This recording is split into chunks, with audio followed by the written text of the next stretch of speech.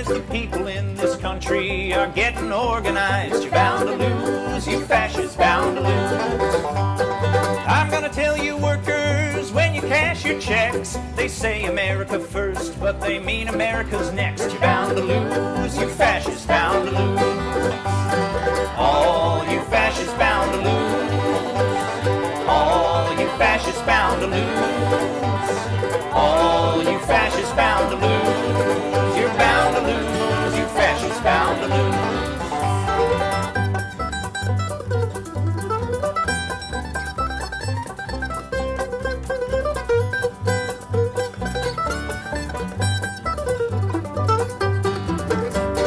People of every color marching side by side, marching across these fields where 1 million fascists died. You're bound to lose, you fascists bound to lose.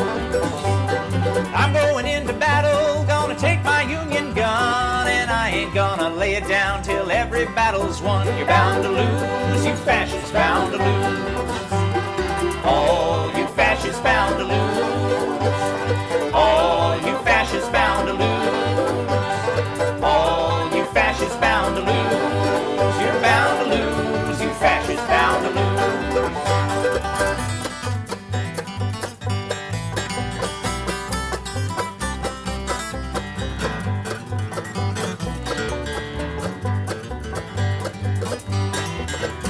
This hatred cannot break us, but I'm learning quick. Our children won't be sold on your poison rhetoric. You're bound to lose, you fascists bound to lose. Here comes a big machine surrounding all your hate, forcing it to surrender. Now it's getting late. You're bound to lose, you fascists bound to lose. All you fascists bound to lose. All you fascists bound to lose. All you fascists bound to lose. You're bound to lose, you fascists bound to lose.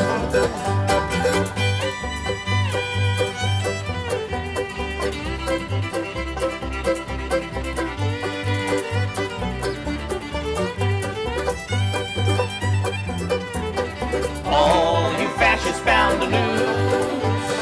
All you fascists bound to lose. All you fascists bound to lose. You're bound to lose, you fascists bound to lose. You're bound to lose, you fascists bound to lose.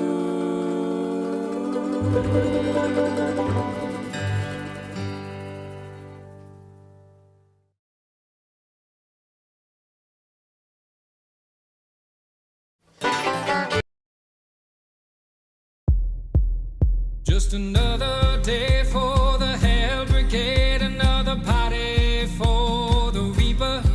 They say deny your eyes, well it's comply or die. All hail the glorious leader.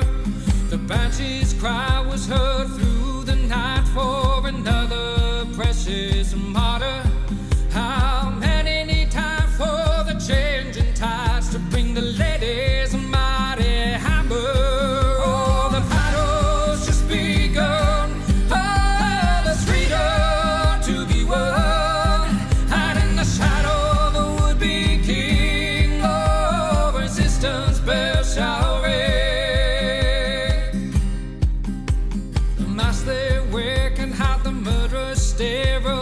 Fascist armed invaders. It's not a means to end, it's just the evil intent of malignant white crusaders. But the rebellious sparks that spring from love-filled hearts won't be coerced into submission. With every passing day, oh, they set the stage for the coming revolution. Oh, the battle's just begun. Oh, there's freedom to be won. And in the shadow of a would-be king, oh, resistance bells shall ring. Oh, the battle's just begun. Oh, there's freedom to be won. And in the shadow of a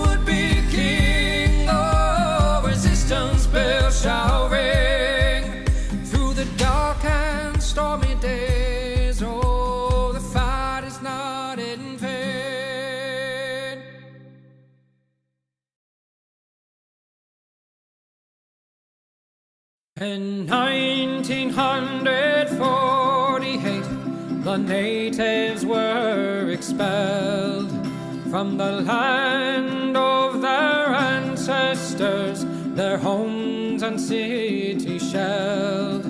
From the traitors in Transjordan to clandestine British demand, by the settlers' Zionist army that rampaged across the land.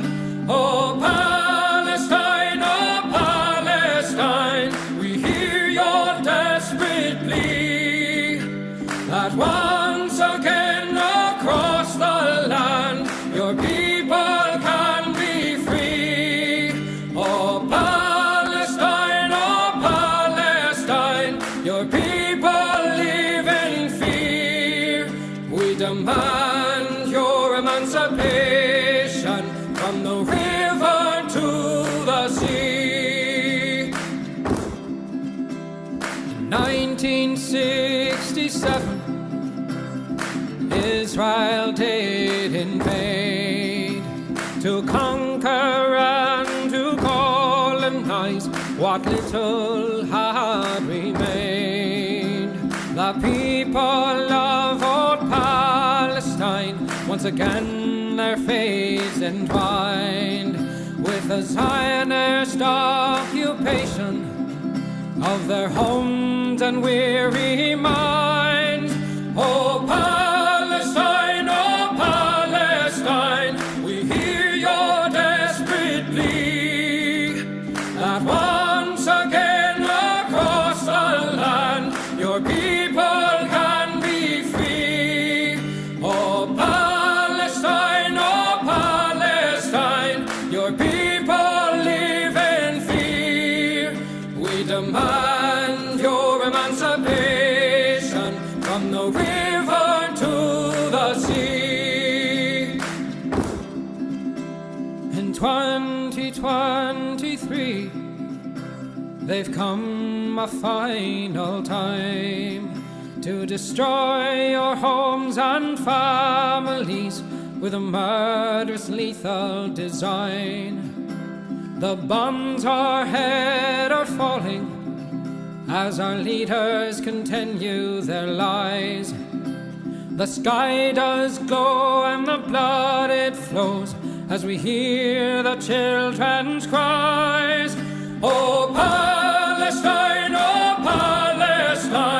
we hear your desperate plea that once again across the land your people can be free.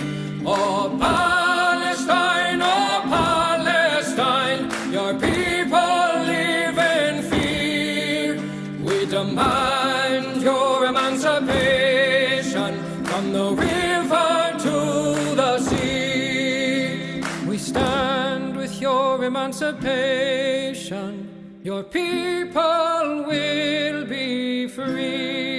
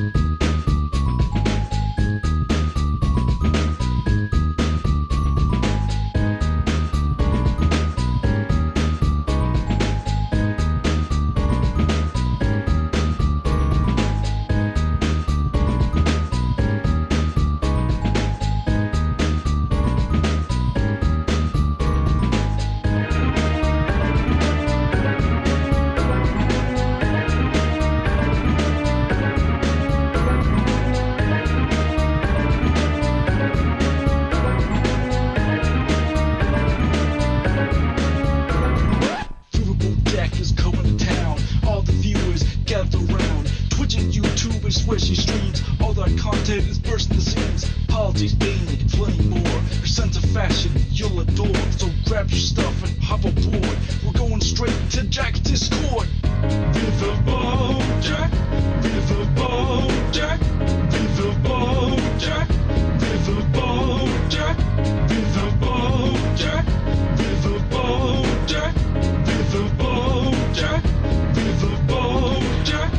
talking about. First time singing the song, it's from Riverboat Jack. Shout out. I don't know what I'm doing really, but I got passion. That's what it's about. It's all about passion.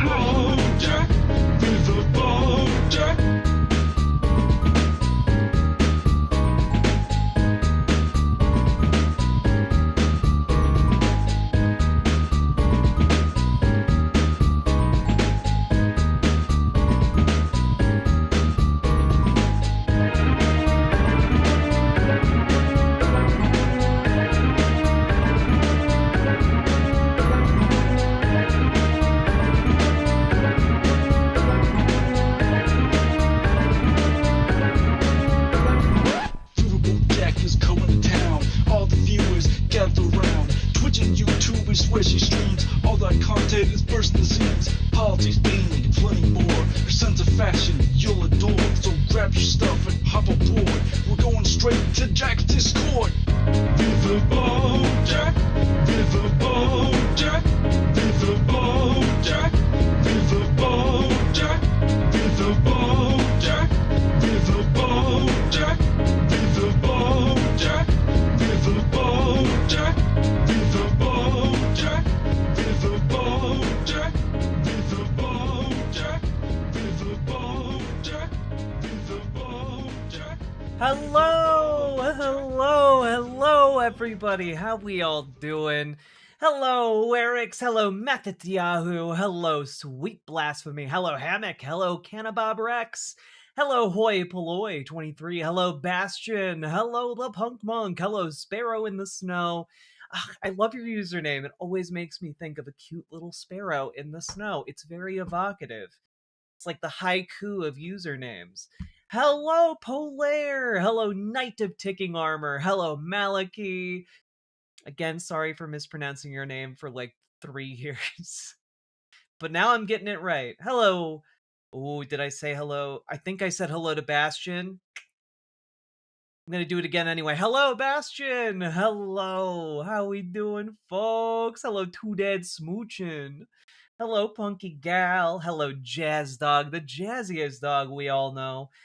Hello, Benny Logo Loves. Hello, Tatum Riley. Hello, Anime Sidekick Gal. Hello, Zooladler. I really wanted to say Zoolander, and I couldn't. And I am now realizing your username is probably Zula Adler, which makes a lot more sense. Hello, Dreaming of Kadaf. Hello, April Love. Hello, Splintered Orion. Hello, Big Jerry. Hello, Sage.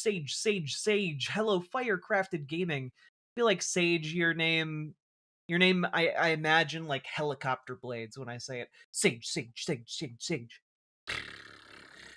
You know, just the blades overhead. Hello, Latzia! Hello, Burning Sock 5. Hello, Josh Sees. Hello, Failsafe. Hello, One-Eyed Atheist.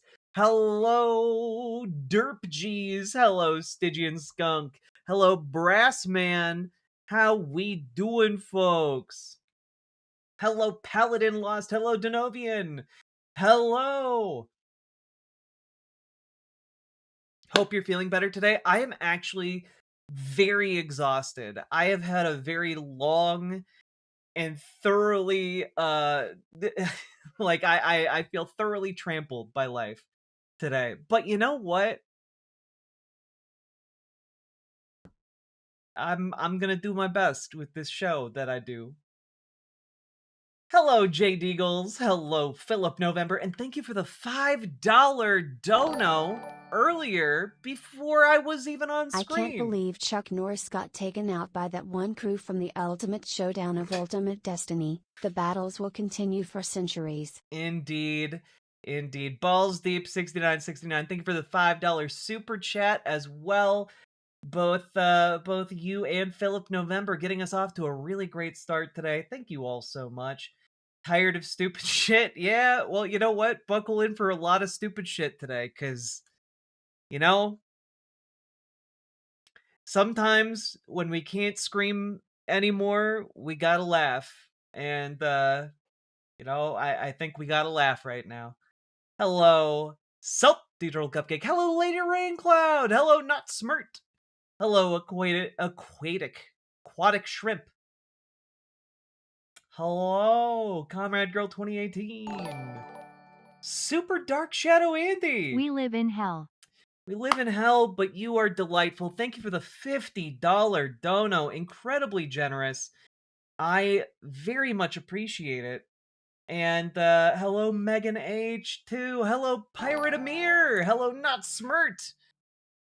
And Gandalf the Grey, and Gandalf the White. Not Smirt, thank you for the $5 dono. Let's see here. That would be 13. I may or may not be tallying subs and donos right now for an unmentionable prize. I mean, it's mentionable, but it's currently not mentionable. Hello! Hello, and I haven't even begun to say hello to people in Twitch chat. Wife and I doing a crafting event tomorrow for Emily Burge's campaign. Oh, hell yeah. Best candidate to beat Van Orden later this year. Doing my part. Hell yeah. You do your part. What kind of things are you crafting? No, it's not a lingerie thing. I'm being secretive. I'm titillating you. I'm dangling the shiny keys. Also, Werix, thank you for the gifted sub, or for subscribing rather. Hello, Ethan Johnson. Hello, Blueberry Bumblebees. Hello, Baba Booey. Hello, Flash. Flash Tommy. Hello, Genia. Hello, Depraved Ambiance. Hello, Zula Goledia. Hello, Elaine Malachite. Hello, a Clark Vibe. Hello, you can call me Jess. Hello. I'm going to say it again. I know I'm giving you a double hello. I'm going to do it anyway. Hello, Paladin Lost. Or should I call you Paladin Found? How high should I get for this stream? Oh, God. You know, if you have any idea what I'm talking about with Alex Jones being sloppy for for his appearance on Tim Pool, I didn't realize that he was on Tim Pool's show for an hour and a half. I thought he was just calling in. He was physically in that room for an hour and a half, and he's maybe the sloppiest person I've ever seen on a live show. And so, maybe how high should you get for stream?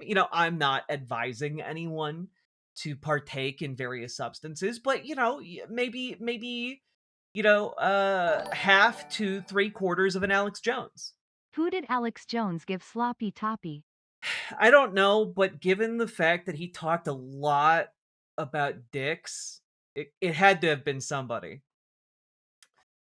Have I ever listened to Knowledge Fight? I have not. I am vaguely aware of it.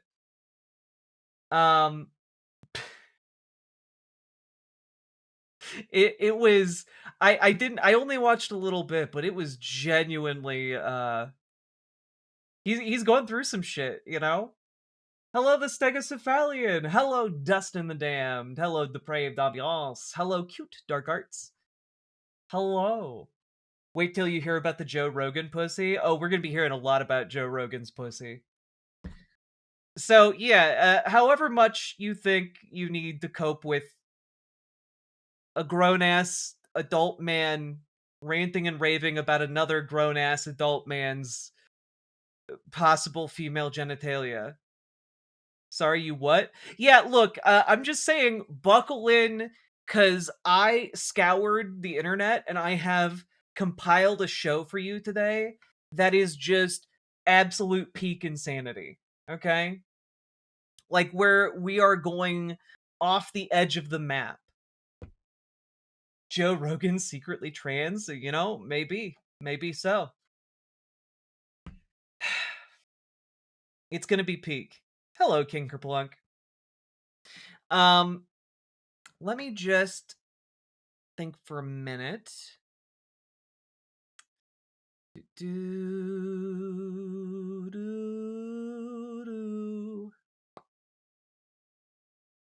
Pull this up.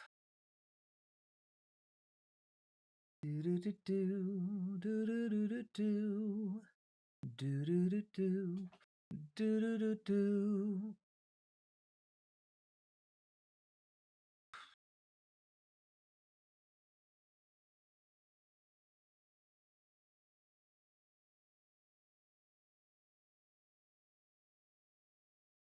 Oh, yeah, I know it.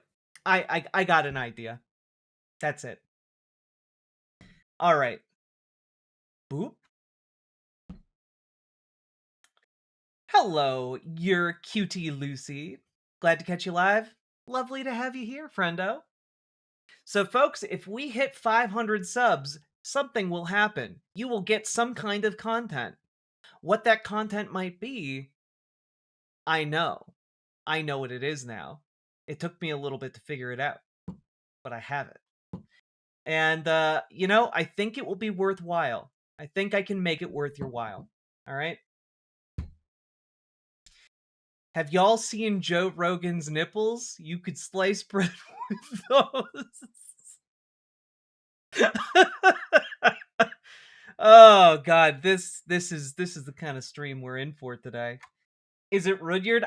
I will tell you it is not Rudyard, but I will reveal what it is when we get halfway there. When is Clavicular gonna run for Jake Paul's VP? At the very least, we are saved from elected official Clavicular for at least another. I don't know how old he is. Maybe a Have decade. a fiver for being you.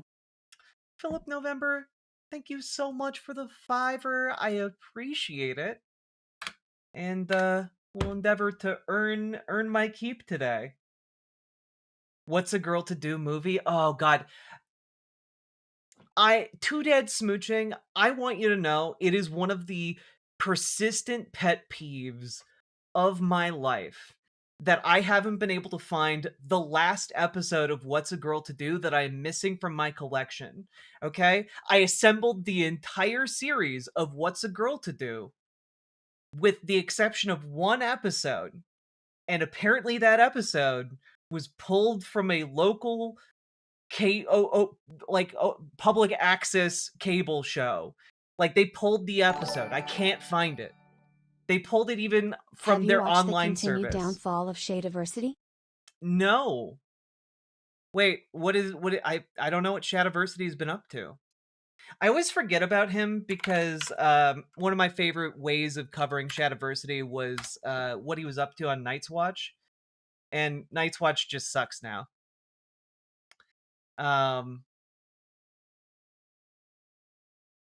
I have seen a couple of like potential takedown videos on him. Do give me the madness. I would like to revisit Shadiversity. I think it'd be very fun. Oh, I do want to say though, just to recommend you guys. Since I have time right now, I wanted to say, from a couple streams ago, Skull, for a Star Trek starter, one would recommend ST Prodigy, which is about child slaves fleeing to Starfleet with Hollow Janeway. Yeah, I've heard good things about Star Trek Prodigy. I haven't seen it. I can't stick around for stream today. Got an early shift tomorrow. Fair. Here's a little treat. Good night. The Finn Rainbow, thank you for the $5 super chat. Lily Love Stuff, thank you for the $10 super chat. I have a stack of manga to get through. Horror with a hint of gay, Ooh. or a collection of one-shots I know nothing about. Decisions. I appreciate it. I did hear a rumbling at some point that Shadiversity had a fucking tabletop RPG that he released. That could be fun to cover at some point. But I will say, I know we're all aware of his terrible book, Shadow of the Conqueror. I do recommend you guys checking out Anthony Gramuglia's video essay on it. It's almost 2 hours long, but I gotta say it was a really satisfying and I thought relatively even-handed critique of the book. Like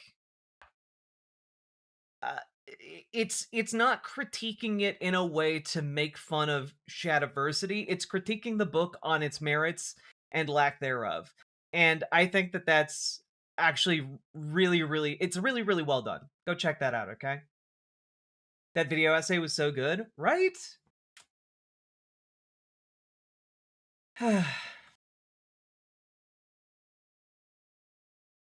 There is it's a Shadow of the Conqueror tabletop RPG. That's the Epstein Emperor book. You know, I wish I didn't understand what you meant by that, but yeah, that you got it. You nailed it. What if Jeffrey Epstein was also Hitler and then became the protagonist of an isekai novel? Is basically that wants so badly to be Brandon Sanderson's Mistborn.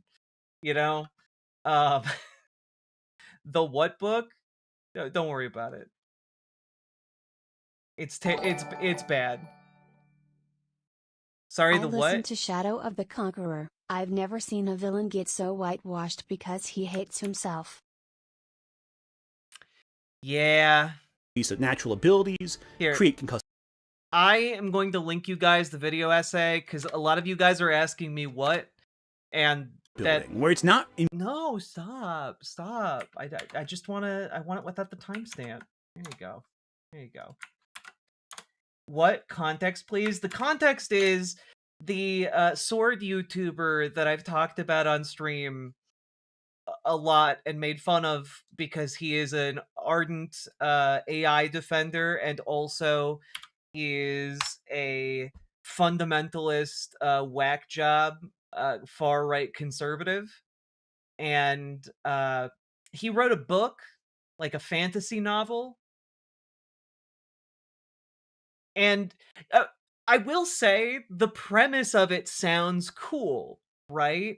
Like, basically, what if, you know, in the twilight era of a man's life, he came to realize that he was, in fact, a complete and utter monster and tried to, like, set things right by, you know, killing himself. And in the process, gets reinvented as a new person and decides that he's going to try and make up for, you know, the bad shit he's done. And that's not a terrible premise because again, in this world, like, we're talking about not just a bad guy, but like he's like the evil overlord kind of guy. And so he tries to like dismantle all of the stuff, all of the ruin he's wrought, essentially. Except that imagine that being done in the worst way possible, and at every turn, his evil actions being justified, and like also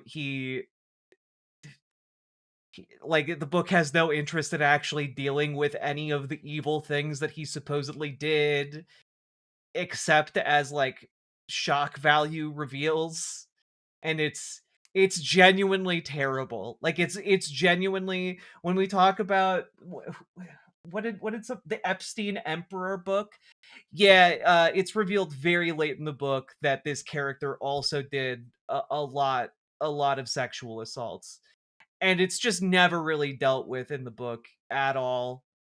And it's really graphically violent as well. It's like what It's the Hitler did at least one thing right. He killed Hitler joke, except not as a joke KEKW. kind of, yeah. Um it's like if you wrote a full-on novel about your edgiest character that you ever came up with for D&D, and Last mention of also this from me, a but lot of one of my sexual favorite assault. aspects of ST Prodigy is how it has the horrors of the universe happen while, and be taken as horrors while still being suitable for any audience. That's pretty cool. I'll have to check that out, Not Smart.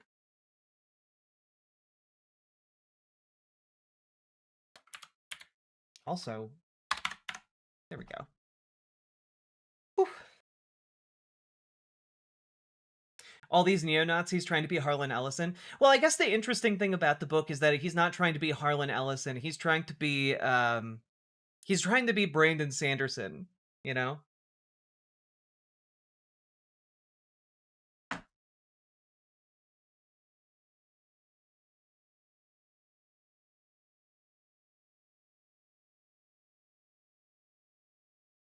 But oh yeah, also like typically in this situation, like the evil emperor would be like reborn as like, you know, a weak normal person, experience the world through the eyes of like, you know, the peasantry that he has for so long trod upon and killed with impunity.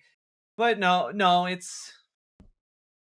he just immediately is the most powerful guy to ever power around. Having some brutal nightmares about being gassed lately. I need Oof. therapy, but political situation being what it is currently, seeking any advice regarding safety in a time where lists are being made?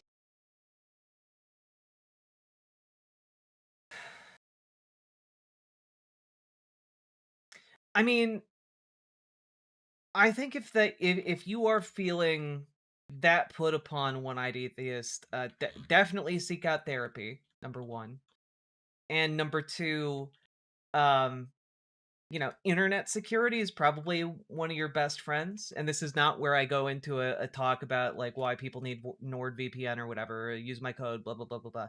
Like no, like genuinely, just like for example, you could like do one of those services that takes down data from data brokers. You could do things to minimize your online footprint. You know, that would be the biggest thing I think we could do. Also, Jason Kelly, thank you for the 5 gifted memberships. I very much appreciate it as well. Yeah.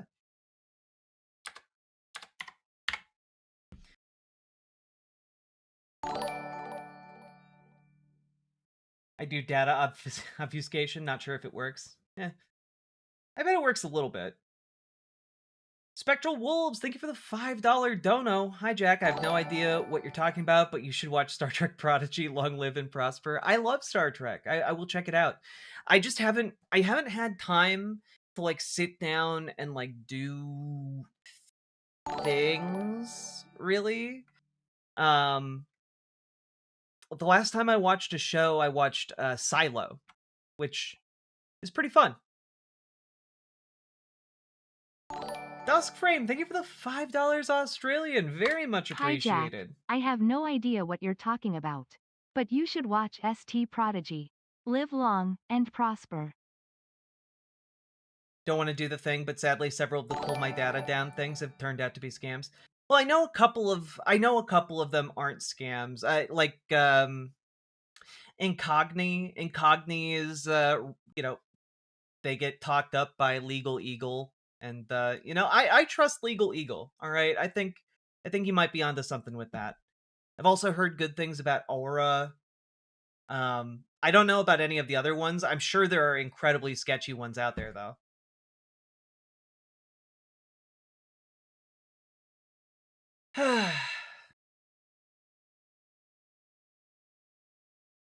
I loved Silo. It's pretty cool. It's a lot more revolutionary politics than I was expecting from it, you know? Ooh, Able AI Inc. has a very good piece of advice. Keeping your face covered at protests. Ditch Google and Android. By the way, Star Trek is the bomb. I fucking love Star Trek. I want to check out Star Trek Fleet Academy. I think that. Wait, is that the name of the show? Or Starfleet Academy? Either way, I want to check that out. It looks fun. Also, it seems like it made all the right people mad, so checking it out probably wouldn't go amiss.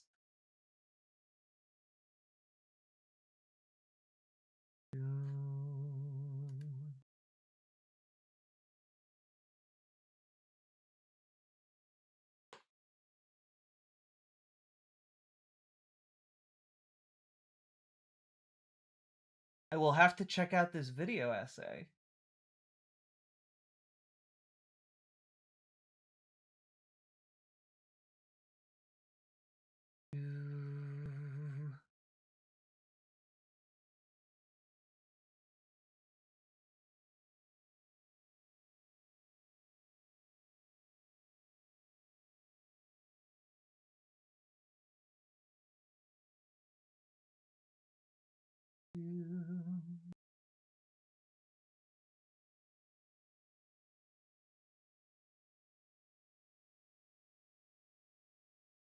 Oh, okay. So I'm just like quickly reading through a lot of the captions. So like part of the critique here is like the framing of these services and like their effectiveness, etc.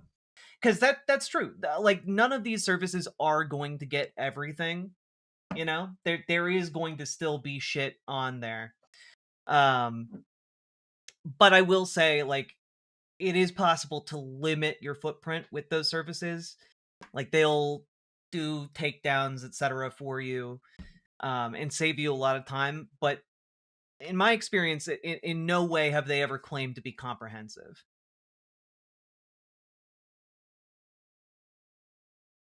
But I will also look into that.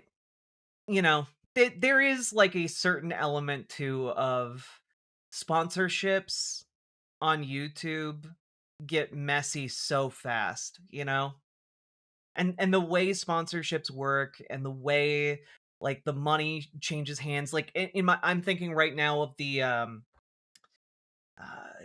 you could pay for like titles. I forget what the name of the company was. You could pay for like a Scottish Lord title or something, but it wasn't like real in any sense. It was all just bullshit. They essentially just sent you a piece of paper. Um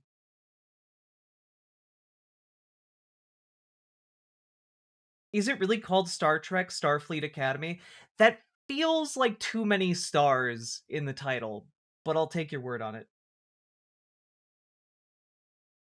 Established titles, thank you. You know? I think it's really easy for stuff like that to proliferate via the creator ecosystem. Which is why I'm really glad like you guys just make it easy and directly support my content. I really fucking appreciate it.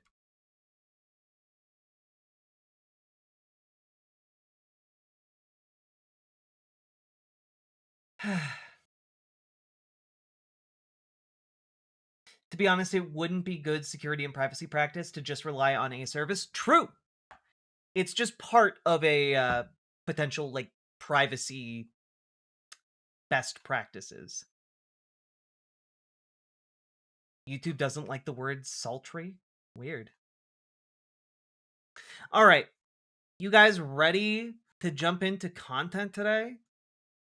Cuz I got some crazy shit right off the bat.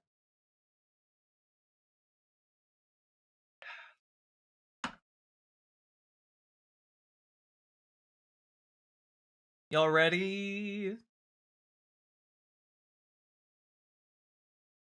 Oh, Lady Raincloud, you did great. You always do great. Appreciate you. One day we'll get to one day I'll have free time to like think a thought, and we'll get to finish some of our tabletop.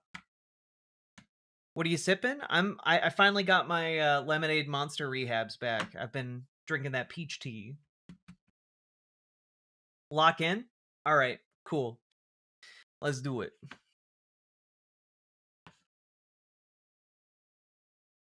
All right, so folks, we have to talk about something that I got profound secondhand embarrassed from just seeing. I'm going into this completely blind, but we have to talk about the fact that Bernie Sanders recorded a video with Claude AI, and it's maybe one of the silliest things I've ever seen in my life. And when I haven't watched the actual video, just the framing of the video itself. Uh this is the opening shot. This is all I've seen.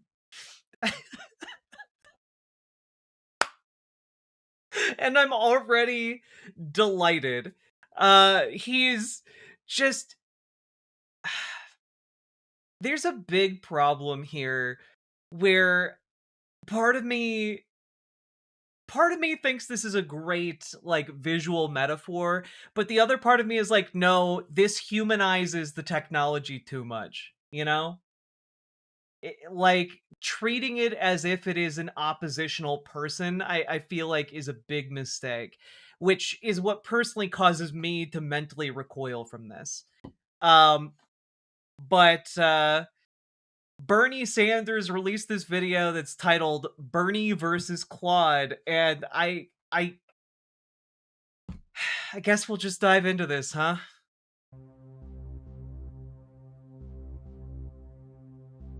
Claude, this is Senator Bernie Sanders.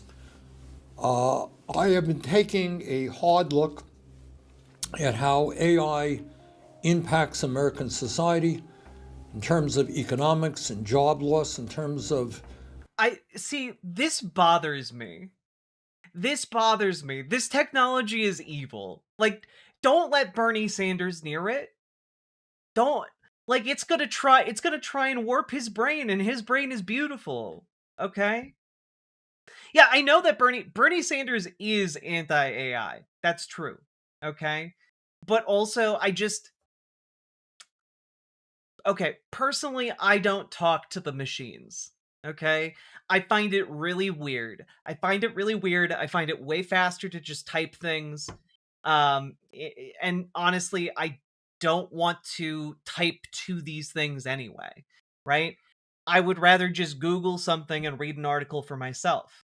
He thinks he's talking to a person. I don't think Bernie Sanders thinks he's talking to a person, but it's frustrating that this video is shot like he's talking to a person. You know? That's what's frustrating to me. This plays into the framing that AI companies want you to have about what AI is. The same way when all of these stories are like, AI could be so powerful it takes over the world, is actually just like marketing speak. Like when companies talk about that, they are specifically trying to spread a narrative that their technology is just so powerful. You know, if you don't invest in it, you're going to be left streets behind.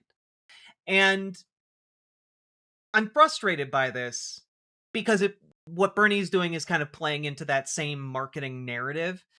I again, he's not doing it on purpose here. It's just that's how the framing is similar. Okay. Can we just watch I'm not saying Bernie is pro AI. Bernie is anti AI. I'm saying that the framing of this video is not great. the mental health of our kids, in terms of what it will do to the political process. What I want to talk to you about is another issue, and that is the impact of AI on privacy.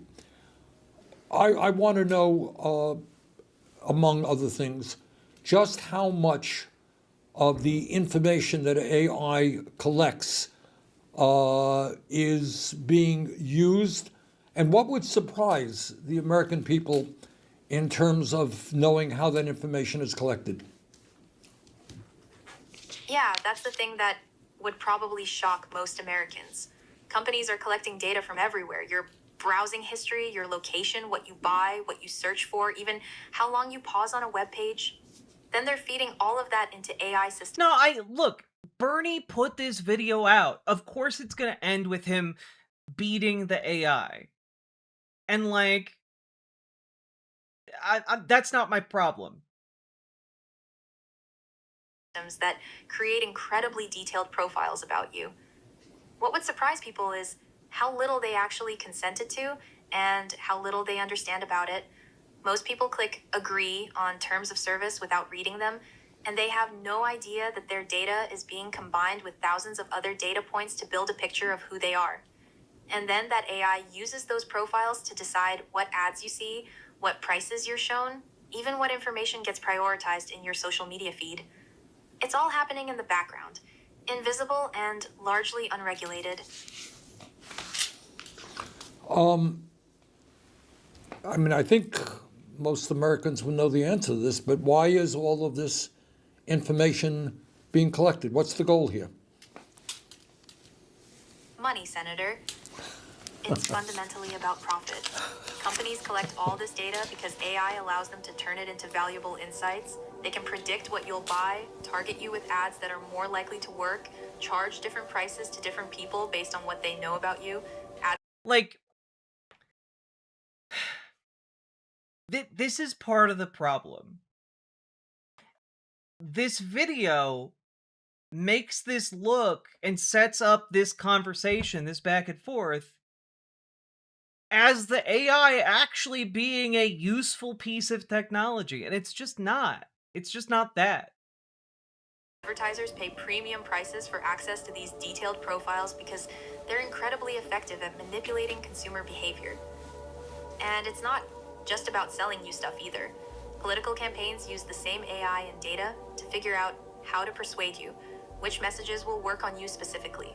Data brokers buy and sell information about millions of Americans without their knowledge. The bottom line is that your attention, your behavior, your choices, all of that has become a commodity to be bought and sold. All right, Claude, you mentioned politics. Well, I am in politics.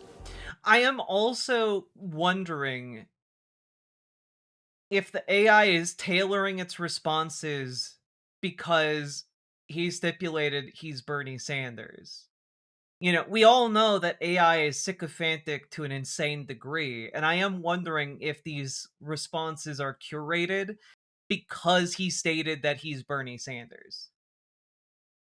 And I'm deeply concerned about the future of American democracy. Elaborate a little bit on how AI and profiling can impact the political process.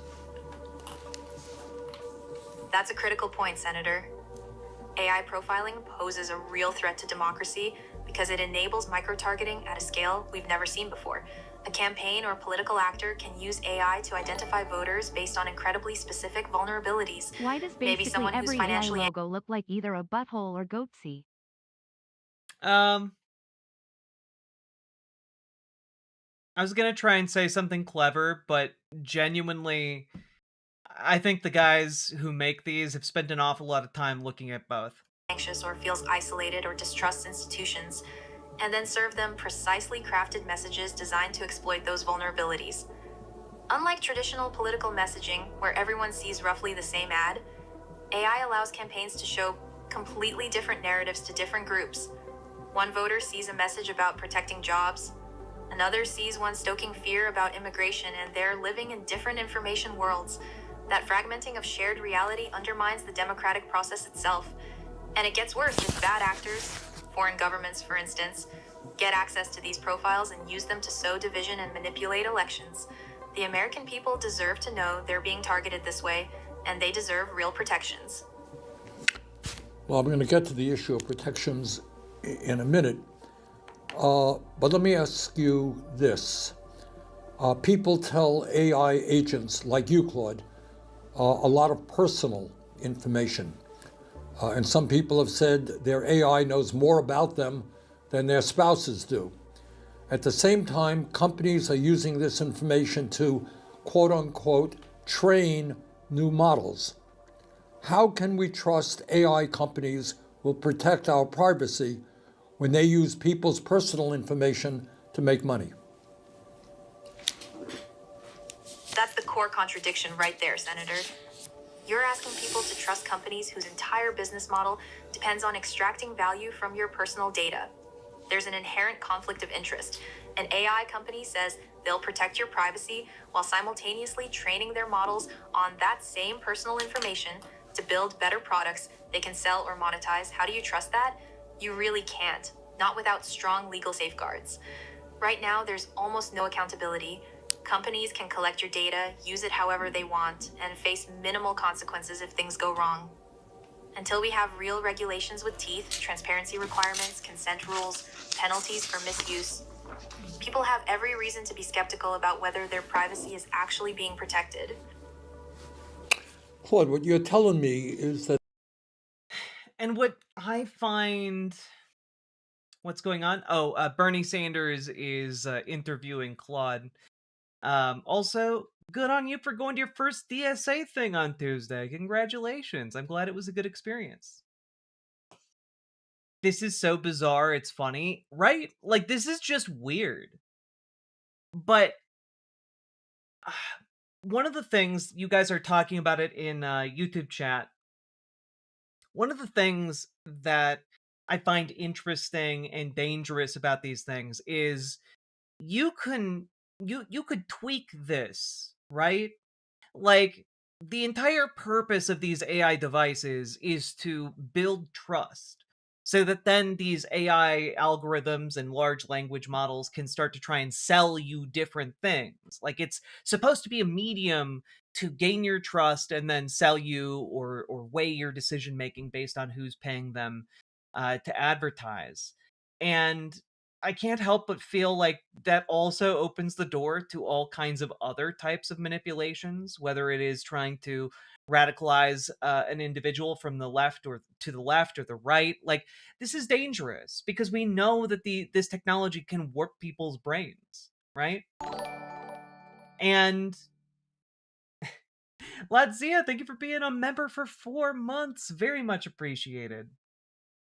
Yeah, this sounds like an ad for Claude more than anything else, which is why I was bringing up at the beginning all of the talk about like apocalyptic capabilities, etc. That's designed to attract investors. And I know for a fact Bernie Sanders was not aiming to put that message out. In fact, it is directly opposite the message he is trying to make in this. It's just that in the same way these AI corporations love the advertising of their technology darlings being a doomsday device, they would also look at this and say it's great advertising for them, you know? What if they made AI president? Indeed. Things are moving very quickly. People have very little understanding about the kind of information about them that is being collected and how it can be used. Given the speed at which AI is developing and the impact it's going to have on so many aspects of our life, would you support or think it's a good idea to have a moratorium on the development of new AI data? And that's what, again, this is what bothers me. Would you, given all of this, would you support? Like, there is no you. You're not talking to like a coherent entity. I know it's not a big deal, and Bernie and I agree on 99% of issues, but like, it bothers me. And you know what? On my show, I'm allowed to get a little bit bothered about this and to be a little bit of a pedantic asshole. And that's what I'm going to do right now. Centers. Senator, that's a really tough question because there are real trade-offs. A moratorium would buy us time to put guardrails in place, privacy protections, transparency requirements, accountability mechanisms, before things get even further out What if instead of AI it was gay eye? Oh, well then all sins are forgiven. of hand.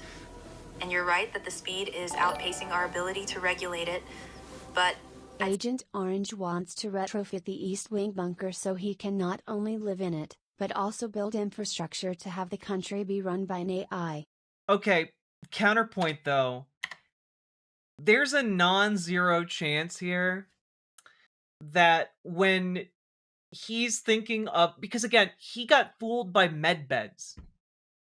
He, on his Truth Social account a year ago, he put out a post that was generated by AI about how everyone was going to have their own medbed, okay?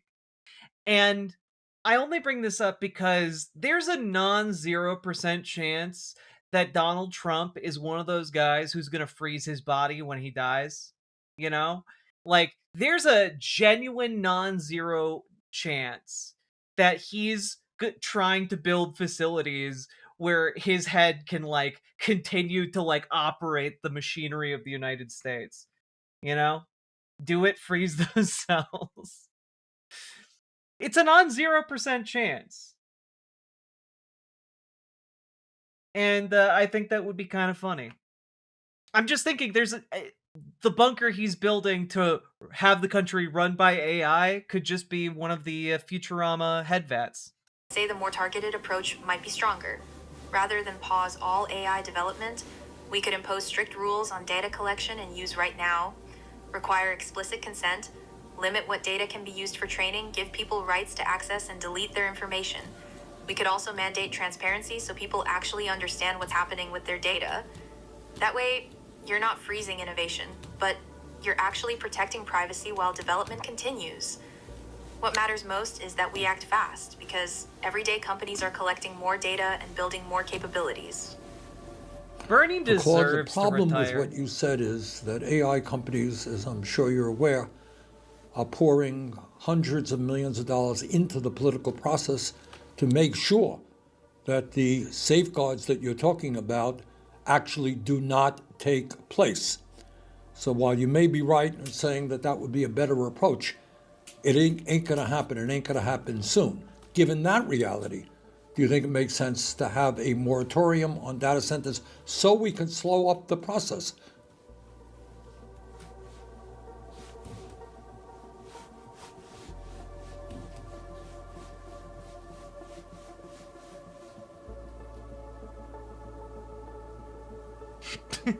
Snake.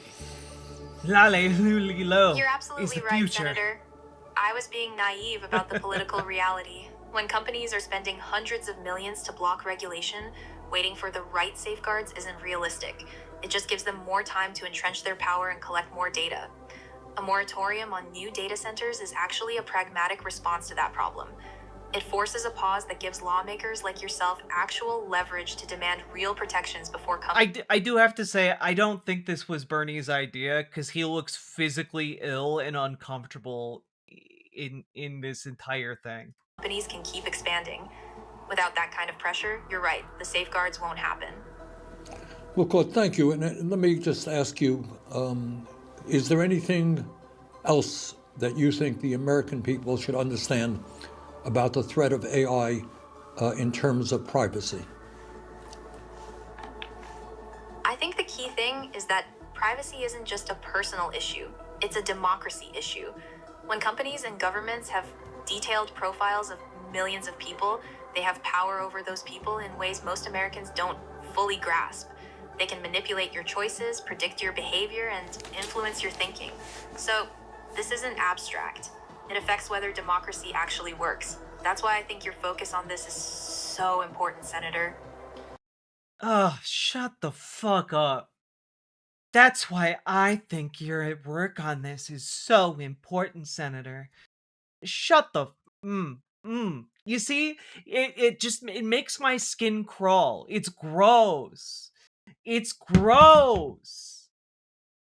The obsequiousness, it's oily. God, it's so gross. And look, we know, because from the end of this, right? We see the other videos put out by his team. AI expert tells Bernie the humans will be discarded. We know that they can make videos with people. At some This was point, just a bad the idea. LLM will fall outside of the context window. I would assume Bernie's questions were limited to prevent using up the tokens. Probably. It's me, Bingo. Thank you for the $5 super chat. I just, we live in a time right now where everything's on fire, and yet I am fascinated by Old Man Yells at Claude. I am fascinated by it. I can't deny there's like a surrealist comedy to it. It's weird to watch him sit across the table from like this boom arm camera. It's weird. This AI is trying to give him that Alex Jones tier sloppy toppy. Very true, not smart. Everyone needs to go look at Alex Jones on Tim Pool, by the way. With AI being so sycophantic and people developing AI psychosis, it's making me wonder if AI is giving us a window into how wealthy people become so deranged, being surrounded by yes men. I think it's exactly that. I've made that comparison in the past before on the show, and I think it is exactly that. When you have surrounded yourself with sycophants, like, the AI psychosis is just the same psychosis experienced by people who are so profoundly alienated, and by virtue of inertia wind up surrounded by yes men and going down very wild paths,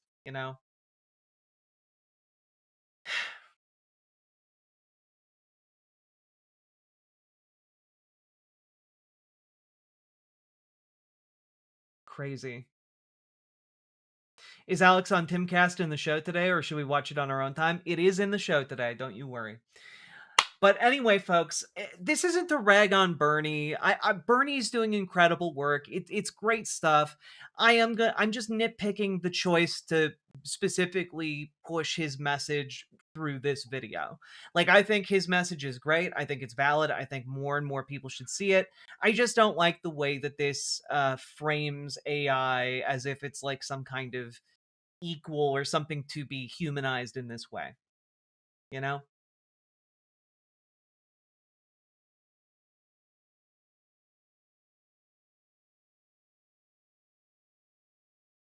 Anyway, folks, if you got anything out of this, hit that like button, hit that subscribe button, hit that follow button, and consider supporting the show. We need to actually organize, folks. We need to join our local Democratic parties, join our local DSAs. We need to do the work. So, folks, if you want to get involved in that and go to your first meeting, I know we have a couple people in chat who just went to their first meeting. If you want to get started down this path and you don't know where to start, join our Discord, reach out to Gamergy for help with DSA, reach out to Dragonfly for help with your local Dems. We need folks to join their local Democrats and radicalize them towards more progressive policy. We also need folks to join their DSA and make it more effective. We need to move as leftists. We need to move beyond the era of circle jerking on the internet and caring about virtue signaling over actual tangible benefits for working people. Okay? We got to organize. That's what it means. I can't leave the house, but my DSA has a Discord I can talk to them in. I've been talking to them a little lately. Hell yeah. That's exactly what I mean. You can, of course, if you can't attend in person, you can attend in most cases online. So worth checking out, folks. It is very easy to get started. And last but not least, consider checking out ImogeneOlivia.com, gender euphoric lingerie designed from the ground up for trans femmes, also tested with cis men, cis women, non-binary folks. It is comfortable, non-tucking, sexy lingerie. Check it out. Link down in the doobly-doo. Let's keep on going. Hell yeah. Join your local ice watches if you have one. True. Patrol your neighborhoods with fellow ice watchers. Oof.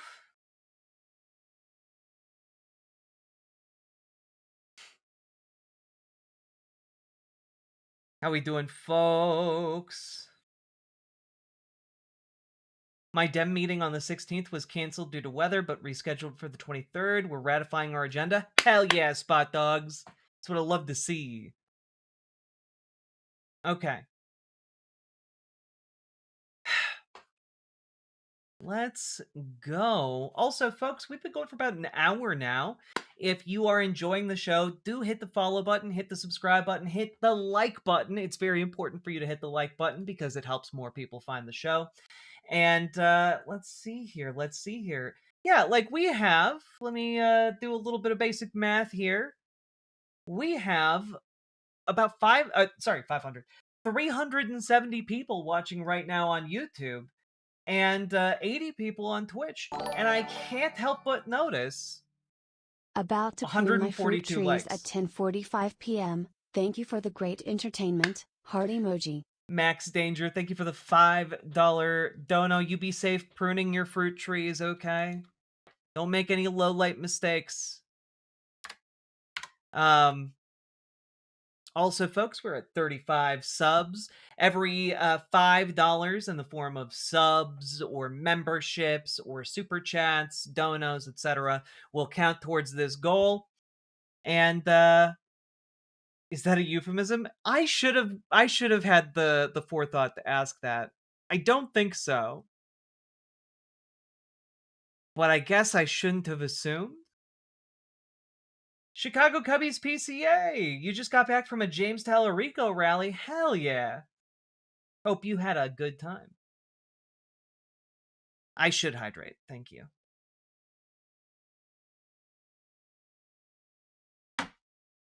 I'll be super safe. My lights don't disturb my neighbors, so I'm gonna go ham. Hell yeah.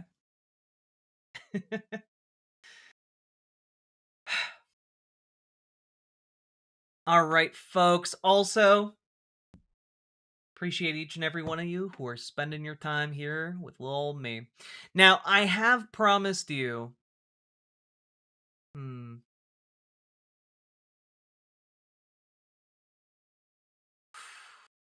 know what? Fuck it. So much more is.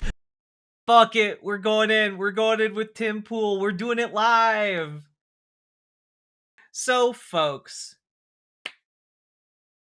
sometimes you need to sit down and you need to do in-depth analysis. Okay? Sometimes you need to sit down and really, like, when you do a job like mine, you need to, like, weigh the pros and cons. You need to understand the geopolitical situation. You need to do a little bit of research to know what you're talking about. And other times, you get to just not really laugh or dance over the graves of your enemies, but you do get to sit back and smile at their downfall. And I think we should do a little bit of that. It might be a bit gratuitous to just jump into this and unceremoniously, but known liar and fabulist Alex Jones went on Tim Pool's show a couple days ago. And, well, we're just gonna keep an eye out for how Alex Jones is doing these days. And you guys can tell me if you think he's all right. The great Alex Jones. Oh boy. The great. Who are you? What do you do? I was thinking about Joe Rogan's vagina right now. That's a weird way to introduce yourself, Alex. Well, Joe's like, I love Joe, but like, oh my God, we better not have an event.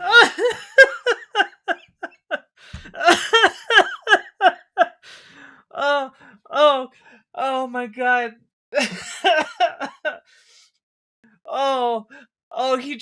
He just goes right, a strong start, right, guys? Right, guys?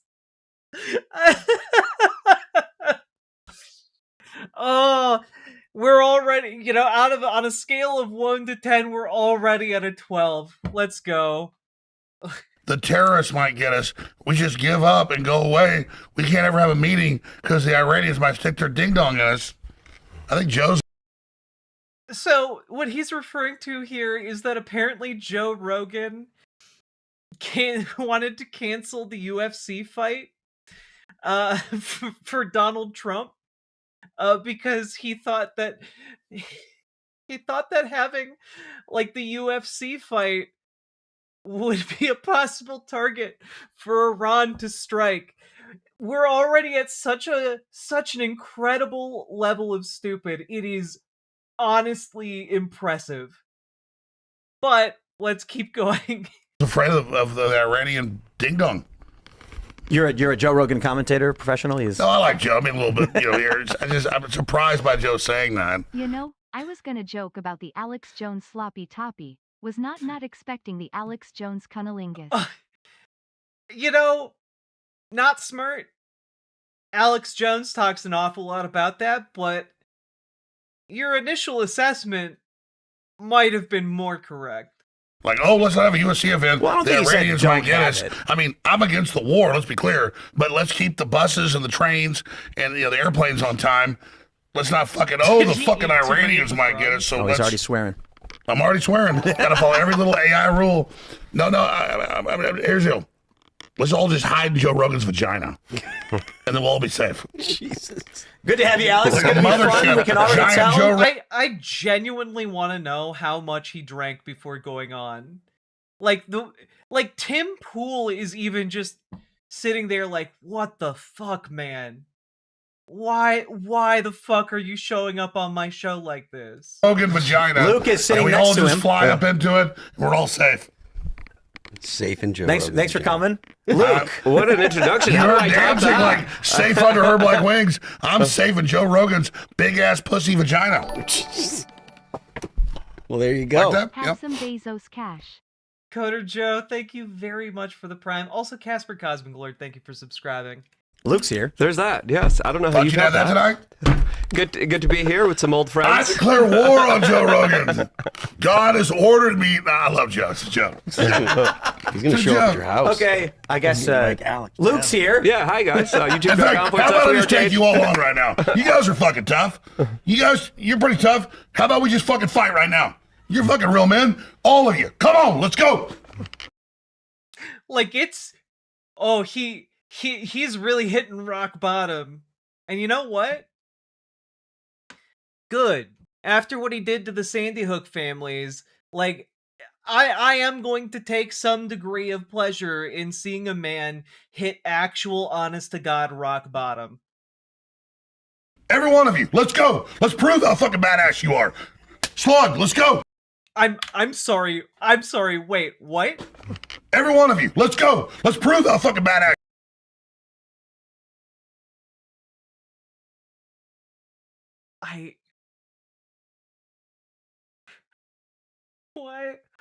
Why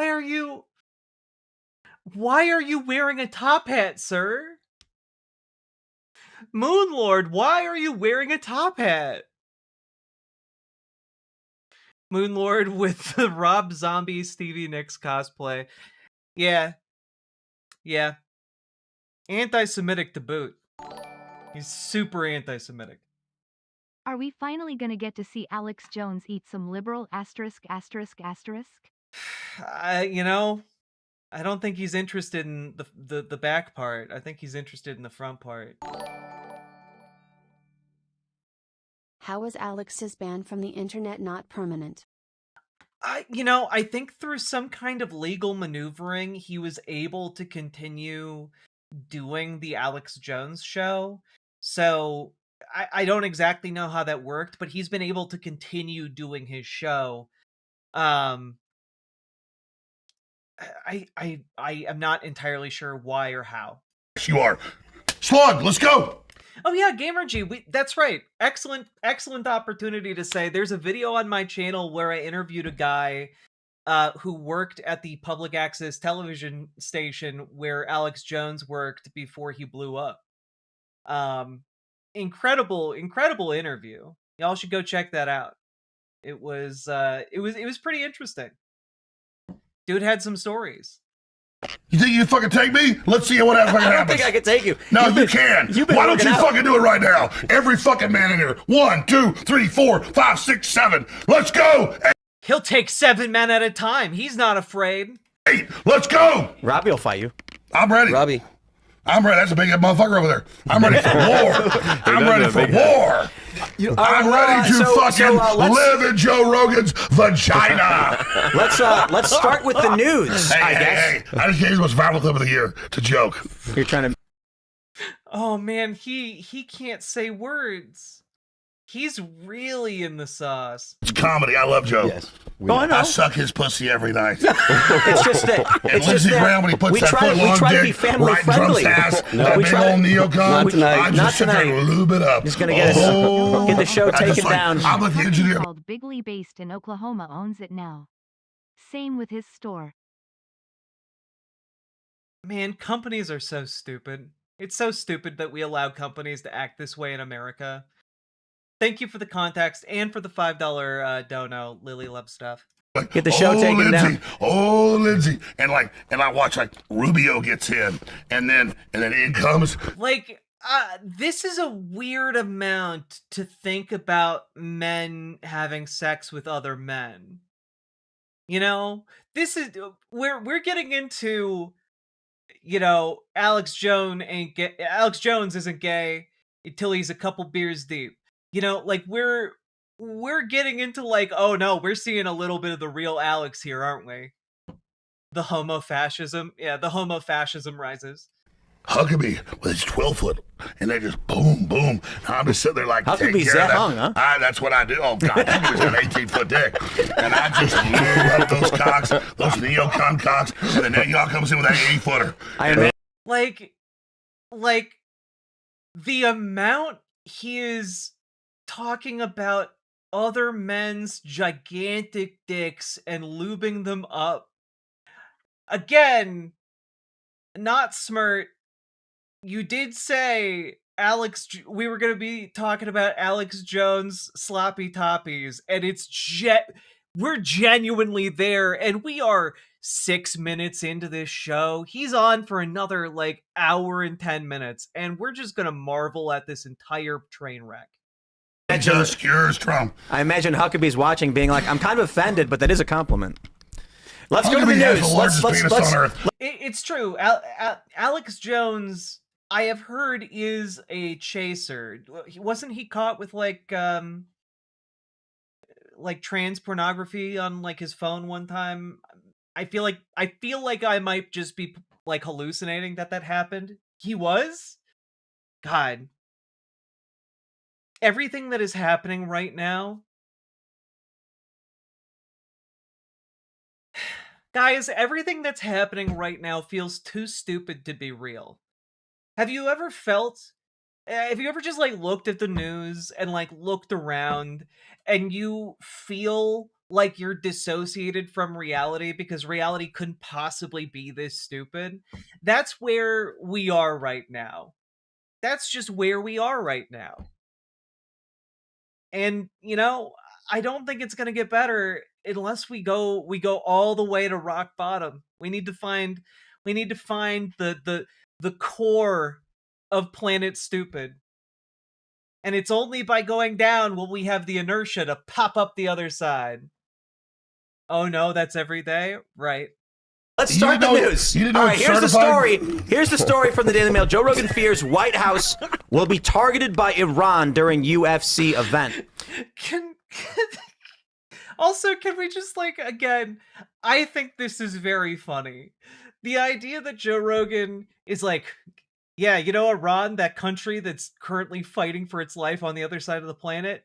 Yeah, they're gonna launch the most complex logistical operation they've ever launched to pilot some kind of remote ship over to Washington D.C. to target your UFC fight. Like this is up there with God, I don't even know. This is up there with like the Italian space lasers conspiracy Joe Kent was supposedly peddling, you know? We have to get down to the core of Planet Stupid, folks. We have a short clip for you. It's only 40 seconds, but we'll play it to give you the context of what Joe was talking about. Yeah. Are you excited for the White House card? That looks really good. Yes. I'm excited. It sounds crazy. I know it's going to be very high security and high stress and weird to have a fight at the White House in the middle of a fucking war. But I would hope. I'm sorry. Like, what did? It sounds crazy. I know it's going to be very high security and high stress and weird to have a fight at the White House in the middle of a fucking. Again, Alex Jones, every single time he's talking, is talking about big ass dicks. Just giant dicks. War. But I would hope the war will be sorted out by June, but quite honestly, I'm not confident that that's going to be the case. No. Yeah. No. Yeah, so that would be weird. Yeah. Having this very high profile event where everybody's in. Iran, famously, no other reason to target the White House than solely because of a UFC fight. Yeah, exactly. We don't talk enough about how Iran also has a 100-year-long grudge against UFC fights. One place at one time, right there. I hadn't thought of that. Yeah.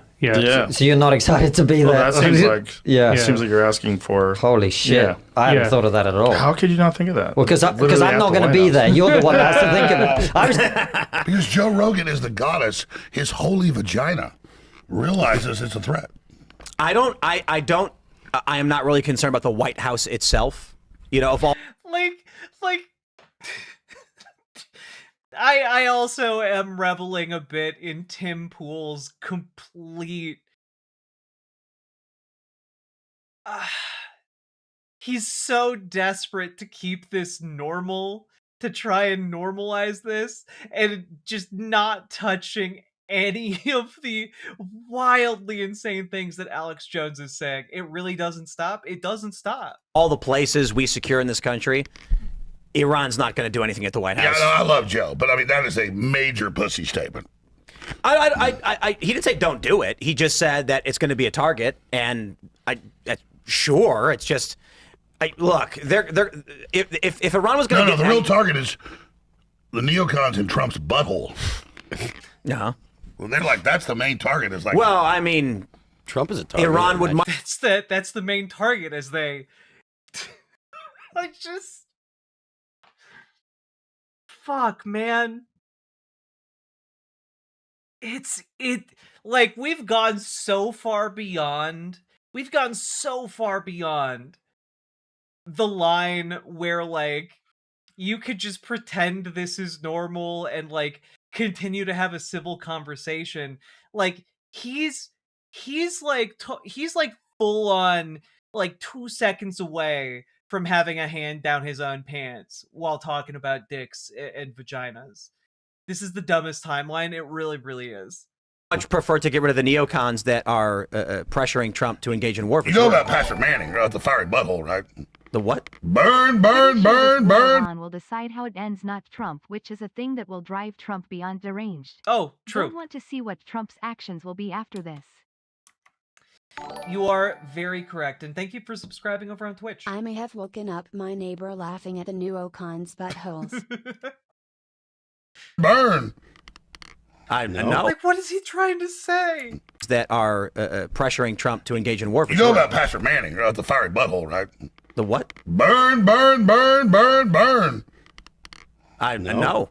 Yep, pull up Pastor Manning. It's a prophecy of Trump. What's his name? The prophecy of Trump? I just had to have some fun. I'm sorry. I apologize. It's all humor. I love Joe Rogan. I love President Trump. My bottom line is this. You said start the show right before we went live with, I love Rogan. Oh my God, this event, maybe we shouldn't have it. What the fuck are we talking about? If we're going to blow the shit out of the fucking mullahs, let's not worry about what they're going to do. Let's not cancel our boxing match. So I agree. But I mean, I get he's just being honest here. I'm being Joe. I love Joe. All I'm saying is that I was against this war 12 days ago, and I said it's going to go wrong. They're going to block straight moves, but I said once we're in it, because the mullahs are crazy or double down. Now they've done it. Now we stuck our wiener in the electric socket. So now we are committed, baby. Yeah. I'm not concerned. And there's no multiple. Oh, if you thought that just because he said a few sentences without talking about dicks, he wasn't going to talk about dicks again, you thought wrong. Reports of 2 ceasefires that Donald Trump tried to do with the Iranians, and the Iranians are saying, nope, we're not doing any of that. Well, because the strategy, the Iranian strategy is that Trump is politically vulnerable in a midterm year. Yeah. They said they're autocratic. They can do whatever they want, and they can just wait. And so the reported strategy is they'll take as much collateral damage as they have to because Trump is losing political points at home among moderates. Because they're crazy Shiites, exactly. Yeah, right. And so now they're in the drop, even though they're losing, being blown up politically and physically, they don't care because they're willing to die. Like, I'm not comparing to Colonel Travis because they were the good guys, but they're willing to die, so they were the winners. Everybody loves the people that get sacrificed. So Iran is crazy, willing to do it. So what do we do now when they close the strait? I mean, this is just not accurate to what's happening in Iran, right? It's not that they're all ready to die. It's just we are attacking them. We are doing this to them. They aren't doing anything right now. We are the aggressors. They are simply defending themselves by whatever means is necessary, which is absolutely to be expected. But no. We have to talk about dicks some more. This is done. And then what do we do when they keep doubling down and say, fine, hit me again? Yeah, they're religiously, fundamentally fighting for life and death. Yeah, they understand, hey, we have to survive. Their whole thing is about this coming. Exactly. And then the new Ayatollah is even talking about the prophecies of Armageddon, and we have other Israeli top politicians, even Pete Hegseth talking about the Third Temple when he was in Israel. So all of these kind of like religious prophecies and zealots coming out and saying, bring it on. How can the Israeli ambassador to the U.S. saying, yeah. You know, I do have to say I am surprised that Alex Jones didn't go full-on Christian nationalist. I always thought he would, you know? I always thought that Alex Jones was cozying up to, like, Christianity because he wanted to get in on that Christian nationalism game. But I guess I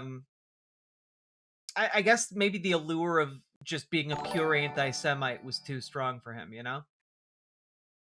Also, Taco Face Fart, thank you for the $2 super chat. Israel takes it all. Huckabee is takes all of what? All the Middle East. Yeah. Well, Bibi just said he's the U.S. ambassador. I call him the Israeli ambassador. Yeah. Do you know Abe Lincoln was dealing with this? He had a midterm coming up, or he had an election coming up with the anti-war Democrats were going to get into power and end the Civil War in a stalemate. So he was like, we have to do something drastic because we may lose our power. He issued Sherman to just burn everything and kill as many people as possible to end the war as fast as possible. So worst case scenario, you see hell on earth be unleashed on the Iranian people before the midterms. I don't want to see it, but I mean, well, Trump said that. He said, I may destroy your whole country. They're like, I thought we're trying, half of them don't want to. Man, like, we can't even do that. Their whole country might be destroyed. We can't even get them to open up a tiny stretch of waterway, let alone level their country in its entirety. Be with this, it's a disaster. That's why the chairman of the Joint Chiefs, look, I'm not a rocket scientist, but Eric Prince, a major hawk, said don't do it. The chairman of the Joint Chiefs, Kane, said don't do it because it's a roll the dice. You don't roll dice on stuff. You roll dice on your own money. You don't do it on stuff like this. Well, you heard what Rubio said about why we got involved. Israel was going to make an attack on Iran. We knew that there would be a retaliation targeting the United States. So Rubio says we don't want to take a defensive posture, so we decided to go in with them. And which they had testimony in Congress 2 days ago confirming that. If this is Tim Pool rolling with this narrative, I do want to remind you, is just bullshit. You know? If the United States wanted to, we could stop any and all Israeli military action. If we just leveraged our diplomatic power, our military power, etc., we could bring this dog to heel. We just don't. Because a lot of people in the United States agree with the settler colonialism of Israel, you know? But, Tim Pool's trying to do his fence sitter thing where he goes, well, we had to go in because Israel's just too powerful. And like, that's not the case. Yeah. So Israel made us do this. I don't. You know me. I'm not the guy with a hard on for Israel, but Israel should not be calling our shots. Agreed. And I think Trump should have been like, "Good luck."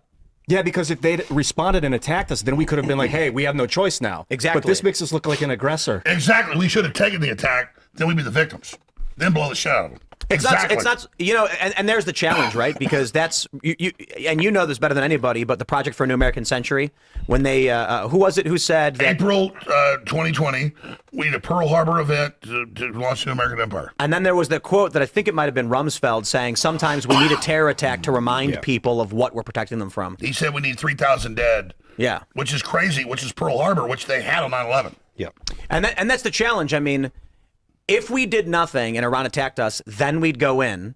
And what Rubio said was then we'd be in hearings talking about how... I do, again, just proposing, how would Iran have attacked us?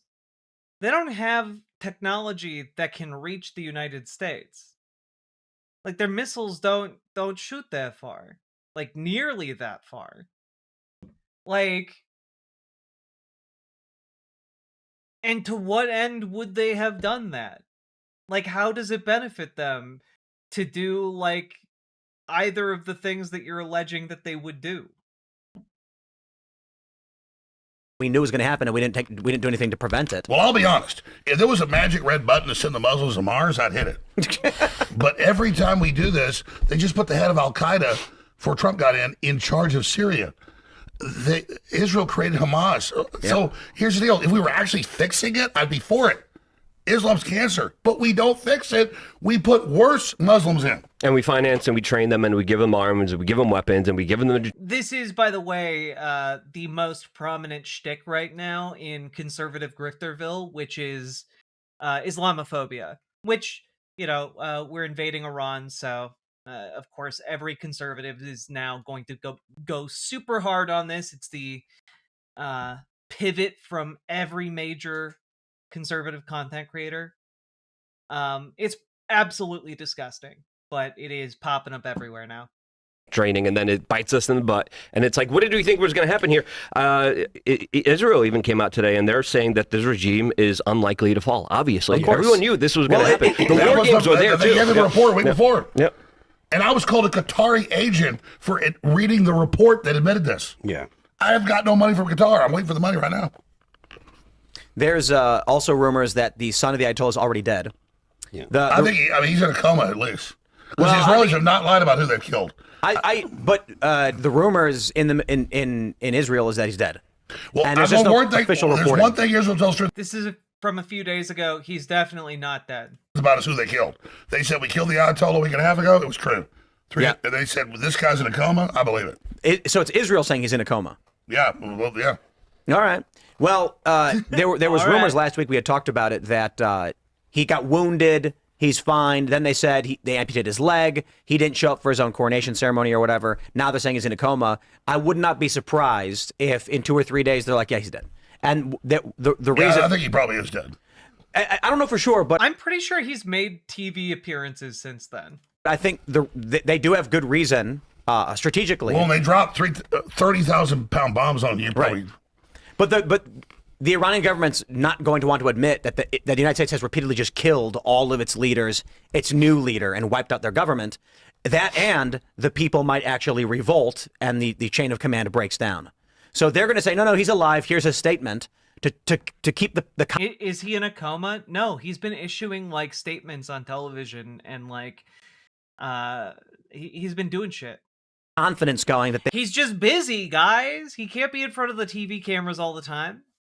Like, the United States is trying to kill him. They exist to try and outlast Trump because Trump's politically vulnerable right now. Hey! For the Dono Ghost Fund. Dono Ghost. Ooh, Jazz Dog, thank you for the $5 dono. Thank you for helping to make this show possible. Folks like you're my sponsors, and I love y'all. Thank you. But I think it'll be concluded in a few weeks if Trump really does escalate bombing campaigns. And that doesn't mean we win. It doesn't mean the government is over. What I'm saying is we may stop striking, they may stop striking, but nothing may be resolved. No, I mean, I agree with that. I mean, here's the deal. I want an exit strategy here. And I would love to get rid of the middle list. I said when it started 12 days ago, I said, it started, I think it's not going to work. I hope they fail. I hope they fall right now. But it didn't happen. I'm not a rocket scientist. The chairman of the Joint Chiefs and all the other reports told him it probably wouldn't work. Yeah. And my listeners are like, you're a Qatari agent. No, like the Pentagon said, don't do it because it's a roll of the dice. It didn't work. What's up with all this, like the Israel stuff? That's retarded. I've never been to Israel, nothing to do with Israel. Anytime I'm like, people are like, it rained today, Israel did it. I'm like, well, no, it's just, it's like. You know, the reason I ask you is because you've got more experience in the independent media space, particularly when it comes to government conspiracy, psychological operations, and all that. And, you know, you've been here longer than anybody else. And then all of a sudden, over the past 6 months, there's been this dramatic shift online where now everyone's just talking about Israel doing everything all the time. Like all the conspiracy stuff that you've talked about. What's up with that? Why are people talking about Israel? Why are they doing that? I wonder if this conflict that was started by a dual strike between the United States and Israel. I wonder why. I can't figure it out. High-level ideas. When it comes to liberal economic order, you know, Project for a New American Century, all that is just gone now. No one cares. None of that exists. It's just Israel did it. It's because Qatar doesn't lie about it. They spend like $20 million a year on this. And so it doesn't mean that stuff about Israel isn't true. They have changed the whole subject into that instead of China and the EU trying to censor Americans. So I like, hey, the EU's trying to arrest Elon Musk with huge fines. Or Brazil, shut up Israel. So it's kind of like a public woke up like a baby duck, kind of imprints on the first thing it sees. So the public woke up And so the Muslim Brotherhood, which Qatar funds, said, oh, the first thing you see is Israel, which Israel deserves in many ways, but it's also retarded because now the baby duck woke up and all it sees is Israel. Yeah. And so it's retarded. Yeah, the Man, a real meeting of the minds here. Like, look at how dead Tim's eyes are. Tim, you don't gotta live like this. You know, you've made a bag. You make so much money, Tim. You don't have to do this. You don't have to look off into the middle distance while yapping away, thinking about what could have been. You can just go live that life now. Conversation I often have about it is that, like, certainly criticize Israel for their machinations and whatever they're trying to do, but there's a whole bunch of other foreign policy and special interests around the world that the U.S. is involved in that has nothing to do with the Middle East. Well, exactly. I'll cover China running like half the Democrats with proof, and half the comments are, why covering up for Israel? It's like they don't.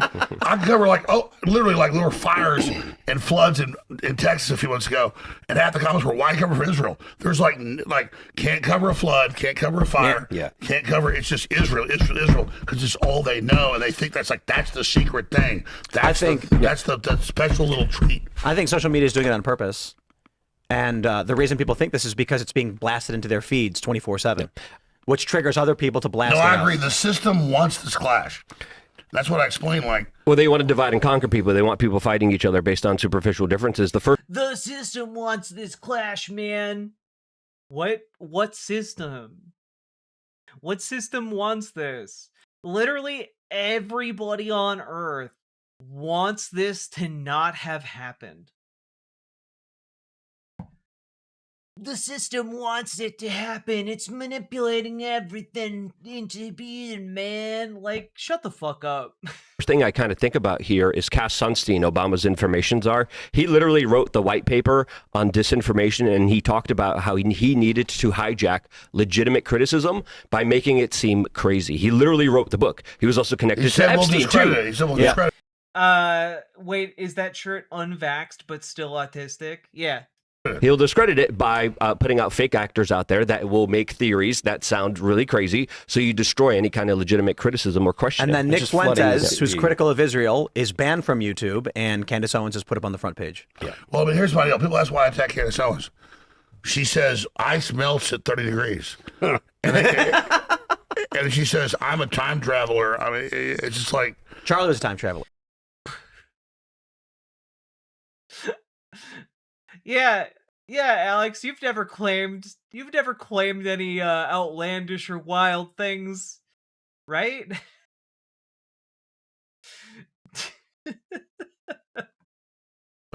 Yeah, he was a time traveler, exactly. I'm not even saying I trust TV USA. I'm not saying there's not a cover-up of Charlie Kirk, but I cannot buy Mitch Snow with a hammer, convicted of beating his wife with a hammer, and then he puts a story out, she attacked me with a hammer, and Candace goes with it and raises him $200,000. And I'm just like, I'm not going to lie. Like, it's just crazy. Let's jump to this story. We got this video that's... Yeah, I wouldn't... Guys, I'm Alex Jones. Why would I lie? Why would I lie? Says man who I am pretty sure has been ruled against for the most damages in like US history, right? Am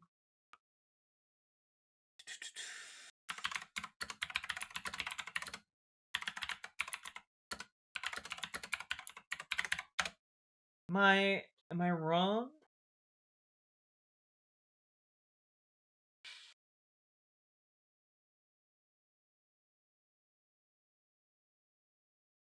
Yeah, he had to pay $1.5 billion in damages to the Sandy Hook families, specifically for lying about them for years and fomenting a gigantic conspiracy theory cavalcade of nutsos who ruined their lives over and over and over again.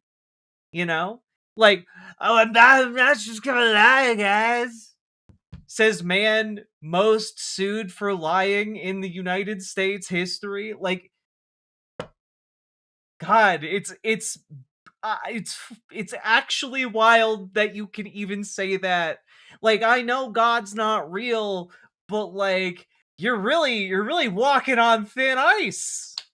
You know, like you really so sure that you're gonna dare it to strike you down? My God, dude. Going viral from Mario Nawful.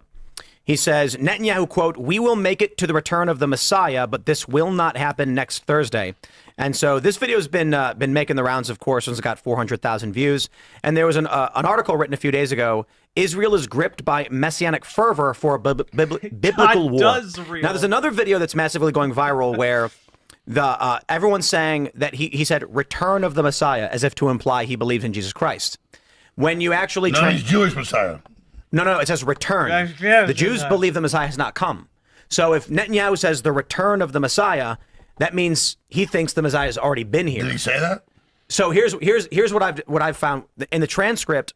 When you ask for a translation through Grok or whatever, it says in Hebrew in what he is speaking, it can be paraphrased either way, as in the era of the Messiah or the return of. Well, David was the Messiah, so he returns under the Jewish law. They do believe that David was a Messiah? He was the art. Yeah, he was the precursor. I thought they haven't had their Messiah yet. No, but it's all. David was the Messiah. He returns. Well, either way, that is a component of why people have been sharing this clip quite a bit. Alex is hitting the wall. He's hitting the wall. He's stumbling. But this plays into one of the theories. It's kind of interesting. This video is coming out now. There are a lot of people that are suggesting. I haven't seen this yet. Oh no, I mean, if you actually study the Old Testament, everything's a precursor. So yeah, David is the precursor to the Messiah. Yeah, it says that the Messiah will come from David's family line. Yeah. Well, so then again, my understanding is that return when he says return, is just he means translation. The return of David. So indeed, what's By the way, interesting about this is the star. Indeed. Anyway, sorry. The reason why this is picking up steam is that one of the theories amongst those who believe Israel runs everything is that they're trying to make it. Yeah, the theology is absolutely nonsense here, just as an FYI. In case you're thinking that Alex Jones is making sense here, this is fucking nonsense. Everyone hate them because they have to go to war with the world in order to trigger the return of their Messiah. So if there really is this, as this article said, messianic fervor, and then you get Netanyahu literally saying we will make it to the return of the Messiah, but not by next Thursday, a lot of people are jumping on this and saying, straight from the man's mouth, they are doing I think that it's not all the Jews, but certainly there's different Jewish interests that get when they're attacked, they get more power. Netanyahu has been indicted. Netanyahu would be in jail right now. And so why isn't he? By him being under attack, he stays in power. So I'm not going to judge him on his weird Supreme Court battles. It's all so confusing. See, I just say I knew the answers. It's so confusing. I don't know. But definitely they are invoking this messianic stuff. Yeah. Do you think he's like creating war to stay in power? I mean, I'm not saying you're saying this, but that he would be creating war to stay in power. No, he said like 3 years ago or 2 years ago when they did. What? Moonlord. Invoking this messianic stuff. Yeah. Do you think he's like creating war to stay in power? I mean, I'm not saying you're saying this, but that yes, that's exactly what he's doing. He would be creating war to stay in power. No, he said like 3 years ago or 2 years ago when they did October 7th, he said, we'll look at why there was a stand down later once the war's over, but the war never ends. Yeah. Wars are meant to be continued, and there's a lot of soldiers. Did Alex also clog Tim's toilet? You know you can't let Sam have that record. Oh no, Sam Cedar. Wow, what a fucking nightmare. That are literally talking about this being a holy war for them so they could bring in the third temple. Albert Pike talked about a lot of this stuff. 1871, he wrote a letter about World War III, and it's absolutely crazy. 1871, he wrote about World War III? Yes. What? So he knew they were going to be the first two, he didn't tell anybody about it? No, he talked about World War I, he talked about World War II, and then he talked about World War III. And he talked about the Jews fighting the Muslims. Oh God, This guy is gonna lead Alex Jones into like several new conspiracy theories. Okay. In this war. Yeah, guys, this prophet. look, there's this prophet in the 1800s who knew about World War I and II and III. Totally legit, man. Don't look it up. Just believe me. Just believe me. Just believe me. I need this. Things are not going well at home. World that will bring in the demon, will bring in the kind of demonic order. So this is. I mean, I've been talking about this for about 12 years. I did a video with David Icke about this. I'm sorry, real quick, just don't forget what you're going to say. Albert Pike's statue was torn down by anti-racism protesters in the George Floyd riots. Of course, not a surprise there at all. But a lot of people believe that this is prophecy being kind of, that we're kind of living through this as it's being played out right in front of our eyes. Is the demon the AI technocratic overstate? Who knows? Well, you were advocating for it yesterday, and that's my point. One thing I do enjoy is that all of them are just fucking crazy in incredibly different ways, you know? Like, I do forget, Moonlord is genuinely insane. Mars. Short trip, really, red circle emoji, sparkling heart emoji. Squirter General, thank you for the $6.66 dono. Very much appreciated. Is that AI judges? I literally don't hate Jews. Like, I don't sit there with a big heart on and like if I fall in a banana peel playing Jews. But now Israel. I don't hate Jews, but man, see what I mean though? Like, a lot of these folks, essentially the big schism in the conservative movement right now is, you know, are you going to be like second coming of Christ Christian nationalist far right person, or are you going to be an anti-Semitic far right person? Like, which way young Treatler, right? You know, like that's where we're at right now. And Alex Jones has opted for the anti-Semitic perspective because of course he did. And I think that's fairly obvious. Is literally every step you can to make it all about Israel, which is not. It's China and the EU and all these powers, and it's just like constantly, oh, we're here. No, we're the.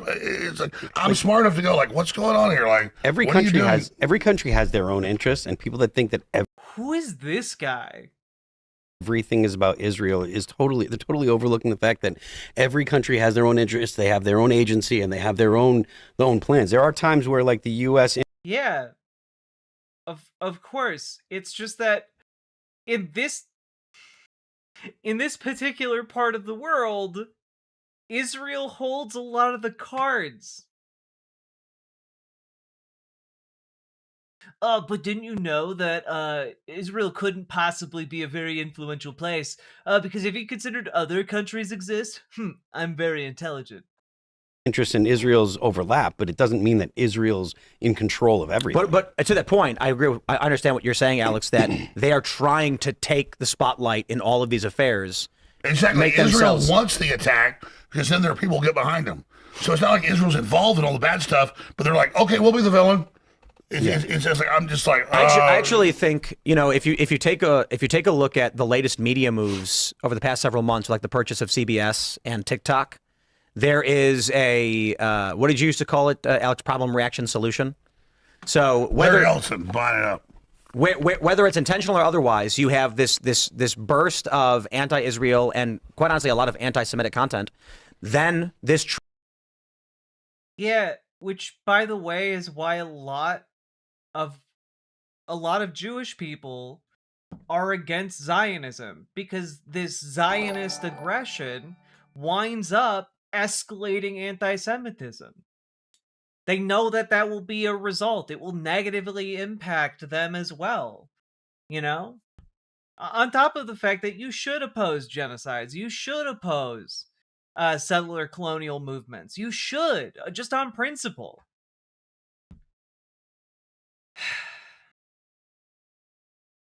Also, Squirter General, thank you for the gifted membership. Saying your username always gets me. Triggers prominent, wealthy millionaires and billionaires, Jewish and otherwise, to buy up these platforms to ban that content. So, in essence, by by having this large burst of... Oh, yeah, no.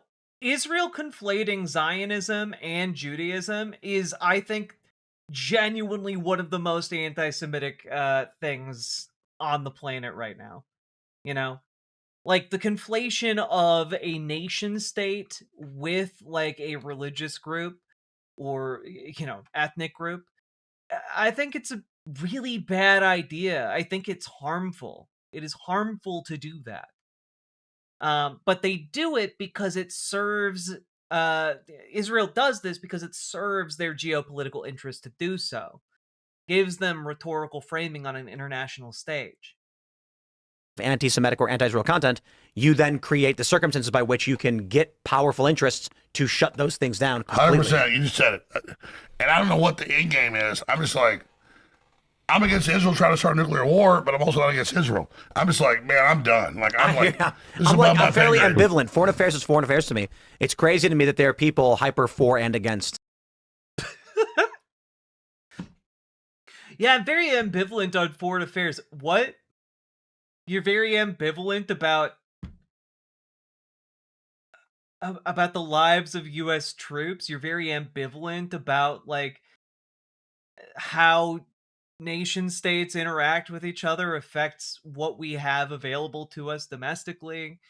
Like, again, this is Tim Pool trying his best to be a fence sitter. He's like, I'm ambivalent. I could go left, I could go right. Who can say? It's not that, whatever. But it makes him seem so stupid.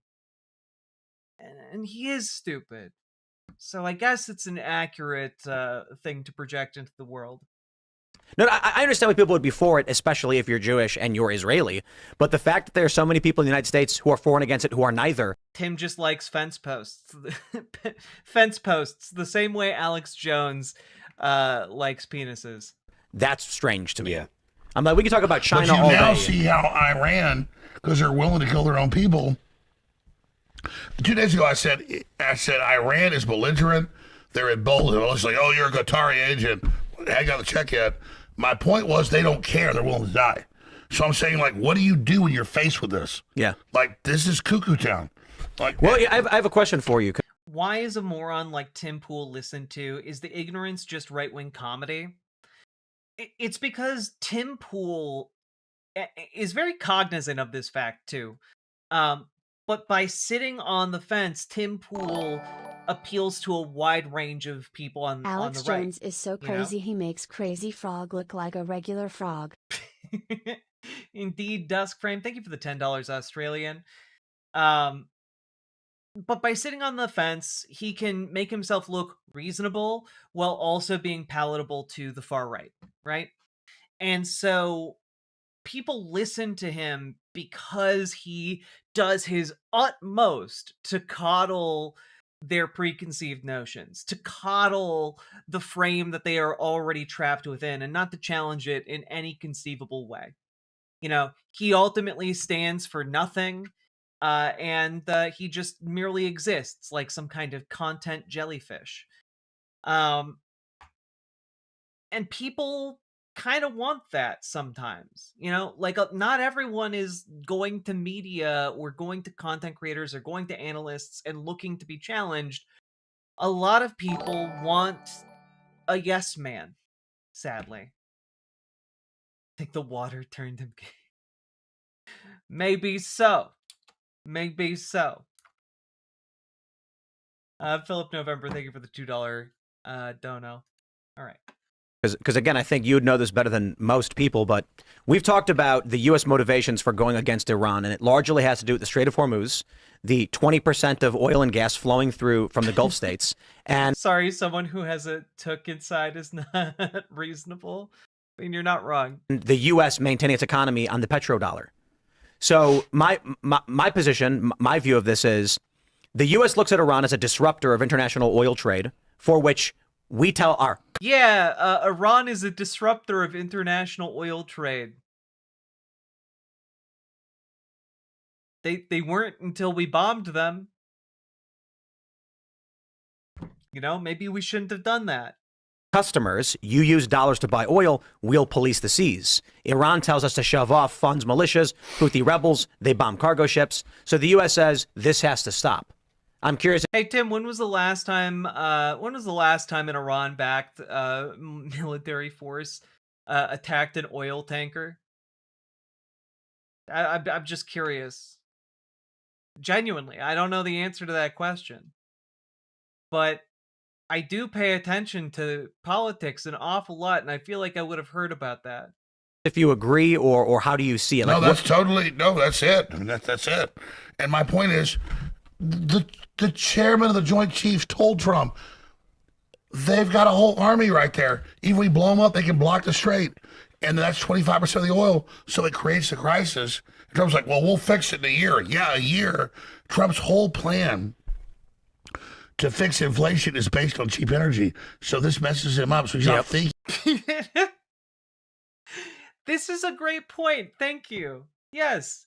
His entire value proposition in embracing, oil and natural gas was that he was going to make those things cheaper. And instead, both of those things have gotten so much more expensive. It's like gone by up by 50%. Is he drunk? Yeah, Alex is sloshed. Okay. Absolutely sloshed. That's why he's suddenly like, oh God, in the war. Oh God, yeah. Which I agree with. Like, yeah, dude, this ain't like just blow some stuff up. So again, I actually wish the Muslims would all go away. I want Israel to be free. I'm not even. My sick thing is, I get nothing by being nice to Israel. I'm not. I've never been to Israel. I'm not in Israel's team, but I want to blow up the Jews. I want to blow up Israel. I'm just like, stop using us in these wars to expand your power. And then Israel's like, oh, Greater Israel, I saw these clips like we're gonna take over the whole Middle East, and I'm just like, with us paying for it. So I'm like, you're making me come out against you. Stop it. That's where I'm at with Israel. It's like, stop. It's crazy. Well, the problem is, if we want to maintain the petrodollar, which puffs up our economy, we have to force everybody in line, and this is why you get these regime change wars. Yeah. It's why I agree, but we already have that all in line. We've already pointed out that, like, well, we need to keep the oil prices low, which is why we need these regime change wars. But those wars didn't keep the oil prices low. They didn't do that. The countries that we invaded, we harmed their ability to export oil. Like, it doesn't facilitate that. The end result is not cheaper energy and oil for everybody. That is just not how history is played out. Israel, well, not with Iran, has already defeated all its enemies. Like when they were attacking the last few years, I'm like, great, Israel defeated, the Lebanon, the Hamas, in Gaza, great. That just adds to megalomania. So see, they've already beat all their enemies. Do you see the Israeli former prime minister said, well, when we're done with Iran, Turkey's next. Turkey has the biggest military in Europe. Israel's now saying, we're ready, Turkey. Turkey's also a member of NATO, which, I mean, I personally, I'm not a fan of Turkey being in NATO, but like, if Israel I'm not a fan of Turkey either, but like, now Israel wants us to. I'm actually a big fan of Turkey. That ain't happening. They got great baklava. They got these things called Islak burgers. They're lamb burgers that you dip in like an oily tomato sauce. I'll never forgive the Turkish government. We can complain about. I'll never forgive him for giving us. You saw this on Piker. Fox News, and you saw Rupert Murdoch actually through all the. This very on fire boat that tried to brave the strait didn't go well. Might have had something to do with the fire. Squirter General, thank you for the $6.66. Appreciated. Thank you all for sponsoring the show. This show brought to you by viewers like you. Thank you. Of news organizations push, we have to go to Turkey. Turkey's a threat. Turkey's not agreeing. Turkey's not playing. The Bosphorus is extremely important. Yeah, so they already have a new enemy. It's like the U.S. has to get out of NATO. It's like, now we're going to fight the biggest army in Europe. But guys, think of all the Turkish delight we'd get.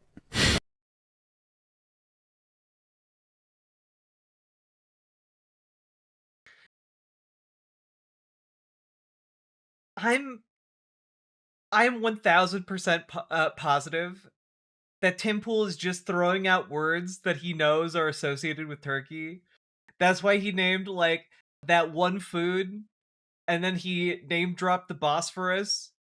The Bosphorus is very important.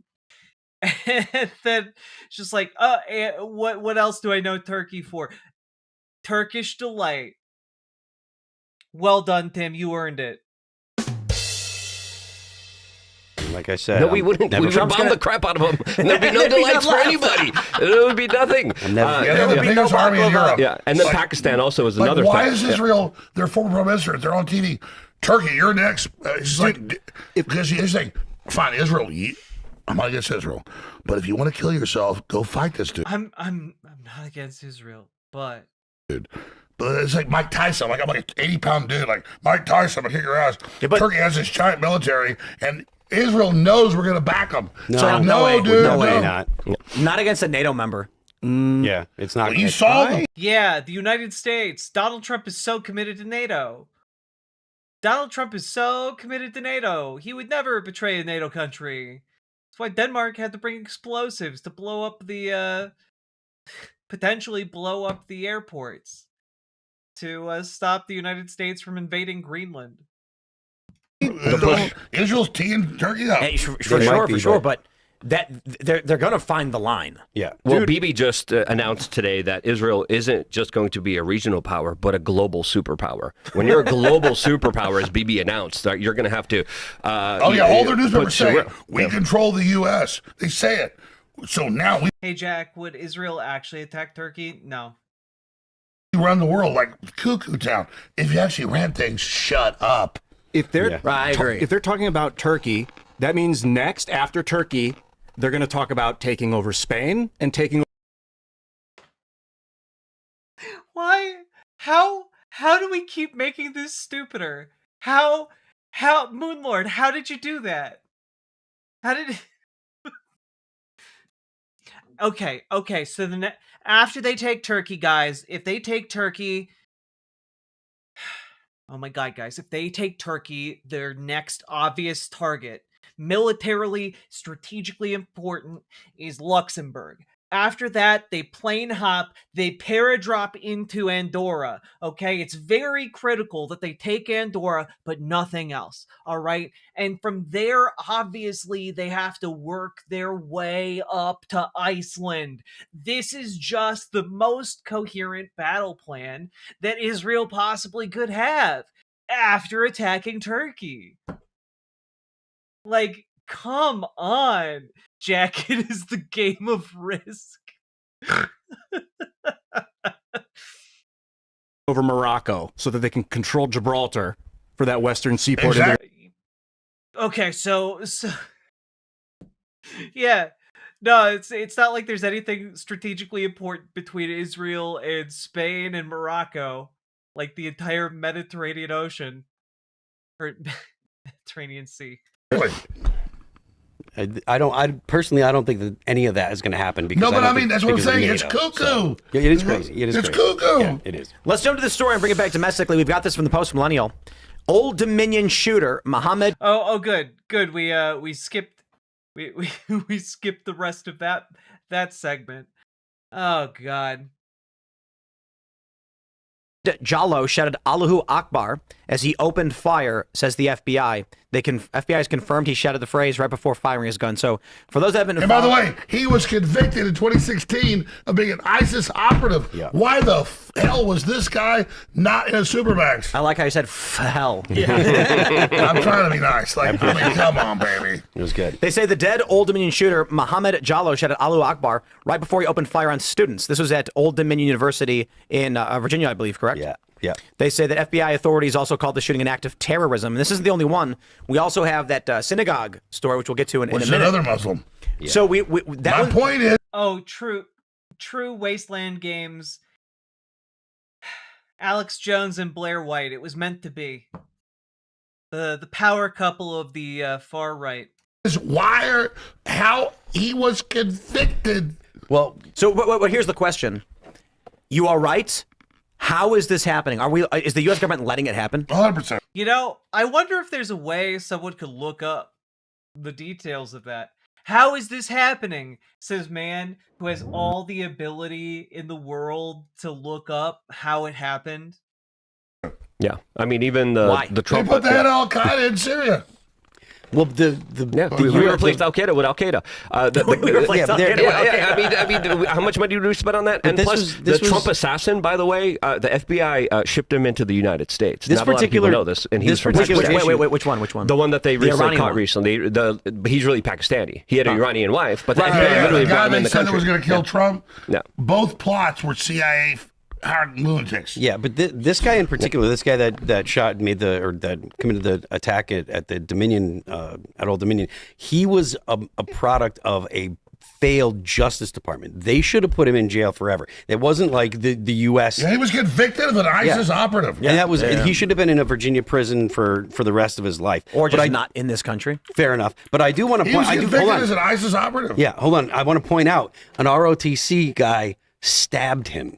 And took the guy that that killed. He got killed by a dude with a knife in the and you got some badasses. That kid needs badass killed himself. That kid needs a valor commendation. I agree. We want him on the show. Absolutely. America, talk about Team America. Hell yeah. But the CIA has a history of bringing these guys in. Look at the 9/11 hijackers. They were denied visas into America, and then Michael Springmeier at the Jeddah consulate literally came out and said, "I was forced to allow these guys into America because the CIA ordered." Brennan, I interviewed Springman. Brennan ordered him to let all the hijackers in. Fine, but there's no evidence that this guy was actually brought in by the CIA. And with 4 years of an open border and with the policies that the left has been, he could have got in.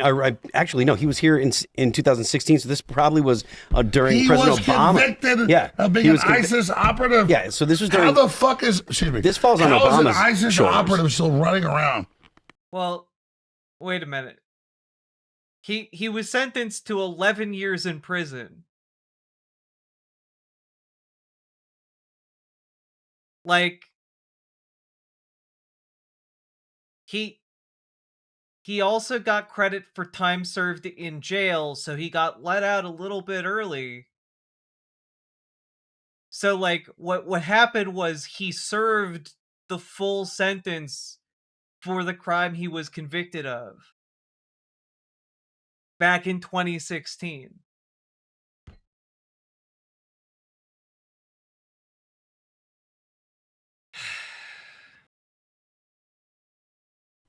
He should have been in jail forever. If you're convicted of being ISIS, your balls should cut off. Do you think this is an inside job?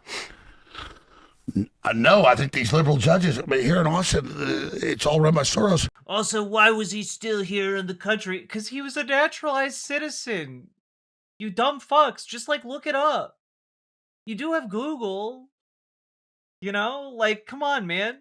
The other guy, like, shoots 5 people and let him loose the next day. Yeah. There was a video that's been going viral where a guy was drunk driving and he crashed into a vehicle, killing this man's daughter and grandparents. Oh my god. Is Alex Jones really only 52 years old? Oh my god. Oh, that is a rough 50. UK, I think, and the female judge got him off on, like, community service or something. So the dude threw a chair at her, I guess. I'm sorry. All right. Sam Cedar is a 59-year-old man. And you know what? He's fine as hell.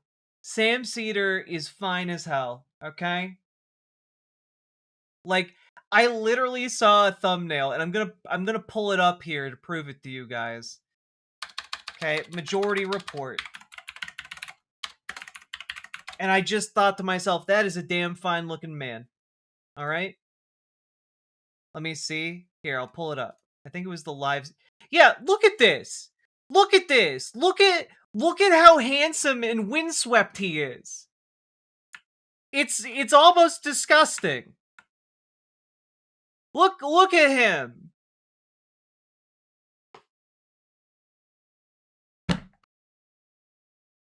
He's older than Alex Jones. That's crazy. It is crazy how hard Sam Cedar absolutely mogs Alex Jones.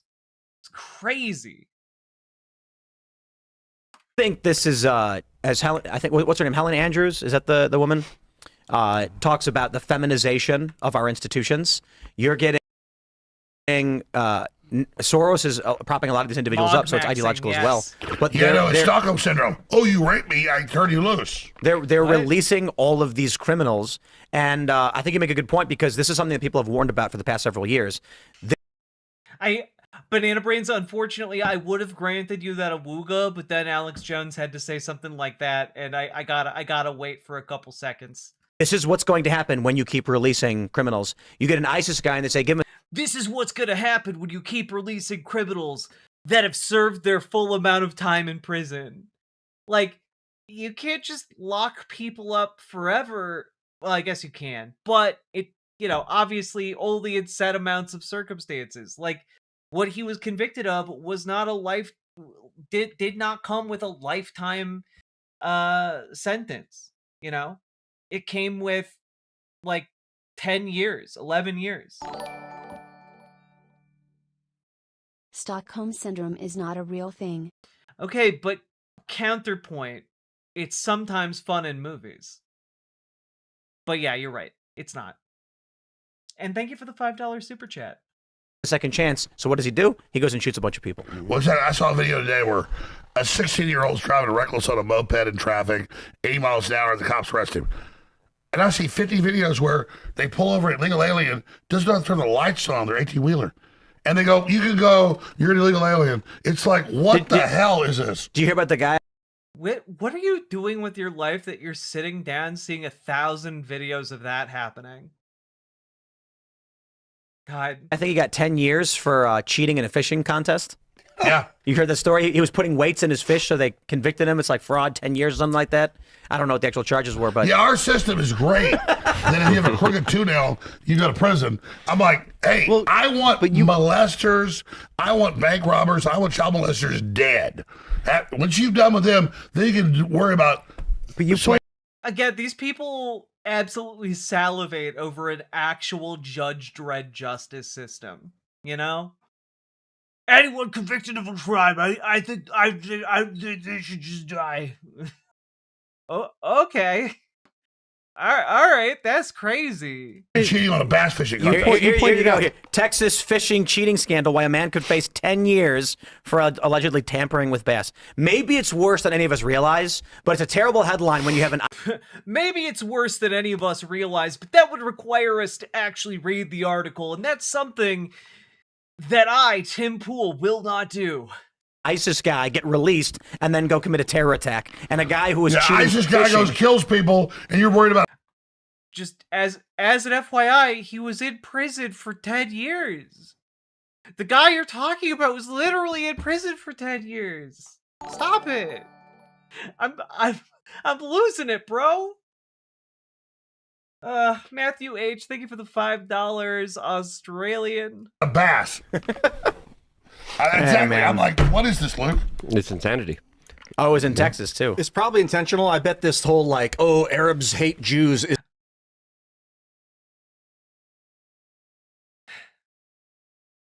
Just, all right, we could read it, even if they won't. The weights did not show signs of erosion, suggesting they had been placed in the fish recently. Additionally, Texas game wardens reportedly found similar weights of the same style and size in the angler's boat. That angler, Curtis Lee Daniels, was arrested and charged with fraud in fishing tournaments. That particular crime is considered a felony since, in this instance, Daniels is alleged to have violated a law during a tournament in which the prizes exceeded $10,000 because he was cheating to try and defraud the tournament out of $10,000.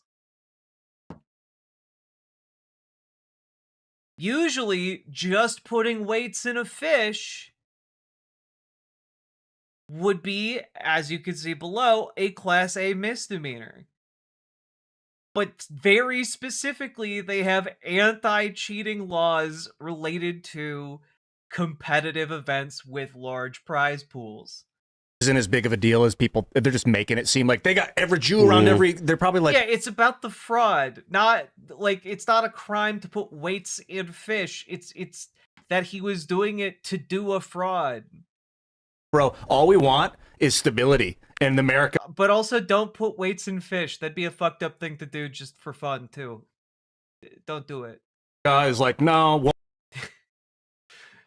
don't put weights in fish. We know you're tempted to do it, but you need to overcome that desire in your heart.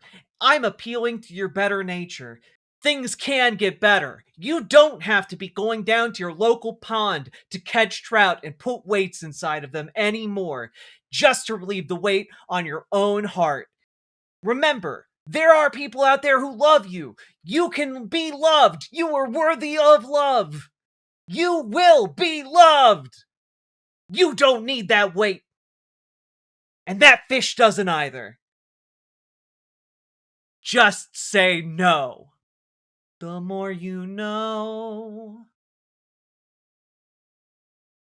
What we want is the world. So. My favorite thing is the Muslims invented modern mathematics. Before the Muslims, the West, 100 years ago, British intelligence fought around the Muslims.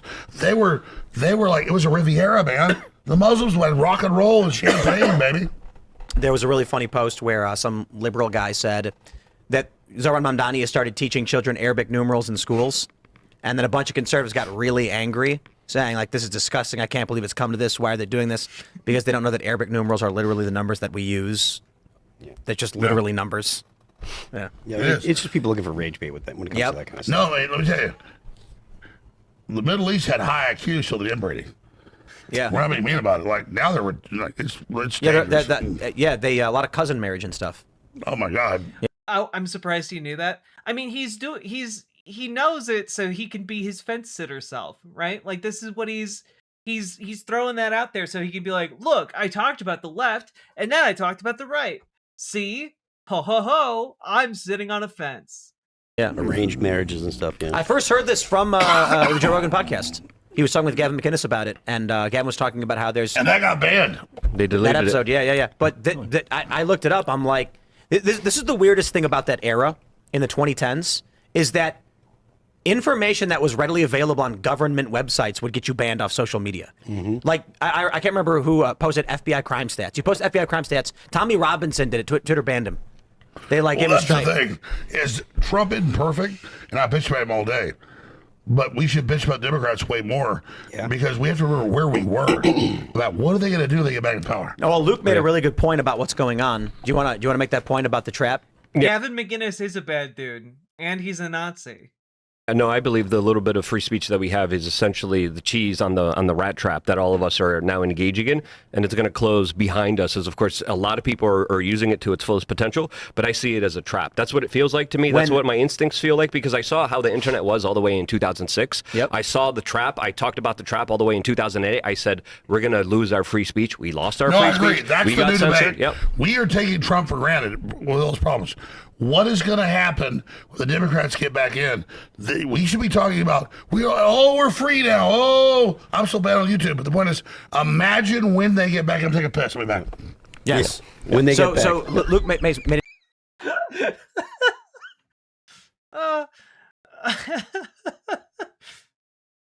Oh boy. This is really you know, I did think that at a certain point we would lose interest, and by we I mean I would lose interest in this. This is very funny watching just the entire room full of people be incredibly uncomfortable around Alex Jones, and also just trying to roll with it so that they can keep this content monetized. You know, it's very funny. An interesting point, and the way I described it was, the door's been open and everyone rushes through and all starts clamoring and having a conversation. Then when the Democrats win back power in the midterms, start filing investigations and subpoenas, start putting pressure on these big tech companies, the big tech companies are going to say, close the doors again. Well, guess what? We're all standing outside now. But what other option do we have? They're going to cut off the space. And how does that really manifest? They're going to say, guys, we are banning any instance of A, B, C, and D. Then they're going to go to your channel and they're going to say, you have 300 videos that break the rules. you're deleted. Exactly, and they're going to know exactly who to target. They're going to know exactly who to take out, and they're not going to do it step by. And number one on their list, Tim Pool. He's been too much of a truth teller on that fence. Step slowly like they did the first time around. It's just going to be one day, overnight, everything's gone. That's why I'm telling my people. Oh God, did he do the quartering? Is he just peeing in the drain in the floor drain of Tim Pool's basement? To sign up to like my members group, to my email list right now, because one day all of us are just going to lose our speech, and there's nothing that we could do. They're also probably going to, before that happens, knock on your door and lead you away in cuffs. Then ban it might you not an even hour need later. to be that. It might not even need to even. Who is they? You know, they. And their dastardly partner, them. Go there, because once they deplatform you, right? Once they debank you, like you can't even exist in this kind of society. Let me ask you guys this question. What would happen if one day tons of prominent anti-war, anti-uniparty individuals, I mean, because this could theoretically be left or right, technically, just didn't wake up? Let's say like... Oh man, yeah, it theoretically could be left or right that, is sending people around and making people afraid to go outside. Almost like sending people with guns and masks around to like round up different undesirables who are politically inconvenient to the system. Yeah, this could be a left issue or a right issue. God. This is just the women's restroom of Joe Rogan's comedy club. It never gets used, so he rented it to Tim Pool as a studio. Oh God, that would be very funny. Flash Tommy, thank you for subscribing over on Twitch. Appreciate you.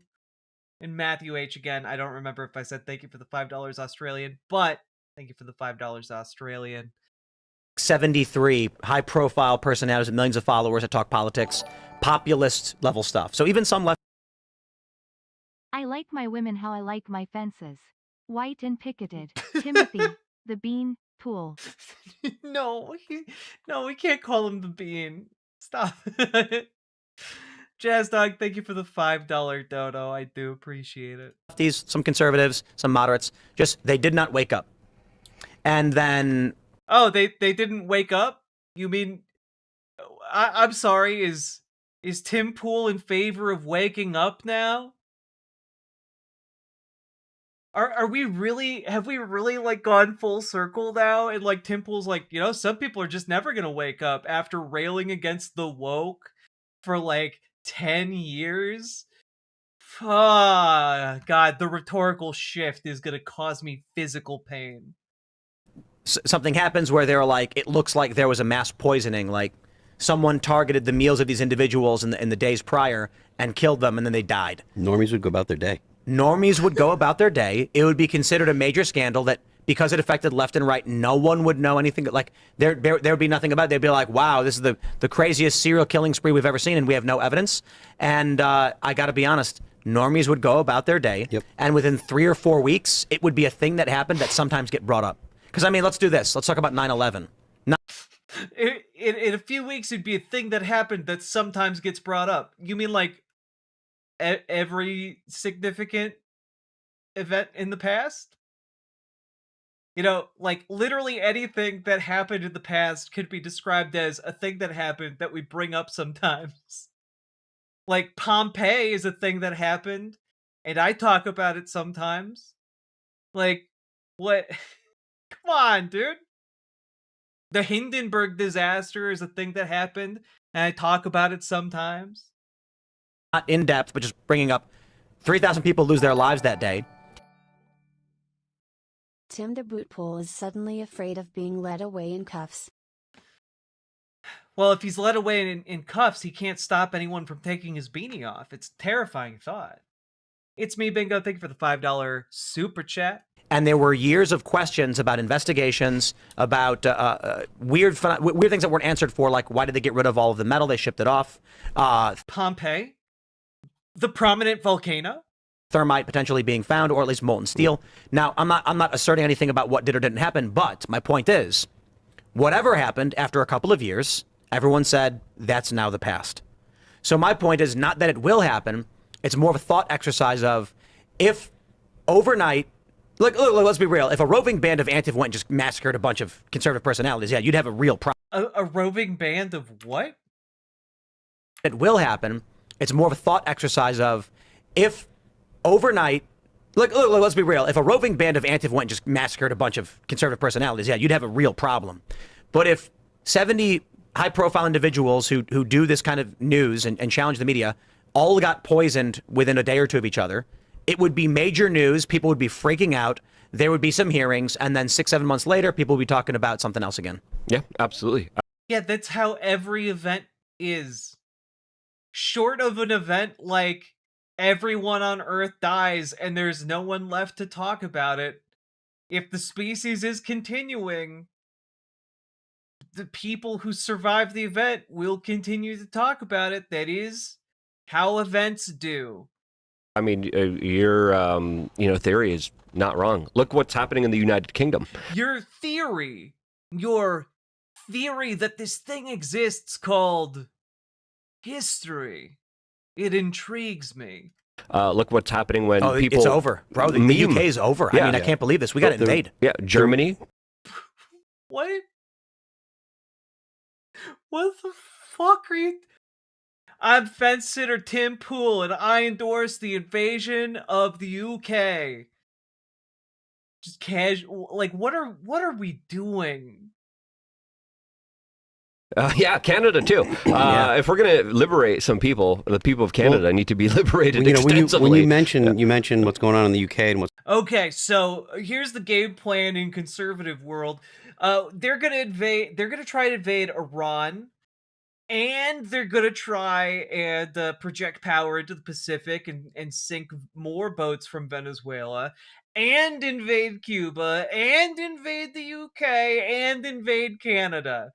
By the way, trust us, bros. The United States, we're the good guys. We're not like we're not like, I don't know, Germanying around like in World War II.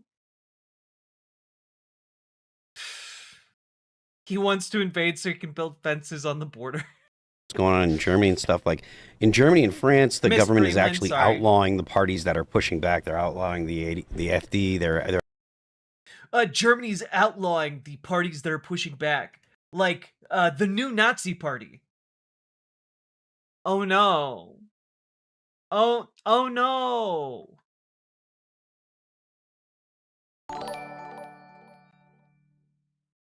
The UK is over. I recently saw a documentary about it, 28 years later. I'm glad after all that time you finally got to see the documentary. Thank you for the $5 super chat, Nomi Sunrider. How do these people go through the day thinking that they're rooting for the good guys is absolutely beyond me. They're outlawing, like Le Pen. They're outlawing ideas and thoughts. Let me pull this. They're making thoughts illegal to have. Anyway, let's go back to talking about how Donald Trump is the greatest with his list of all these people who belong to Antifa. How dare they think about anti-fascist thoughts? Story up. We've got this from the AP. This is massive news, ladies and gentlemen. The United Kingdom, it's done. There's two big stories. First, Britain is ejecting hereditary nobles from Parliament after 700 years. Wait, that's cool. Wait, I didn't hear about this. Good job. Good job, UK. Get those aristocratic noblemen out of here. They don't deserve titles.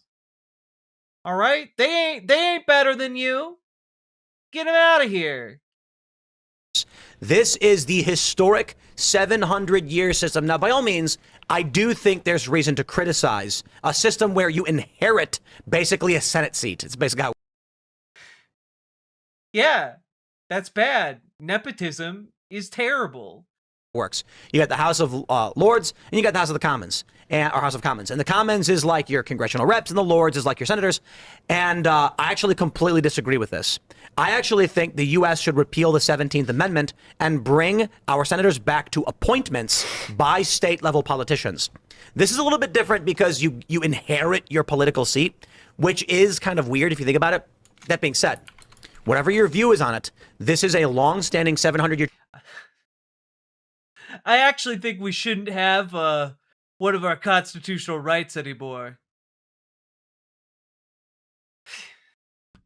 We shouldn't have direct representation in Congress. Are you kidding me? Tradition that ties the modern political infrastructure of Britain. This, of course, would make it far easier for the billionaires to bribe select politicians on the state level. To its history, and they are getting rid of it. On top of that, they are getting rid of Winston Churchill on their banknotes, among other English leaders, and replacing them. The W's just keep racking up for the UK. With hedgehogs and beavers. I am not kidding. Perfect. That's awesome. I dare Britain to eject them. Hedgehogs and No beavers balls. are necessary parts of the ecosystem. They're currently doing things for us right now. The only thing Winston Churchill is doing for you right now is moldering in the ground and potentially acting as some kind of small amount of fertilizer. And possibly, if there is a just God, rotting in hell for perpetrating the deaths, orchestrating rather, the deaths of millions of people in the great famines that he caused on purpose. So, yeah, maybe he shouldn't be on money anymore. And maybe hedgehogs, which mind their own beeswax and have never murdered anybody, deserve to be on money more. This is the end of the UK. There's no other way to explain it. Is it, though? Is the UK so weak that if you took away its aristocracy and government and printed hedgehogs on currency, that it would just be... It would die? Like, that's how little you think of the UK? Like, damn, dog. All right. Okay. He's beyond parody. Look, when you put beaver on monies, that's when it all goes downhill. You're not allowed to speak anymore. I mean, it's been that way for a Why is that guy wearing a top hat? Because he's Moonlord. while. There's certain groups that seemingly have carte blanche to do whatever they want. Robotnik would like to have some words with you. God, I do, confession time. I do prefer Professor Robotnik over Dr. Eggman. Groups. There's a polio outbreak happening now. They're getting rid of their ties to their own traditions and history. Oh no, who could ever be behind pushing for more polio to proliferate? Certainly not, for example, a show where there's a guy sitting on screen right now wearing a shirt bragging about being unvaccinated. Okay. Their political system, that's it. I mean, what's next? And the UK isn't like they're not not economically strong enough to just be an economic zone, right? Like, people make the argument here, oh, the US is just is more than an economic zone, and I agree with that. But the US can, the economic power of the US does matter. The UK, it doesn't. Their manufacturing base is gone. They don't make. Matthew H, thank you for the $5 Australian. Hedgehogs and beavers will defeat Winston on the beaches and on the fields and in the streets. They will never surrender. They will gnaw, they will tear. They will emerge victorious with their prickles held high. Let their armies be the rocks in the trees and the birds in the sky. Make anything in the UK to talk about anymore. Like, the only thing the UK has is tradition, and they're totally just destroying that at a record pace. Well, their local population is just not reproducing, right? Yeah. They're bringing... Oh my God, this is insane. This is such an insane The conversation. UK has cancelled the Orphan Crushing Festival. They have no regard for tradition. They're over. That's really how it feels, though, right? Watching this? We Oh, no God. longer need senators or congressmen, we can have representation on the internet. Everyone would actually be represented over having each one represent 700 gay plus people. I wouldn't necessarily be opposed to that. I would have to think it would have to be well thought through and well implemented, and I don't think we're going to get either in the current system we're in right now, or in the current situation we are right now. But, abstractly in the future, I would not necessarily be opposed to that. Provided there were significant security assurances, obviously. But, like, these freaks, right, are just sitting there being like, yeah, the UK really has nothing but tradition, doesn't it? There's nothing the UK could possibly offer the world other than their traditions and their adherence to the orphan-crushing old ways. And this guy just is then like, yeah, they're just not fucking enough. The UK just not fucking. They're all gonna die over there because they just aren't reproducing. Like, it's genuinely, if you were to construct a parody of a far-right podcast, that's what this feels like. This feels like you just pulled together a bunch of guys to make fun of far-right podcasts, except they are all 100% sincere, which is maybe the most disturbing part. In new people, and then they're afraid to even hold the new people that they brought in accountable to the laws of the land. Yeah. There's roaming grooming gangs that just get away because police officers don't want to culturally offend people, as they're doing at least 30 arrests a day for speech in the United Kingdom. The UK is always the blueprint for the kind of prison plan. At that rate, everyone in the UK will be in prison for their speech in only a couple hundred years. The kind of enslavement system that they want to roll out. This is what's going to be happening to America if we allow the same type of steps. Oh, okay. Yeah, so because they're arresting people in the UK, eventually they'll be arresting people in America. America, famous for not arresting people. You just got done with like a rant with Alex Jones about people, about how you think people should just be in prison forever. But okay, all right. That are happening even now, even under the Trump administration, with the digital ID, with the facial recognition scanners. All of this stuff is setting us up to a very dangerous situation. I know it's bad, but think of the possibilities like this.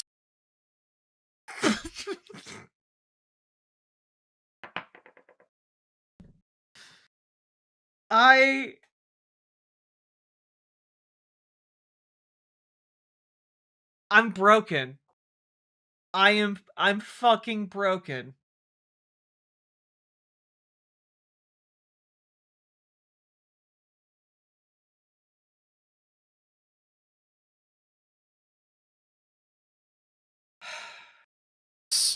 Okay, Pokemon on your mind. It's not a Pokemon. I know it's that's Sonic the Hedgehog. Phil. I know, Phil. but I'm making a joke about it. But yeah, I know who Sonic is. Turning the banknotes from the Bank of England into Pokemon cards. Actually, I got to be honest. I don't rightly care for a 10-pound note with a picture of Churchill on it, but I would absolutely get one of these.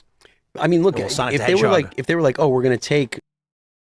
Alex hasn't been here to talk about Republican cocks for a while. Is he okay? Someone should go check on him. Yeah, it's been like 20 minutes, but I've just been, I don't know. They were cooking with some kind of hallucinogen during this, because holy fuck, the twists and turns. Would Shadow on it be better? What you really need is one of those OCs that's a combination of Shadow and Amy. All right, that's what you need. Where are the femboy Shadow edgelords, huh? That's what you need on UK money. George Washington off the Bro, they tore down talked about Thomas that. Jefferson Yeah, statues. I'm fully aware of that. But there And, was Albert Pike there was a good statues. amount. There was pushback on that, and I understand that the left was very successful. But this is exactly why I think that it's so important to prevent the left from getting back into power. Like, if the left gets back into power, you don't understand. They're gonna be putting Digimon on the U.S. currency. Digimon. All right. If we don't stop them here, what's next? Yu-Gi-Oh cards for our $100 bills. A Digimon collectible. A Joe DiMaggio card used as a $1 bill. Where does it stop? Where does it stop? We're gonna be trading memes. We'll be trading peepos for hard cash. It's gonna keep getting out of control. Soon it will be a barter system. Everyone will be printing their own money on memes. Like, this is what of course the left wants. The left just wants to decentralize banking and just trade memes as currency. Okay, we're gonna skip ahead to whenever Alex Jones comes back because this is all wild as hell. I want my knuckle bucks. I just remembered Sonichu exists. Oh dear. I am sorry. All right, we're skipping ahead. I can't handle this. Okay. There he is. There's our boy. Pretty sure I thought about less at a gay orgy than Alex on this podcast. And I bottom. Also, I lied about going to bed. Well, the Finn Rainbow, thank you for the $5 dono. Give me Elemental Hero Burstinatrix on the $100 bill and I will die for this country without a second thought. But it needs to be the uncensored version or I will burn down this country myself. Not Smirt, thank you for the $5 dono. The British people from control of this government. That's what they're doing. So, Yeah, and and I'll the stress House this of too. Lords is only a check on the Parliament. So now the check is being removed. And so, Ian, you asked the question. We should have. God, was he drinking more heavily in the bathroom? Is that what he stepped away to do? The best person, not someone who just inherits it. But what I will say is there are problems with rule by inheritance for sure, and we as a country don't have. Oh, well, I'm glad fence sitter Tim Pool at least is willing to come off the fence to say he's not entirely sold on the idea of monarchy. Have that. I'll have 5 knuckle bucks. However, you're only looking at the bad elements of it. Many of this Exactly. We're not. It's like apartheid. I'm not for apartheid. They replace it with communism 10 times worse. Yeah. So what are they replacing? Oh, he must have had more to drink while he was in the bathroom. Oh my God! Listen to that. I'm not for apartheid. They replace it with communism 10 times worse. Yeah. Communism. So what are they replacing it with? Is the point. But also on top of that, there's a history of when the king would have would find a wife and it wasn't inbreeding and had a son. The son was educated, trained, would be a military leader, and they said you have to be someone who can lead the people and serve. It wasn't like congratulations, you're rich from now on and can do whatever you want. It absolutely was that in many, many, many different ways and in many, many, many different cases. It was largely viewed, especially with the Queen of England. The British people looked at her as someone who dedicated her life to service to them, and many of them, when you actually ask them, they view it as I get to live my life free from the trials and tribulations of foreign war and conflict. I get to live my life freely under an authoritarian dictated by bloodlines. When. No, I'm not going to go there. They're replacing it with Islamic rule. Is that proven? Well, if you take a look. Yeah, the UK famously falling under the sway, the sultry tones and dulcet cajoling of Sharia law. Oh boy, we are deep in the sauce, folks. Literally, the Muslims are taking over. If you take a look at what's going on, I'm the drunk uncle. Drunk uncle at Thanksgiving. See the evidence of that because that's an interesting. So let me extrapolate. King Charles has literally endorsed Islam. And outside of, let's not have a direct claim. Let's put it like this: if you are Muslim in the UK and you say horrifying things, you don't get punished for it. If you are a British and you post online, if you pray quietly from an abortion clinic, 3 years in prison. Yep, there was a woman who was standing. Wait, if we're getting Sonic money, does that mean we're replacing the penny with that one bee who died from an LSD overdose in the Archie comics? Maybe so, not smart. Maybe so. Like, again, okay, on the one hand, you guys are talking about earlier, like, if people break the law, they need to go to jail forever. And now you're like, well, this lady broke the law, but she shouldn't go to jail because reasons. Frankly, it's because they agree that she should be able to break the law, you know? And the entire reason the law that they're talking about this lady breaking exists is to prevent religious zealots from stopping people from trying to go into an abortion clinic or attacking the clinic, which is something that has been a problem in the past. You know what? Screw healthcare for all, climate crisis help, and equality for everyone. I'm a democratic socialist for Mojo Jojo on money only now. Mojo Jojo's strongest warrior. Mars the Martian, TTV, thank you for the $5 dono. Very much appreciated. At an abortion clinic saying nothing and doing nothing. And the police came up and said, what are you doing? He said nothing. And they said, are you praying? And she goes, in my mind, you're under arrest. So when they allow 3 years in prison. When they allow Muslims to pray in the street, the Muslims now go around saying no dogs at parks. Now they're passing laws in the UK, no dogs. Yeah. So that's where you get the perception. Hey, UK friends in chat, can you still own dogs in the UK? Because I'm pretty sure all of that was bullshit. That is, Islam is taking over the UK. But I mean, if the king, so is the king's Islam is taking over the UK. Hey, British chatters and UK chatters, how does it feel to live under the thumb of oppressive Sharia law? You're frontline reporters now. You apparently have been occupied by enemy forces. How are things going? How is life going? Has Shakira arrived yet? I'll adopt your gay dogs. It's likely a council rule. Oh, okay. You mean local governance works? We are known as a nation of dog lovers in a platonic way. Of course. You didn't have to specify that.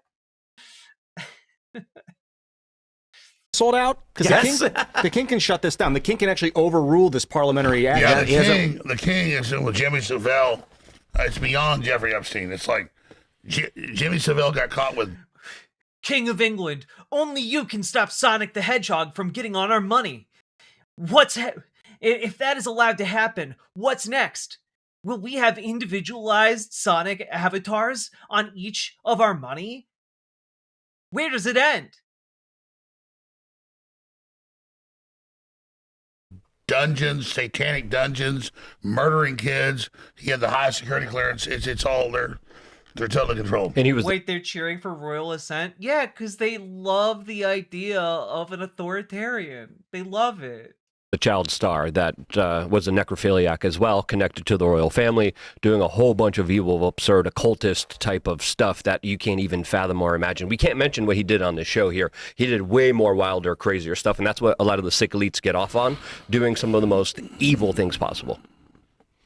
Okay, so we're looking at either a really bad thing or a worse thing. Well, I mean, I guess, like, I'm not really sure as to why the House of Lords is really all that bad. Yeah, I agree. Well, hereditary rule is insane, especially with the internet. But again, it used to be good back when nutrition was localized and you only learned from your community. Now it's like, get the best people. But the point that I'm making is you're making this assertion that it's bad, but you're not really telling. Your mandated Sonic OC, it's tied to the blockchain. Okay? It's totally encrypted and it's yours forever. When you're born, you're assigned one. That's how money works now in the UK, taken over by Sharia law. Telling us why I just told you why. Inbreeding, idiot No, gets in control because his dad had it. America's about getting rid of that. When you go to the store, it's all royal magazines out there. My point is they're getting rid of that to replace it. Like Keir Starmer was the head judge for the CPS for 15 years, covered up all pedophilia. It's on record. So my point is screw the House of Lords. The point is you're replacing it with a new group of bureaucrats that control all that. Yeah, Ian, I would put it like this. You know, what was it saying? Democracy is the worst system. There's a Churchill quote: "Democracy is the worst form of government except all the others that have been tried." Yeah, exactly. And so when you look at the fact that you have hereditary rule in the UK, there is one thing you get guaranteed. It's that the people of Britain run their government. Now, you may argue they suck at doing it. They're self-interested, but these people are British. Now you're removing all of that from your politics, and what's going to happen? Yes, because as we all know, the thing that has made UK politics so sane is the bloodlines. What on earth would they do without stable bloodlines in their governance? Like, are you at, like, what the hell? Tim Pool is so pop culture brained that he thinks that effectively the entirety of the House of Lords is like some kind of force-powered bloodline, like Rey from Star Wars or Luke Skywalker. Only they can save England with their powerful magic blood. It's weird. It's really, really weird. Happen is, as Alex pointed out, they're going to start bringing in non-citizens. You know, a really great point that was brought up. That's right. If you get rid of all of these aristocratic fucks, they're going to start electing impure bloodlines into representative government. And we can't let the impure blood into the House of Lords, into the House of Commons. Like, it's disgusting. It's genuinely disgusting to me and odious. We must remove all the horrific crimes happening in our society by keeping Andrew in power. Yeah. If Andrew doesn't stay in power, how could the UK continue to function? Sake Tanuki, thank you for the 5 tier 1 subs. Appreciate the support. Recently is that the bill introduced in Virginia to ban guns for all people in Virginia was written by a guy who was born in Bangladesh. A Muslim. So he moves here and then says, I'm going to get voted in, and then tell the American people, and indeed, I'm going to tell the American people they don't get to have their Second Amendment rights anymore. And to be fair, You mean he was elected into office?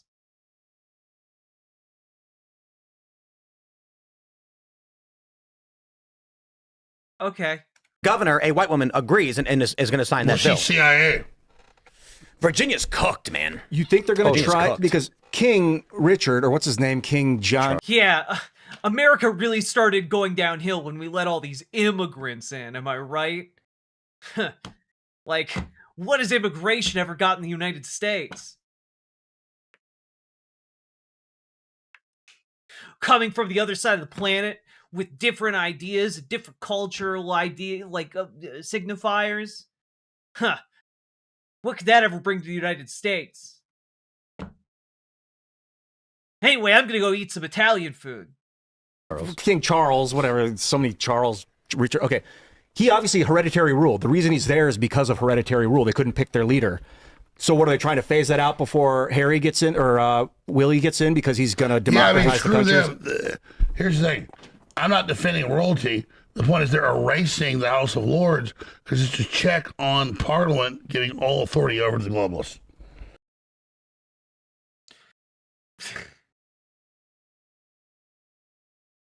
Like the EU is unelected. They set it up under a trade agreement in 56, the Treaty of Rome.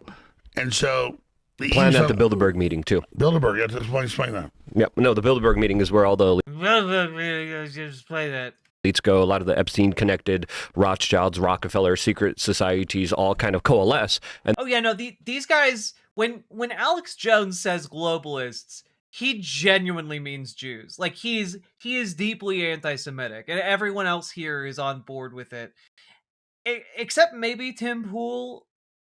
Except Tim Pool is more than willing to host this kind of talk as long as it has some degree of plausible deniability, you know? they set up global policy where they actually brag about picking the politicians that were going to become the next prime ministers and presidents. They're the ones that even bragged. I think it was, was it yours, Deming, or somebody else, bragged at the Bilderberg meeting saying that it was at this meeting where they created the euro. Sorry. Yeah, so I'm not defending the old systems. The point is they're sweeping away to bring the new system in. Yeah, so to put it simply, the House of Lords is the worst system aside from the new system they're going to be bringing in. Well, I'd love to go into the evidence of it. I don't know if we have it. Do we have it on hand to show the evidence of what? That they're bringing in Islam to overthrow the British No, way? you don't understand. Oh, yeah, they are bringing in Islam to overthrow the British way. You know all of the Islam importation going on in the UK. This is all so stupid. It's all so stupid, and it's all just rooted in this economic anxiety and like changing social mores and like the fact that these people can't just like roll with it. Ultimately, I do think that is one of the key components that separates like folks on the left from folks on the right. People on the left can roll with change and like will be willing to like introspect and like change their ways and learn and grow and continue to be curious. Whereas people on the right, they dig their fingernails into like the clay bed of the river, you know, and then they just hold on for dear life, and in the process they destroy themselves bit by bit, and also, you know, try and scrabble onto anyone around them, so that like it's really sad. It's really pathetic, you know. Whatever it was, the claim. That's visible to those who are watching what's going on. Well, this has been in place. Well, you're right. It's been in place since 1999. Bro, I mean, but you the New look World Order first got mentioned in the 80s by there's a Bush woman Sr. who got like 90s. 30 years in prison because there was a group of men who like were rioting. And People on the left can change. Just look at Chuck Schumer. People are aroused. I haven't seen people so aroused in a very, very long time. Chuck Schumer knows a thing about change. Sometimes little things can become much larger. burned down a building, and then she made disparaging comments about Islam, and they said, "You're under arrest." And she got more time than the rioters. Like, this kind of stuff is happening. Islam is totally protected. Let's jump to this story from Reason.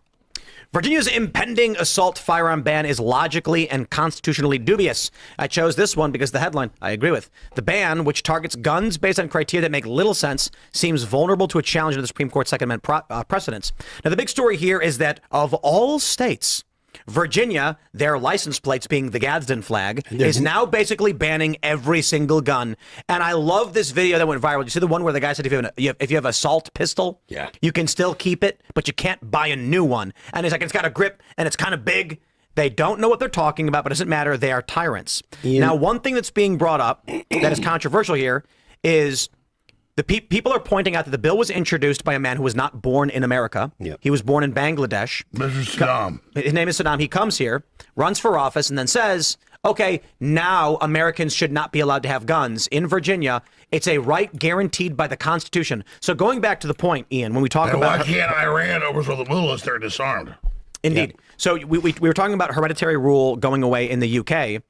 I would just put it like this. There's no guarantee that someone inheriting office based on just based on who their parents are is going to protect your rights. But I would argue it is substantially more likely that a Virginian from Virginia who's 6th, 7th generation is going to say, we have a constitutional right to keep and bear arms, and someone who's not from the United States is going to say, I don't care. Do you think we should ban non-U.S. citizens from running for Senate or Congress at all? Any Pretty serious. statewide, federally? Non-citizens? You mean Absolutely. Not born. natural born. Yeah, not You- natural I born. believe There should be you a must. political, we know not to vote for foreigners. I believe that you should have to be born here. Like, what's crazy to me is that this is just racism. This is just racism. The guy they're talking about is a naturalized U.S. citizen. He's lived in the United States for 20 years. Like, he's lived in the United States for 20 years. He's a naturalized citizen. He got elected into the Virginia Senate. And, like, they're just like, well, I think you have to come out of a vagina here in America. It's like, why? How on earth does that make you more or less qualified to be elected and represent people in the government? Period. But only Joe Rogan's vagina. Yeah. It's weird to me that to be president, you must be a natural born citizen, but for all other federal offices, like, yeah, sure, whatever. Yeah, I don't like it anymore, especially with the ease of transportation. You can be here in 2 hours. It used to take you months to get here, and then you'd have to find your way. And now you just... You have to understand, the Muslims vote like 95% for the left because they're allied with it, the Red Green Alliance. Yep. So that's the point. Have you guys seen that? You know, I don't think it's a whole conspiracy here. It's not difficult to figure out. After 9/11, Republicans nonstop for like over a decade kept attacking Muslim people, like fear-mongered about Muslim people. And folks on the left stood up for Muslim people, and like, it's not difficult to figure out why Muslims The average in Northern general Virginia gravitated shopping to the center left. would give these men all a stroke. Basically every strip mall is at least 5+ nationalities represented, and we have a massive on that is just Vietnamese. Oh, that sounds delicious. Also, Lily Love Stuff, thank you for the $5 dono. I will also say that, like, I lost my train of thought, actually. Sorry. Viral video where the Jewish guy chat roulette's a leftist with pink cat ears? No. Now, regardless of your views on Judaism and Israel, the video is still absolutely hilarious because the leftist dude pulls up a happy merchant and then starts insulting the Jewish guy, and the Jewish guy just goes, how do you think, he said, can we talk? I'll ask you a question. He goes, sure. And he goes, how do you think you'd be received by Hamas?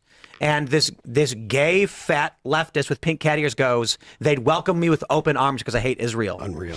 It's like, dude, Yeah, and as we all know, chat roulette conversations are really indicative of the general political vibe.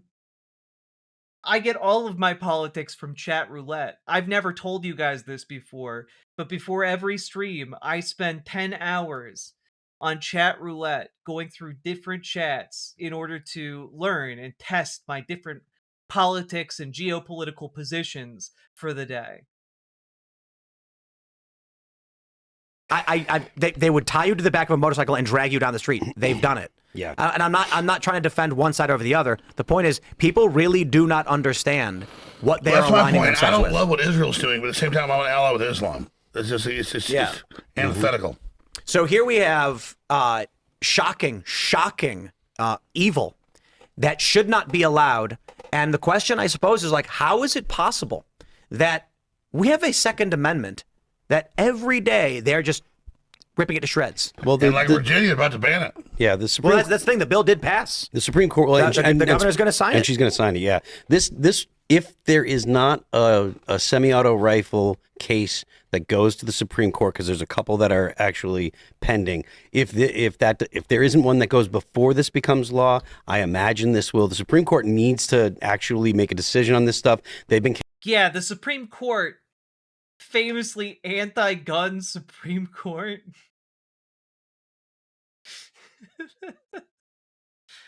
Okay.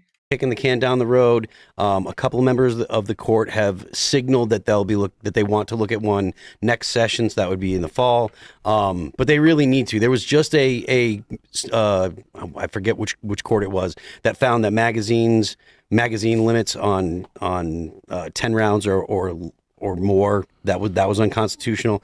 And so that's going to make a bunch of noise. Yeah, you have a constitutional right to the biggest possible magazine. We can't let other countries beat us in mass shootings. Apparently, according to these guys. Now, how do we prevent mass shootings according to these guys? Well, every classroom now needs to be guarded by an AI-powered mounted turret defense system. And finally, our children will be safe. God, it's genuinely... The conversations have just gotten so much worse. It's all so much stupider than it was 10 years ago. And I don't think I'm imagining that. I think that actually the last 10 years have just been a downhill slide in terms of rhetoric and happenings. But the point is, Virginia is literally... Like their attorney general said, I'm going to murder members of my legislation. Yeah, I was going for hyperbole, Flash Tommy, but then I realized you're right. AI companies are already trying to sell anti-shooter drone systems to schools, so... And they elected him. I'm talking about the AG. Oh, the AG of Virginia. No, the children. They're children. And he's even kill the families, kill their kids. Yeah, exactly. It's worse than I said. He said you can't make this up. He said I'll kill their families, I'll kill their kids. And wait, let's clarify. He said it would be good if she held her dying children so that it would change her politics. I'm paraphrasing. So he said target them, and then they say that we're going to take over and all this stuff, and it's just like, and then they elect him. So it's like, dude, this guy is literally calling for killing people, and have you guys seen? He's literally calling for killing people. He says about man who introduced legislation to prevent children from being shot to death en masse in schools. The redistricting map for Virginia? It's crazy. I think people need to understand how evil this is. They have 5 districts pull strings that are like 2 miles wide into... Yeah. It's almost like it's a really bad thing when gerrymander wars break out in the United States. I wonder who started that, who requested that it all get kicked off. Nate, demanded that it all get kicked off. Interesting. Frederick County, just for the purpose of splitting up one blue district into all the other districts. One blue city, one small pocket. Let me pull up the redistricting map, actually. You can see there's these threats... I was trying to say Donald Trump kicked all of this off by insisting that Texas redistrict. And now he's complaining about the way that other states redistricted in order to benefit Democrats. That's my point, is that they're literally at war with us. Yeah. And there's the CIA operative running it all. It's so clear. And this is what's in store for the United States as a whole. It's so clear, and then they just ignore everything you said and move on. If Democrats take the Congress and get the executive office again, they'll do whatever they need to do to install permanent Democrat rule. And so now what you see in Virginia and what you see in California, that will be the policy. That will be the policy proposition for the whole country. Exactly. Virginia is a microcosm for the rest of the country. Yeah. And so I understand people's frustration with Trump, but like the idea of being like, oh, we got to blow off the Republicans and ignore them. Oh, I agree. Like, you can't do that. I bet you Trump can back on straight and narrow. It's not that I'm abandoning Trump. Yeah. Yeah. There's a lot of people out there. I will never abandon Trump. That are talking about, oh, I don't want to vote in the midterms and I don't care if the Republicans lose. Look, I get it, but the option is absolutely worse than what the the Democrats are literal Chi-Com agents. Yeah. Yeah. So, I mean, you can't just ignore politics. Chuck Schumer and the Baileys, well-known Chi-Com agents. Agents of the Chinese Communist Party, those Baileys. Because politics will not ignore you. So. This is one of the proposed maps that advocates are pushing for. I'm trying to find, there's a couple different ones.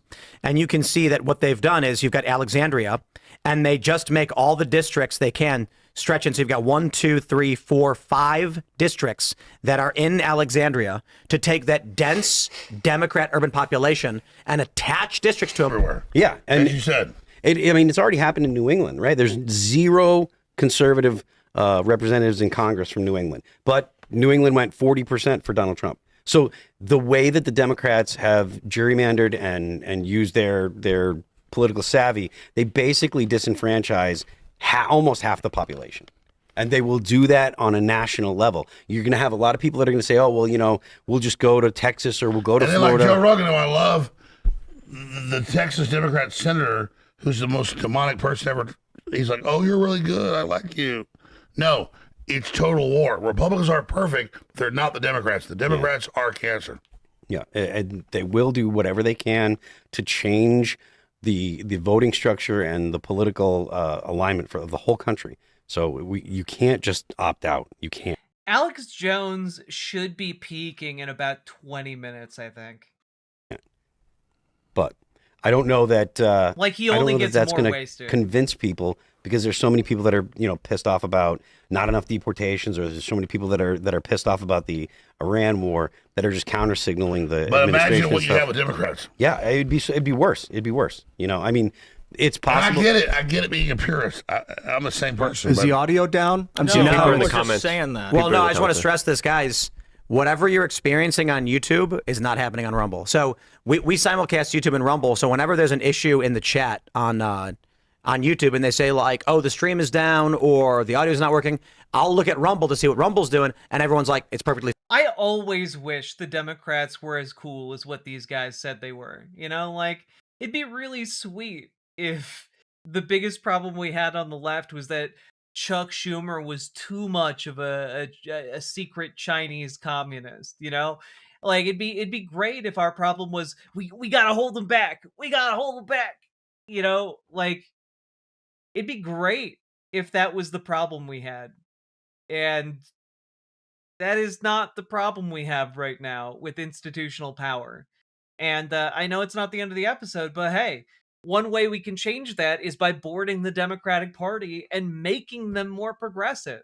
If enough of us join our local Democratic parties, we can actually bring about the progressive change we want to see in that institution. And we owe it to ourselves, we owe it to our kids, we owe it to our grandkids, and beyond to oust the Chuck Schumers and the Hakeem Jeffries of the Democratic Party. And this isn't going to be something that is going to be over quickly. It's going to be a long-term project. It requires us showing up and doing the work, showing up, every month to our meeting, showing up to volunteer at different events. It requires that service. And you can also do this by joining your local DSA and making your DSA more effective at reaching out and coordinating with labor and providing for various needs in your city, folks. We have so many people in this community who have joined their local Dems and joined their local DSA, but we need more of you to do it. Okay, so get involved with your local Dems, get involved with your local DSA. If you need help, don't know where to start, join our Discord, reach out to GamerG for help with your DSA, reach out to Dragonfly for help with your local Dems. And if you don't want to do Discord, you can come over to riverboat.gg and talk with them over there, because often one or both of them are over there to talk to, and they will happily answer your questions. So come on and start your journey if you haven't yet. You just did a badass DSA event tonight? Oh, hell yeah, GamerG. Find the show's running. Yeah, I got audio on YouTube. Yeah, it's totally working. So again, I'm going to stress this, guys. They are censoring and shadow banning us every single day. It's Absolutely. what they do. It's what they've done. When yesterday's show launched, Luke goes, "Where's the live stream?" And I'm like, "It's up." And he's like, "It's not on your page." I'm like, "Yep." I couldn't find it. I was like, okay, Yep. I want to be in the chat. I And now find it at all. imagine what percentage of people are trying to find it after 5 minutes, give up, thinking there's no show. Exactly. And that's what It's YouTube all does to leftist, us. passive aggressive crap. Yep. That's Meanwhile, crazy on 'cause- Rumble, it's their front page every day. By the way, people criticize you for playing ball with the system. You have been jujitsu and like, or what do you call it? Like, Jeet Kune Do. Yeah. Flow like water. Yeah, exactly. What's the other Bruce term? Lee. After you said that, you watched it. DSA in Volusia County sucks. I missed 2 of Thrilled meetings and they would never help me with anything about trying to get back into it. All that as an entrance to the group. Yeah, your mileage is going to vary from group to group, from Dems to DSA. I would encourage you, if you've had trouble with your local DSA, maybe talk with Gamergy, see if she has any input that could improve your experience or help you out in getting back involved. And also consider getting involved with your local Dems, because if your DSA sucks, maybe you can make your local Dems better, and vice versa. Not everyone has great experiences with their local Dems either. And thank you, Philip November, for the $10 super chat. Very much appreciate the support. The Rumble numbers skyrocket. Well, They're because people on YouTube are jumping to out, Rumble yeah. because YouTube's not working. Yep. And But this it's is like why judo, we're on though. Rumble. The point is, people will say, "Why are you on this if it's bad?" Because we're getting people off that to us. It makes perfect Well, sense. you're fighting in a battlefield for the mind, and you. You're fighting a battle on a battlefield in the mind. An info war, if you will. You don't give up. You fight harder for that. Yeah, my view of it is there's got to be a bridge from this world outside all the time, and that means you're going to have varying No, I degrees agree. of... I'm glad you're able to engage there. That makes sense. Well, I mean, they shadow ban us like crazy. Like today, we were getting I was blasted. like, "Why is Tim Pool still on YouTube? He's a pussy." No, he's still in the war. Like, We're everywhere though. We're live on our front page of our own website. We're on Rumble. We go on Rumble every single night. We do the uncensored portion on Rumble, and YouTube has just sticking their boot. Oh, they play total games. Yep. Well, so did you know that the episode? We did that big episode with you, Rogan, Michael Malice, Blair. They took that down 3 years later. I heard about that. Yeah. And they I think it was like 6 months ago. They put it I love back how up. they blow it up later. Yep. And And finally, what was so scary about that? We're in like your RV having a discussion. and nothing was said that was crazy. It was like relatively chill. Like Ian asked to do DMT with Joe, and Joe said, "Who the f- are you?" Like it was Yeah. not even a It's the hyper most political thing. family-friendly one we've ever had. They're mad Yeah. because it's popular. Indeed, it was our biggest show on YouTube, and we've had the biggest show I've ever done actually was on Rumble because it got taken off of YouTube. But for YouTube organic viewership, that was the biggest one, and they took it down. And then, of course, when we did that episode with you and Michael Malice, they took that one down. I called you guys up, said, "Come back, we're doing it again."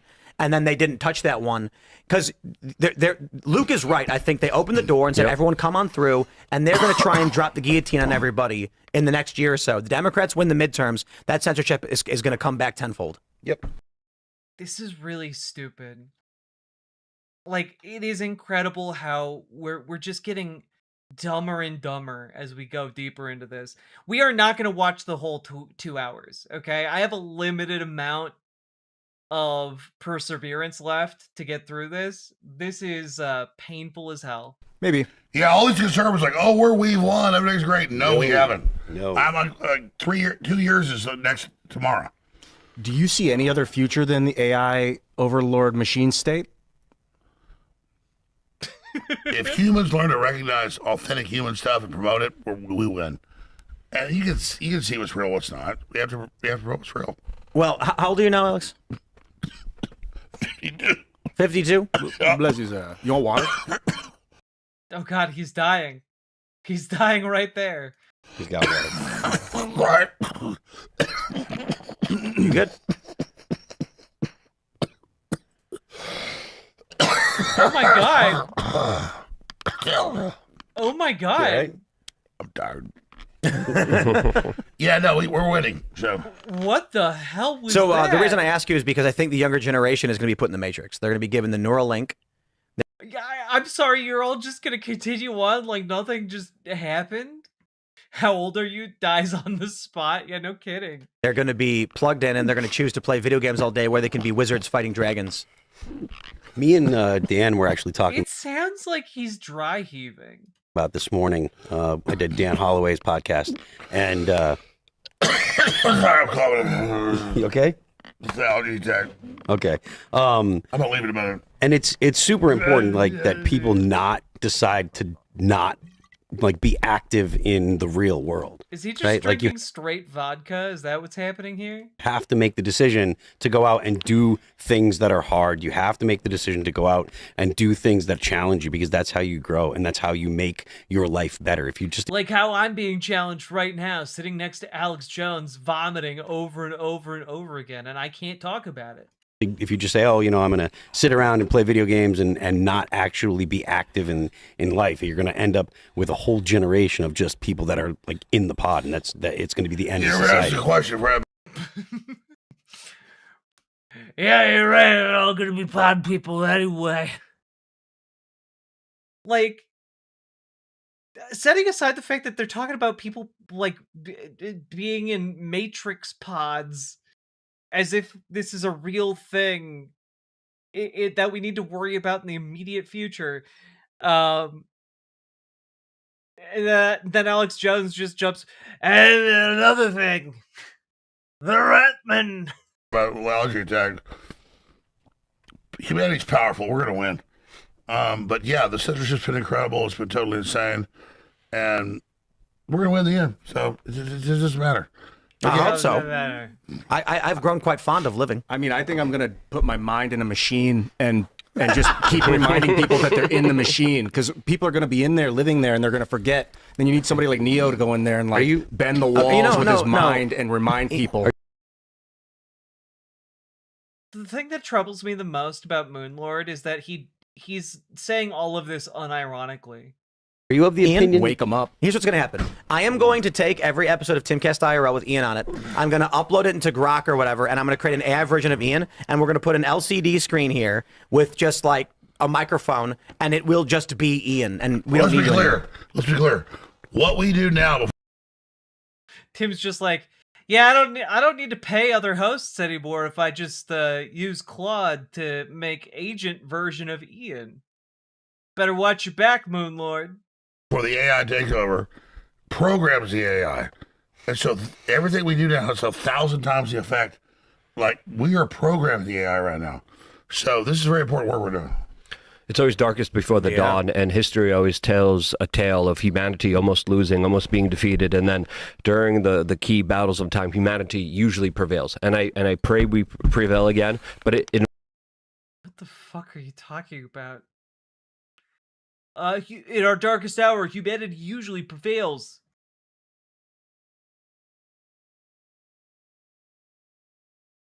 In the fantasy novels you're reading?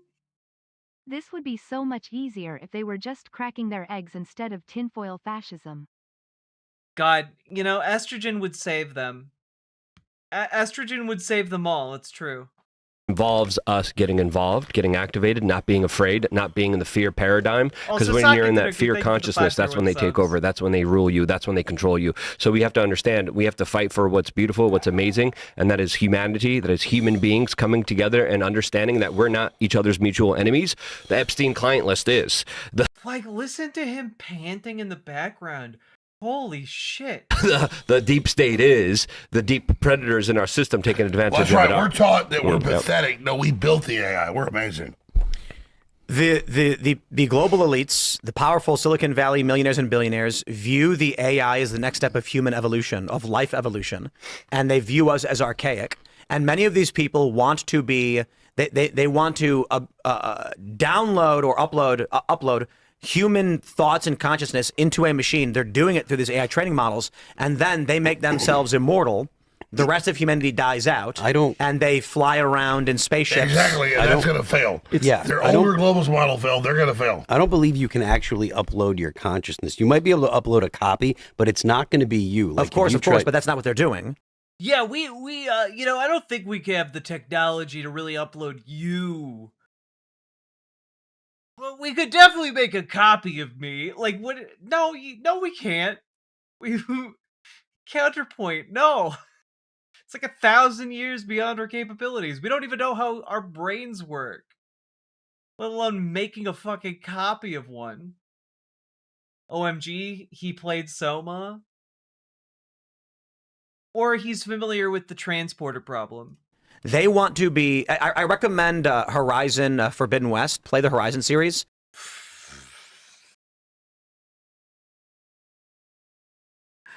Oh god. Alex Jones, just meet Aloy. Just meet Aloy one time, Alex.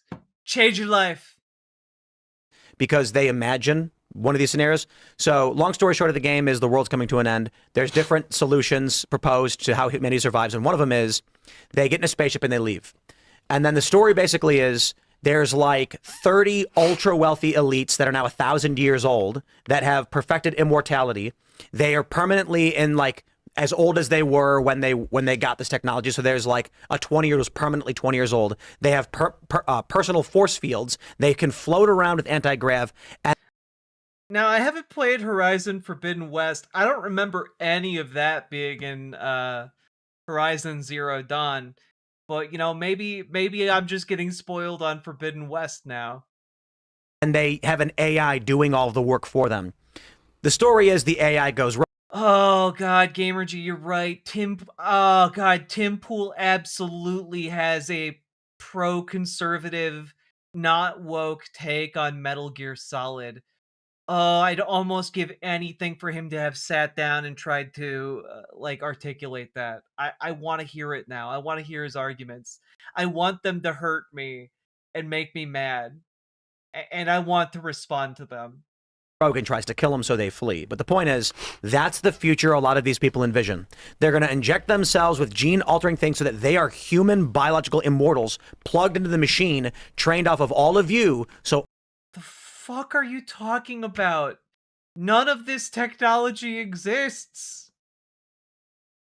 Yeah, what if I imagine all of these dystopian things happening, huh? I don't have any evidence for them, but I'm imagining them real hard. All of the human knowledge and expertise is at their whim. Exactly. Whether it's real or not, they're betting on that, using all of our will to create that. It happened to be, they plugged me into one of their immortality machines. I now have all the strengths and skills of Neo from the Matrix. I can do it. I can do anything. I'm a human being. Yeah, it's Zbigniew Brzezinski was talking about this in the 70s with a technocratic era. He predicted this even before the internet was a thing. And now we have Jared Kushner saying that he's going to live forever, as this is the plan. Essentially, it is going to be an elite that wants to live forever. And this is their kind of plan that they've been pushing forward, that Epstein was even openly bragging about and talking about. Yeah. And so we're aware of it. They're going to get away with it. It's incredible. It makes me think that, like, okay, there's people that want to evolve humans into a machine, to upload their consciousness in a machine, become the Uber man in a machine, that at some point, that's like a microcosm of the spirits that have put their consciousness into humans to evolve to the next phase of spirit, exactly. which is They're trying human. to copy what's already there. And does that mean that there were evil spirits that thought, no, we'll be human, it's even better, and that's why there's this demonic fluidity through humanity? Is that? Yeah, it's going against the plan. So is human an aberration? It's copying God's plan. We're all avatars. What the fuck? This is so. We've done it. We've found the apotheosis of brain mush. You know. We're already possessed. Exactly. It's jacking. Like we've ascended from the mortal plane. We're now dealing with aspects of godhood, but you know the godhood of stupidity itself. That. And the AI is just another evolution of that? Is this what a is our stroke feels collective like? unconscious through computers. No, it's not. My lord, when Scientology is too coherent for your narrative.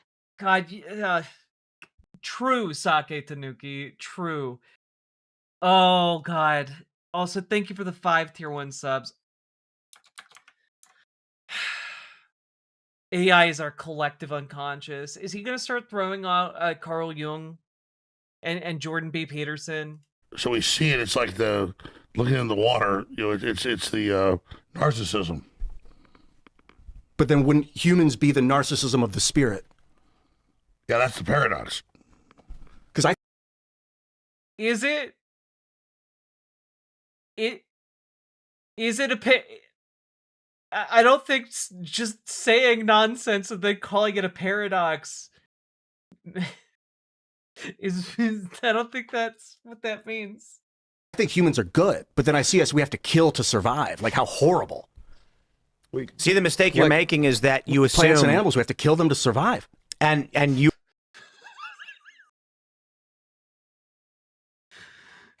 God, I'm dying.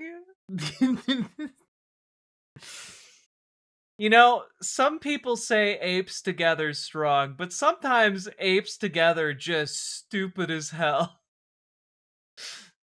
you have a myopic view of reality that killing is inherently bad. Murder is bad because it's a reckless killing for no reason. But killing an animal to eat it is not bad. In fact, it is good.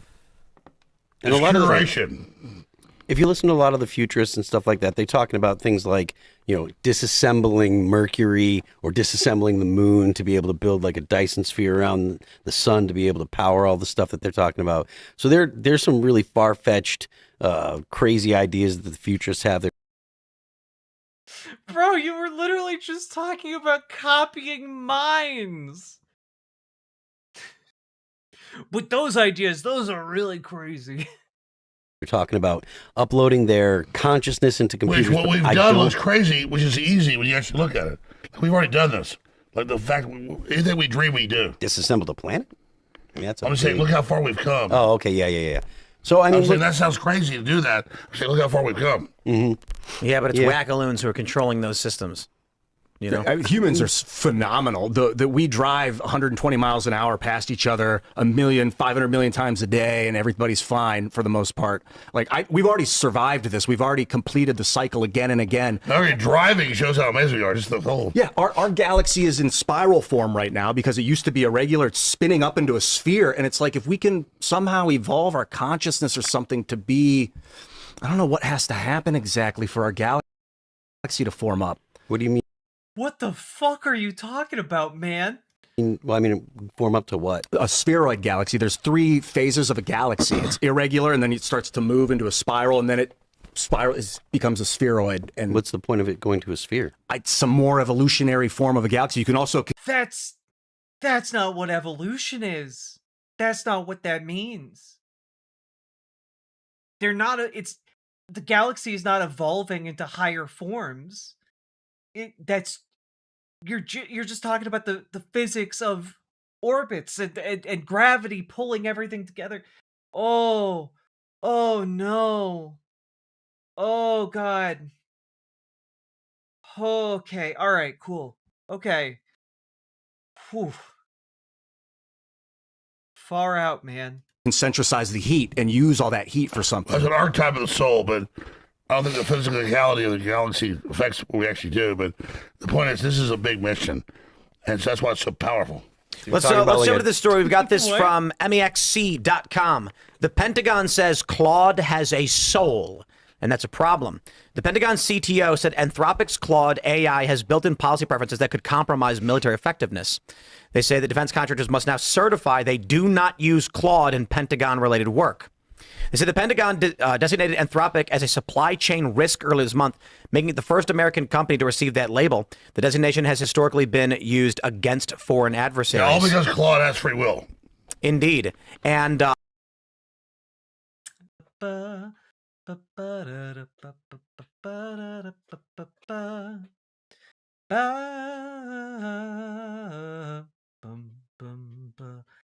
But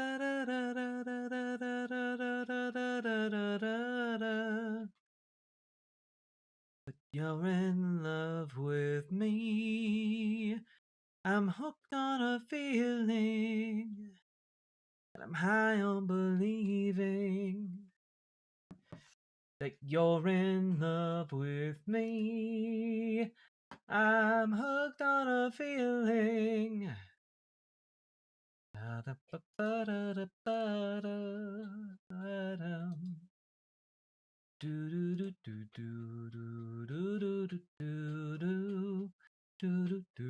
Okay, are we back? Sorry, I was just singing to pass the time. We're back, baby. amazing vocals. Well, thank you. Cool.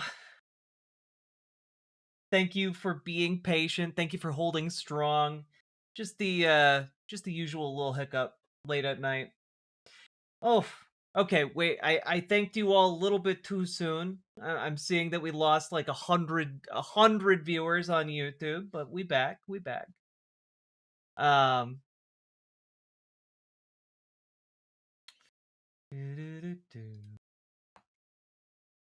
Are we lovers of raves here? Raves are pretty cool.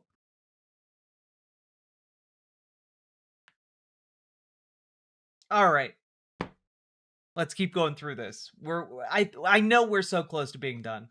I think OpenAI published that ChatGPT intentionally lies to you. Yeah.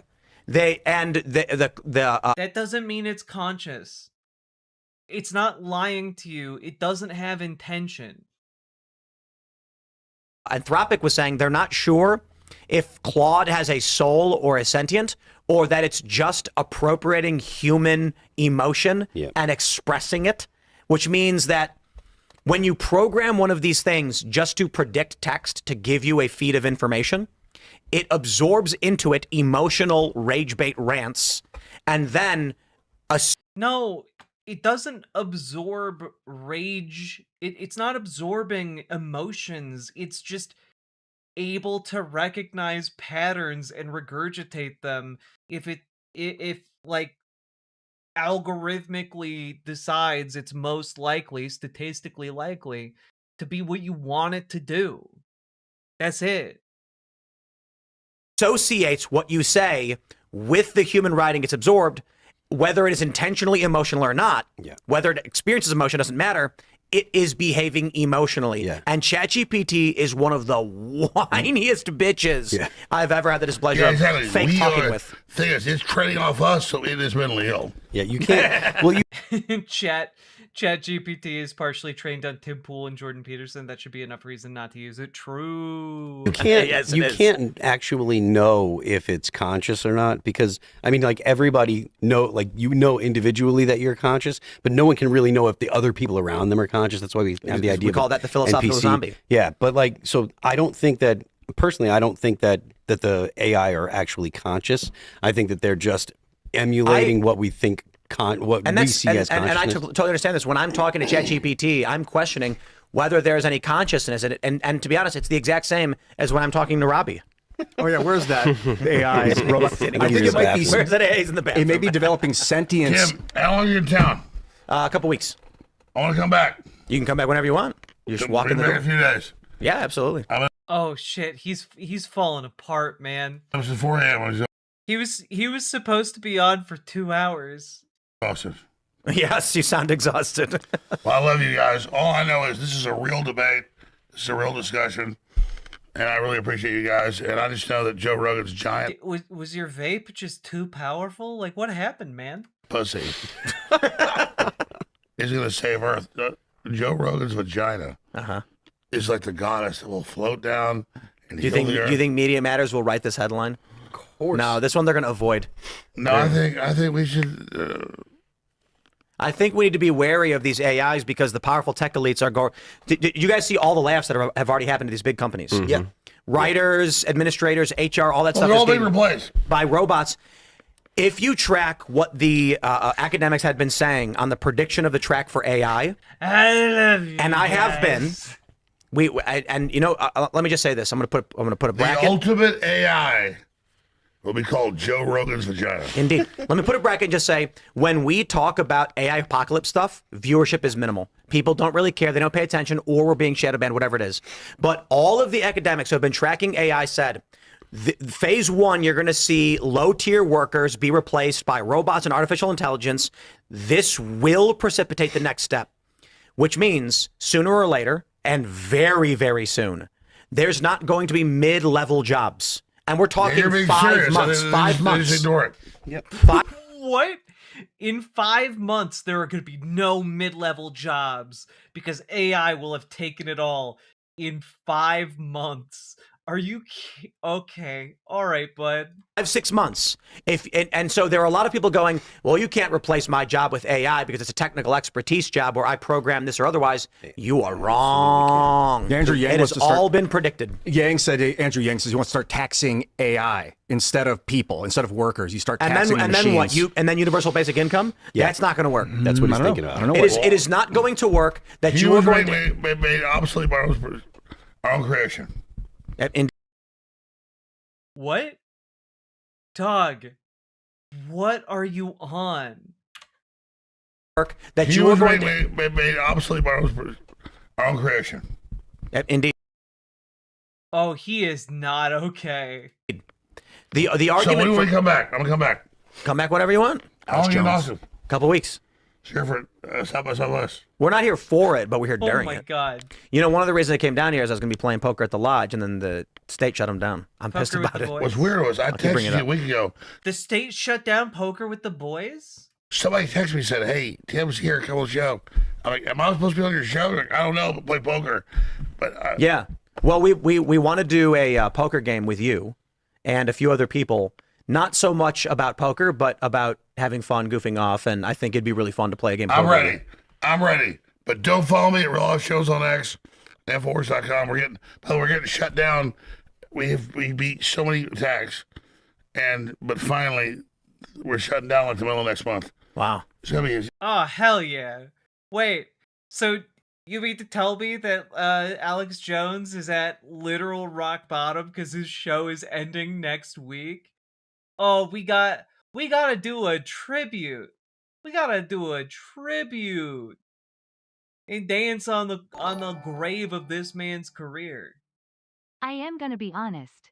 Alex Jones sounds about as coherent as my mom's ex-boyfriend. I don't know what that I don't know what that means. I'm sorry that your mom had to deal with that. Thank you for the $5 dono, not smart. It's insane what happens. People can, Yeah. So the this fake is receiverships, the fake auction. Yeah, it is insane what happens to people sometimes, Alex. Sometimes. It's all of it's happening right now. So what are you gonna do? You're launching a new thing, or what are you doing? Yeah, Alex Jones Network. We'll be fine. All right. Well, are you leaving? Is that why you're saying all this? Yeah. Okay. I am exhausted, brother. Well, it's good to have you. This is 4 a.m. Unless you're gonna do a table dance for me. No. He's not on this day.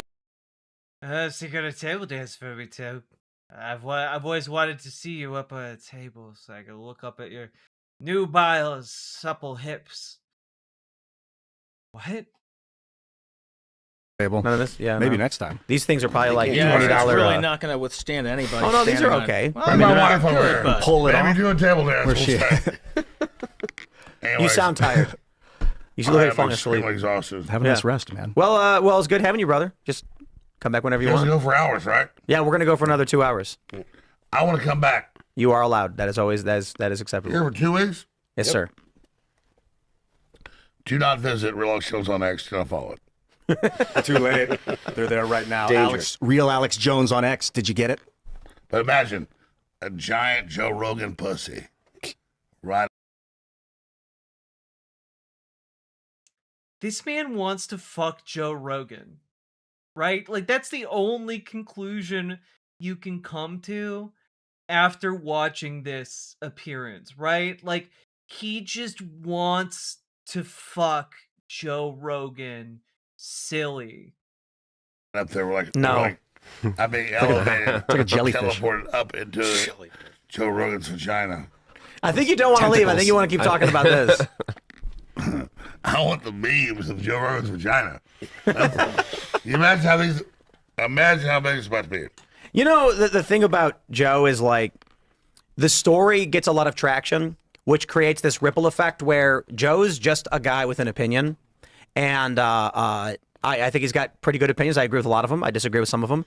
And then we end up leading our story because all these websites start running Joe Rogan's opinion as if it's the biggest news of the day. Like Joe Rogan said a thing. And then the issue for us is this is what people are asking us about. Like, hey, did you see what Joe Rogan was saying about the UFC and this UFC fight? And I'm like, okay, I guess. Like a couple days ago? Yeah. They were like, I think that Joe Rogan questioning the war in Iran is big.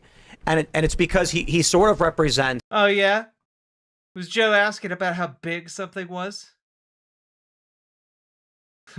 Big like his own vagina? Independent voters. The everyman. Archaeologists of the future will wonder how Joe Rogan didn't have children with his wide birthing hips. Sake Tanuki, thank you for the 5 tier 1 subs. It's oh god, everything is so stupid. Everything is stupid. Exactly. So when he has an opinion, all these news outlets write about it. I'm sure that's actually pretty weird for Joe, who's just a comedian hanging out with his friends doing a podcast, but he represents the middle. Yeah, Joe Rogan's just a comedian. Middle of the road. Doing a show with his friends. Nothing else. Don't examine his audience size at all. Voter. So everybody has to be like, if there's a middle of the road vote is going to say a thing, we have to run it, and he's the avatar. Archetype. He's the avatar of it. So Joe, that's why you represent the middle of the road. 2 weeks? Yeah. Yep. I'll come back next 2 days. I'm ready to go. Yeah, sounds good. All right, Talk to Lisa. She'll get you set up. You've done well, Lord Vader. Do it. Do it. I love you guys. Do it. All right, man. Thanks for coming, brother. Good. Take care of yourself, man. Use the Love Force, you guys. Jones. Luke Radowski. I knew this guy like 20 years ago. You did. 21 years now. 21 years. Oh, First time we met, hotel room. He's doing like a long goodbye. Like, it's crazy. We met each other in a hotel room 5 years ago. No. It got creepy. Pete Tutu. That's a joke. When did we first meet? We met in Chicago during the 9/11 Truth Rally with the Lone Lantern Society. Yes. And we were...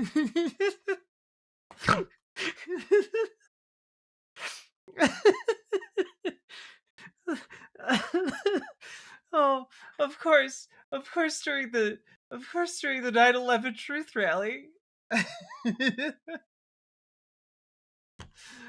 Oh my god. Oh my god, everything is so stupid. It's we have to get down to the core of Planet Stupid, y'all. We gotta get down there. And then the only way we have we could go any other direction once we make it to the core of Planet Stupid, and we'll be making progress, okay? Oh god. We're bullhorning down in downtown Chicago for the 9/11 Truth Rally. And here we are. You believe this? 21 years later. Back to the loose change days. Man. Back to those days where we had the family members, the rescue workers, the survivors of 9/11 all speaking out and coming together asking What's for crazy the is I truth. know you like 27 years in. Yeah, 21 years. Yeah, 2000. What was it? Good 2006. 2006. We met. We rallied. We met through the loose change, Jason Burmis, and all of those guys. And it's been a crazy ride. We didn't talk for 10 years, but that's okay. We had a fight, but it's all right. Yeah, but that's how it goes sometimes. Doesn't he look like Bill Maher? And Putin. And Bill Maher had a baby. That's me. Exactly. If Putin and Bill Maher had a baby, it's him. All right, I want to come back soon. Yeah, anytime, brother. Anytime. Love you guys. Take care, man. Let me to sleep. Appreciate it. All right. Love you guys. Let's go back to talking about the Claude having a soul. Claude having a giant pee-pee. It's got. He's just not leaving. He's just not leaving. He can't get up, and so he just started talking again.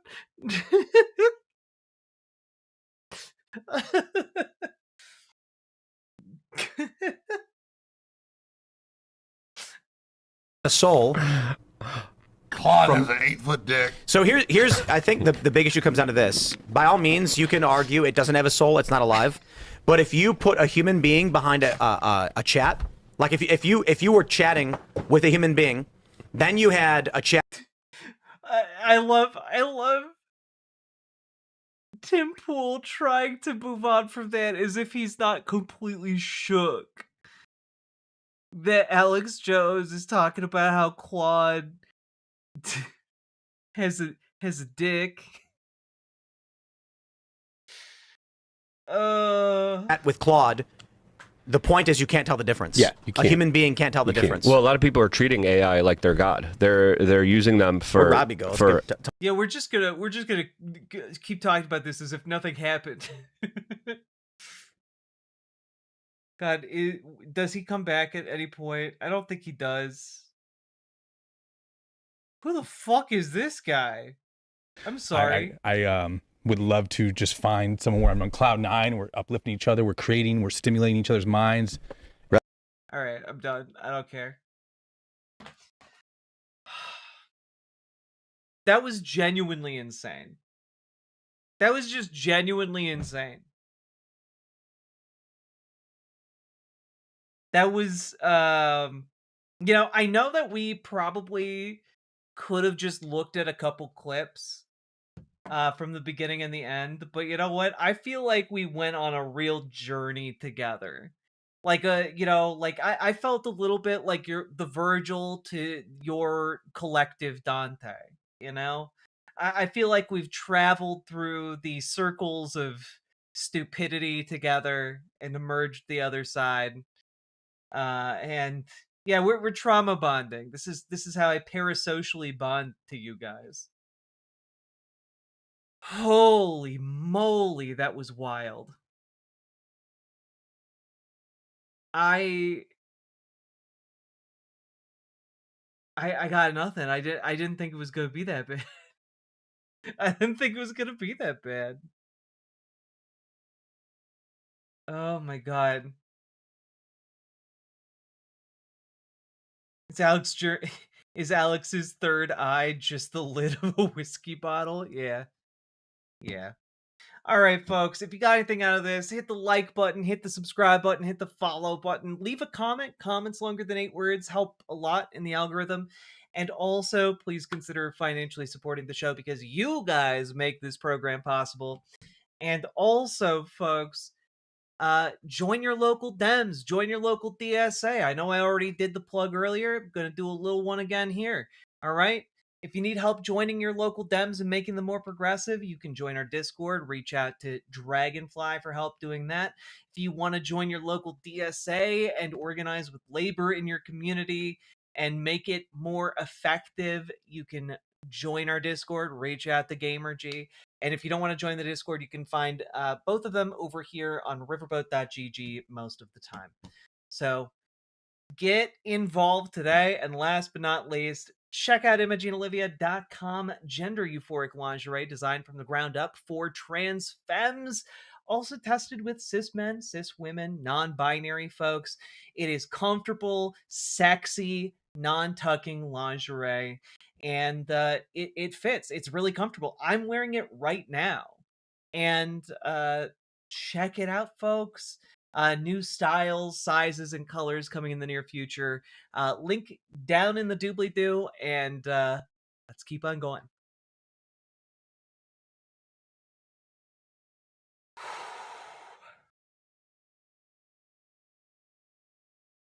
I nearly started to feel bad for all of them. That was rough. It was really rough, wasn't it?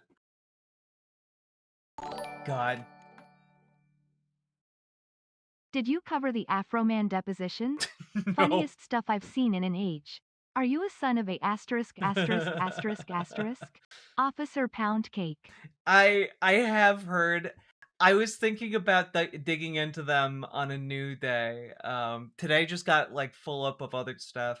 But thank you for the recommendation. I hadn't thought about watching them on stream, but maybe it could be really funny. Sake Tenukite for the 5 tier 1 subs, and Nocturnal 8999, thank you for the 5 tier 1 subs. Very, very much appreciated. Thank you so much to the both of you. Afroman is wild, glad he won. Please, they're so funny. Oh, hell yeah. Okay. So,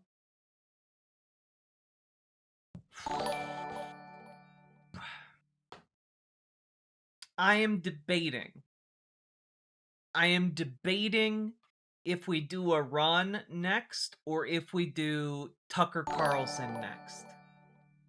I think we might do Tucker Carlson. I think it'll be a relatively short segment.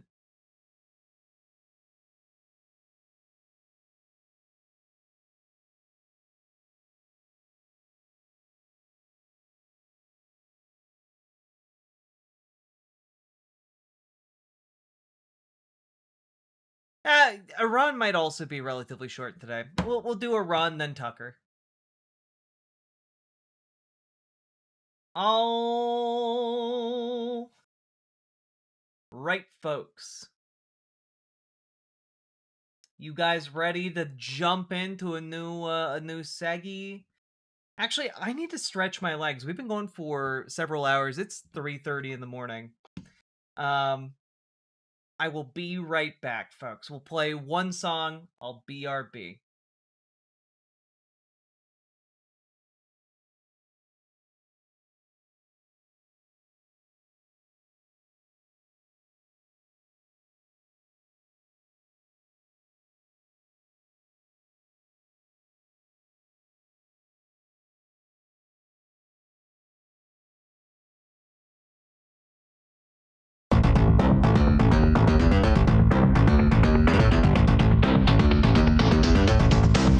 Go fuck yourself. You buddy. Racist, sexist, I did everything right and they indicted me. What ass you word? I'm not built to suck your dick. Tell your dick, your dick.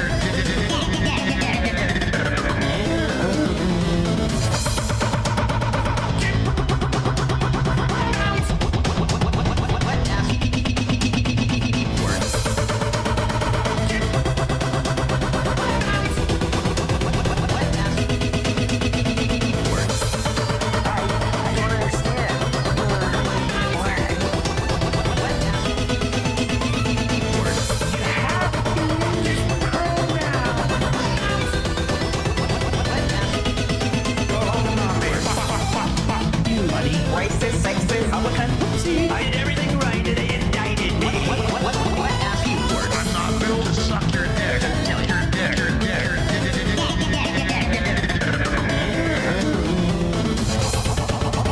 Augers.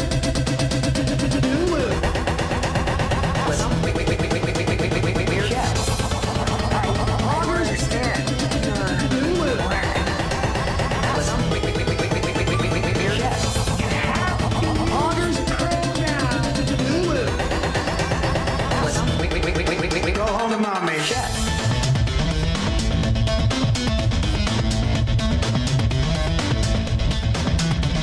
Dude, that was so funny when she said there's a global conspiracy to promote homosexual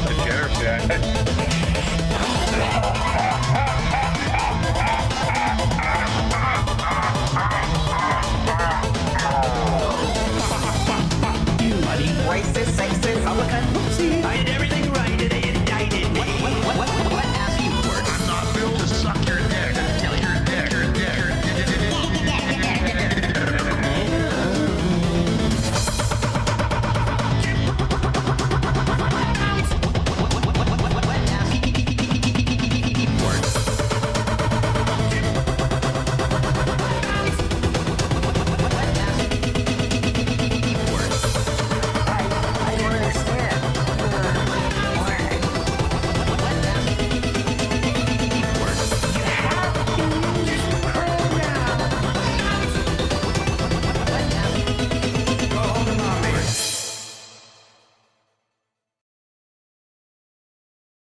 Hello, hello, hello.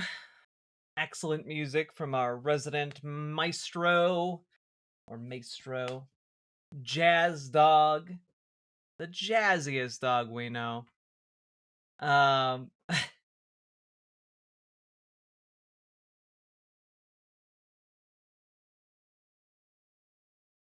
tried to Shazam it, couldn't find who does it. It's Jazz Dog.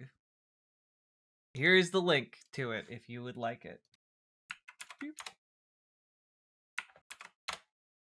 A lot of the music around these parts made by the one and only Jazz Dog. All right, folks. Let's talk about Iran.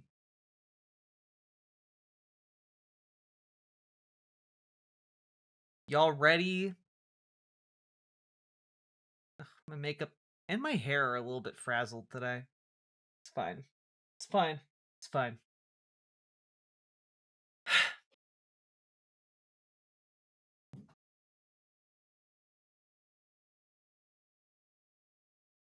You guys are ready?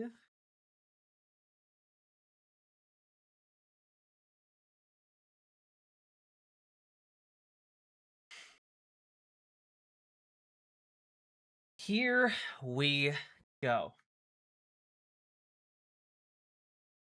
So, folks, we got to talk about the war in Iran. And as of earlier today, about 12 hours ago, as of the recording of this, Donald Trump has officially said he does not want to do a ceasefire and is not interested in one at all, which is pretty interesting considering there hasn't been really a talk from any circle about any kind of ceasefire.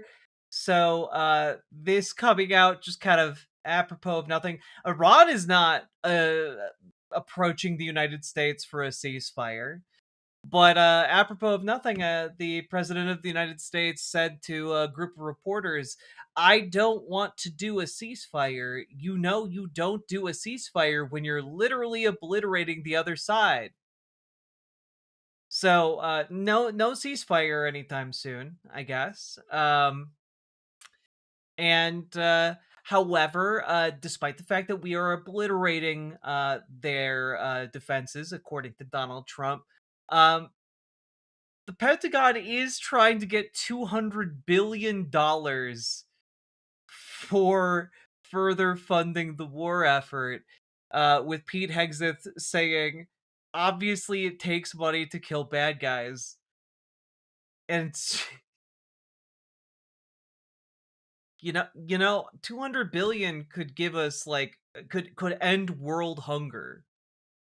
$200 billion could like obliterate homelessness in America, could make college free in America, could ensure no one ever goes hungry again in America. And like these people are just like, yeah, just pull it out of your ass, right? And of course, by pull it out of their ass, a lot of Republicans are like rubbing their hands together and thinking about how great it will be to have an excuse to like defund Medicare, you know, or kick more people off of Medicaid. It's truly demonic, really. Just truly demonic. They view it as a new excuse to loot the American public. And you know, it is worth saying that at least there is some pretty strong opposition among Democrats to granting this kind of funding. Adam Smith said this earlier today. It's going to be very tough to get through it. I think all Democrats should oppose it. I mean, I'll oppose it for no other reason than I oppose this war and I want this war to stop. But look, you know, you want to know something really funny? You know what Congress tried to pass yesterday in the House? A balanced budget amendment. The Republican House put that out. I mean, I'm not often speechless, but I'm close to speechless trying to explain that. So there will be some Republicans who will say, gosh, we can't do this. It's too expensive and all of that. But you know the pattern. They say it, then at the end of the day, they do whatever Trump asks them to. So how many Republicans will actually oppose it? I don't know. Maybe there might there be a couple Democrats who support it. One of the arguments is, well, even if you don't support the war, we've gone to war, we've done it. Don't we have to pay for it? You know, forgive me, but fuck that. Okay, if you want to pay for it, I'm going to raise taxes. You want to raise taxes? I can have that conversation. The idea that we're going to dig into the rest of the budget, we're cutting Medicaid, food stamps, we're cutting all these programs, and then we're going to pull $200 billion aside on top of the $1.5 trillion defense budget? Hell no. No Democrat should vote for this. And I hope the Republicans who care about fiscal responsibility will stand up and say no, but it's a tough call. And then you get into the whole 60 votes in the Senate. Did they get rid of the filibuster? I think it's going to be really difficult to pull through this amount of money. And it's just like, Man, this is at least some strong language used to deploy against, you know, the Chuck Schumers in Congress who are sitting there being like, well, the Baileys, they told me they have always wanted a war in Iran. The Baileys' #1 issue. They came to me the other day and they said, oh, you better invade Iran. I better be turning on my TV in a few weeks and seeing stories about boots on the ground in Iran. That's the #1 thing we, the Baileys, the embodiment of all your voters, want more than anything in the world. We crave the death of Iranian citizens via boots on the ground. And like that's like just what happens to Chuck Schumer on the regular, you know? So at the very least, folks like Adam Smith are clearing the incredibly low bar of opposing Democratic leadership right now. But we need a lot more than just one guy willing to talk bluntly about the current state of play in the Democratic Party. Like, we need all the Democratic Party to be standing up and like trying to strip Schumer of his authority. Like, it's nuts. Now, despite Donald Trump saying, well, we don't need a ceasefire, we're obliterating the other side, well, also Trump stated that we need a lot of help in the Strait of Hormuz, and specifically called for China and Japan to help. It would be nice if countries such as China and Japan got involved. And then he also followed that up by saying, we don't use the Strait of Hormuz like countries in Europe and Asia do. You know, we're doing this for you. You don't understand. We Americans, we attacked Iran and are trying to get them to reopen the Strait of Hormuz. We don't need it. We're doing it for you guys. We just love Europe and China so much. We're doing it for you guys. Lol, they don't want to join. Yeah, like, there was also a story yesterday of like a bunch of countries like doing a like shifting back and saying, I guess we'll help, but not really saying exactly how they're gonna assist or help. And similarly, there were more stories like that today, and I kind of think none of these countries are going to help. They're just trying to figure out how best to placate this gigantic man-child who is running the United States at the moment, you know? Like, that's the impression that I get at the moment. And not only that, things are going to get a lot worse when it comes to energy, folks. Because here's just a very short clip of Scott Bessent. Is laser focused on it. As I said, there was a bombing campaign last week. The military assets on Cargill Island were destroyed. And you know, the other thing I can tell you, if you're an oil worker, you don't want to work there. So all the oil workers there are being coerced to stay there. And you know, we will see what happens with whether that eventually becomes a U.S. asset. What would be your... This guy just like smugly leaning back and be like, yeah, maybe Carg Island will just someday be a U.S. asset. Guys, they're gonna put boots on the ground. They're gonna put boots on the ground. They've deployed so many soldiers to the area. Just earlier today, it was reported the U.S. military is deploying thousands of additional soldiers to the Middle East. 3 U.S. officials told Reuters earlier today. One of the officials, speaking on the condition of anonymity, said the USS Boxer, along with the Marine Expeditionary Unit, are departing from the United States' West Coast 3 weeks ahead of schedule. So, yeah, they're gonna try to send in like around 10,000 troops into Iran.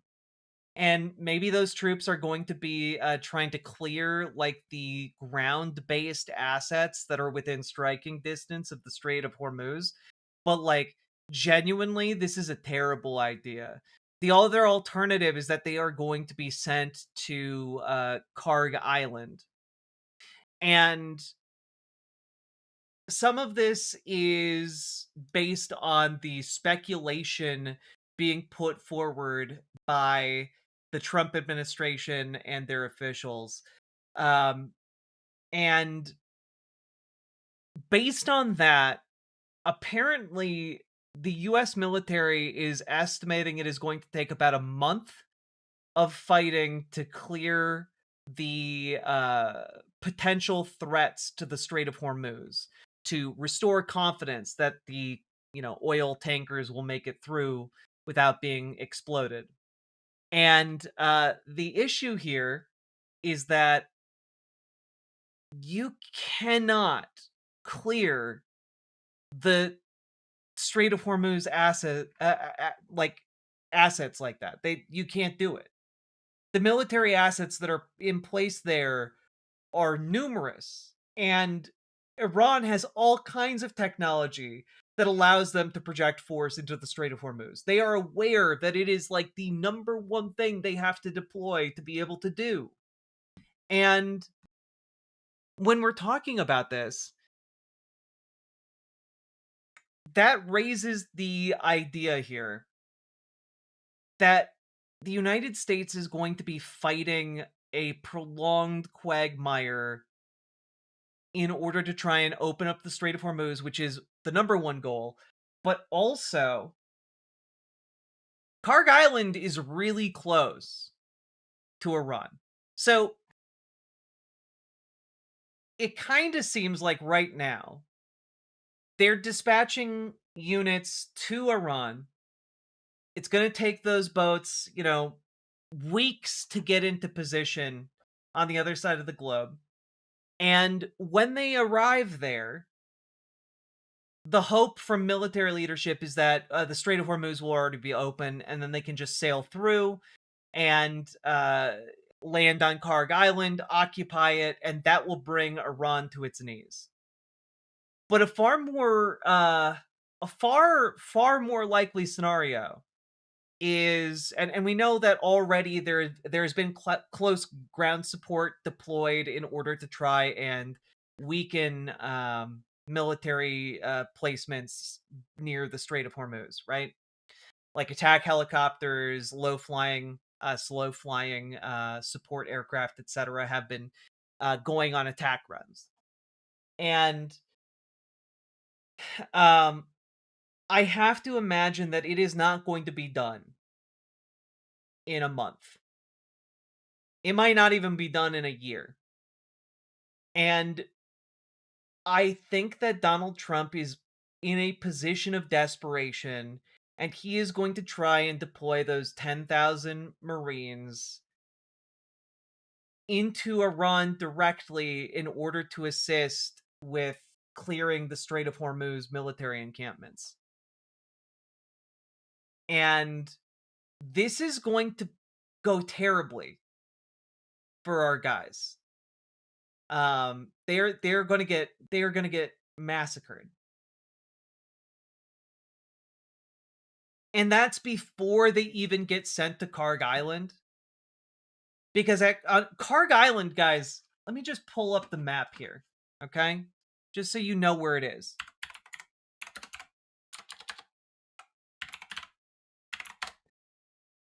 All right, here we go.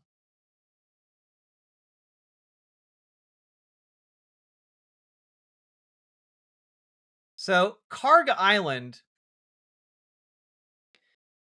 is... Oops. Here we go.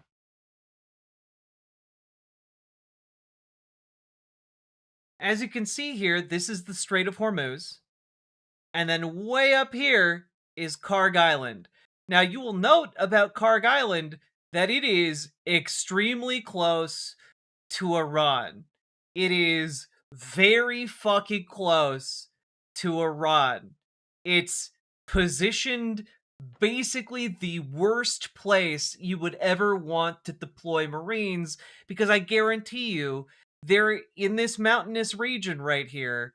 They have like missile launchers. They got all kinds of shit aimed directly at Karg Island, because Iran is going to be damned before they let U.S. military take over the island, right? Without a fight. And so, how are they supposed to get there? Well, they can only get there if they're being deployed, via sea by going through the Strait of Hormuz. Another option available to them, of course, is perhaps airdropping in, but all of that seems very, very risky. So it kind of seems to me like they're going to try to clear out the Strait of Hormuz area. But I want to remind folks, even if you clear out the immediate vicinity, which would take an immense amount of work, there's still an awful lot of territory that can target the Strait of Hormuz. This is all obviously terrible and is going to get even more of a shit show, right? And In B4, Trump appoints the Karg Czar. The Karg Czar. Karg Czar does sound cool, though. Maybe he should do it just for style points. Also, Sake Tanuki, thank you for the 2 tier 1 subs. And I think it is all well and good for us to notice that currently everything that is happening is getting us closer and closer into a worst case scenario.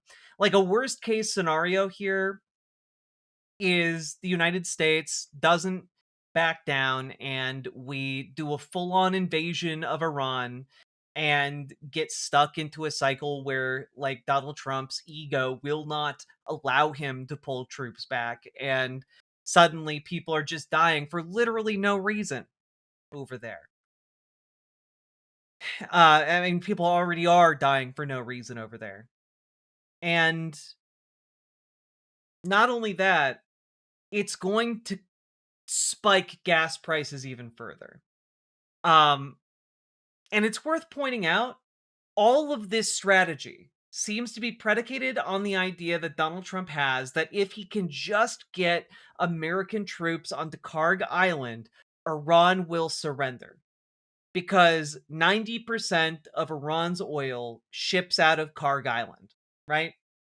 And the issue here is that it seems like Donald Trump is operating under the assumption that if boots are on the ground on Karg Island, America controls all of the oil.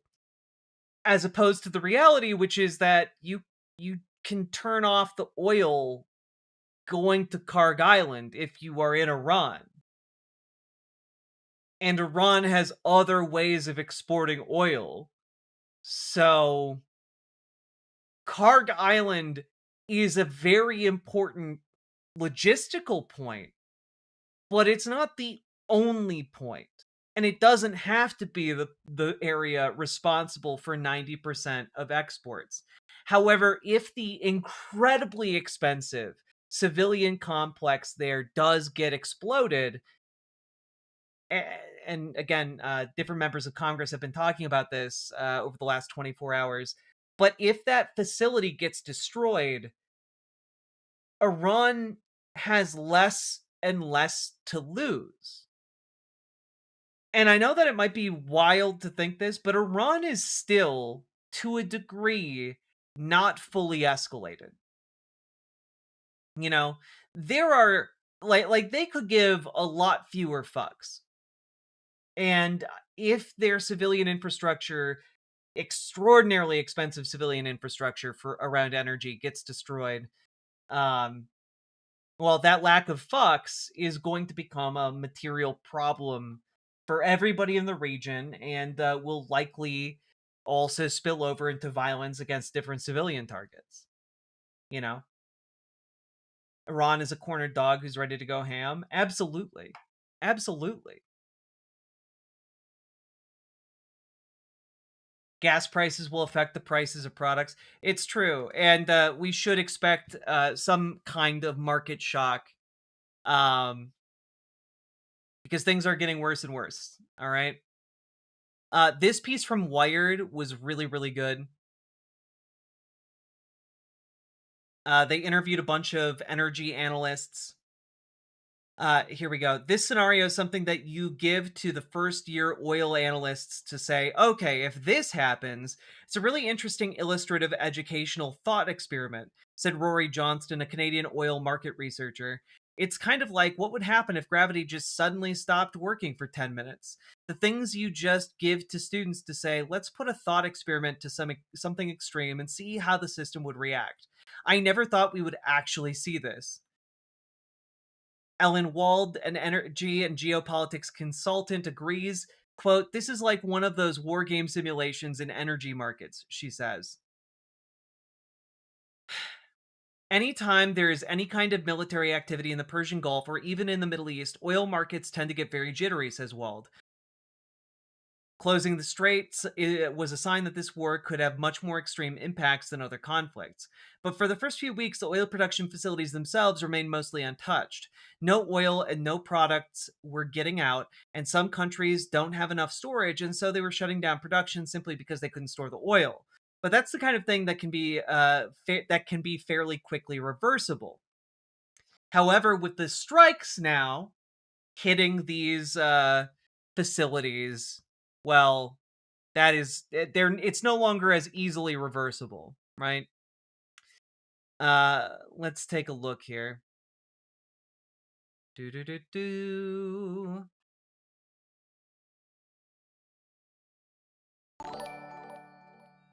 Saki Tanuki, thank you for the 5 It's tier 1 almost subs. like if we went green in the 70s or 90s, like scientists recommended, we could have avoided the whole problem and maybe even inspired others to. Yeah. It's all really, really stupid. It's all so stupid. And I genuinely don't know how we get out of this. Johnston points out that the amount of oil and gas that could be taken off the table is roughly the same amount of demand that was shed during the initial global shutdown in 2020 from the pandemic. If the strait does not reopen, people are like, is this recessionary? I'm like, no, it's depressionary. This will be so bad, he says. We're talking about COVID level demand loss, no cars on the road, no planes in the sky, but with no pandemic.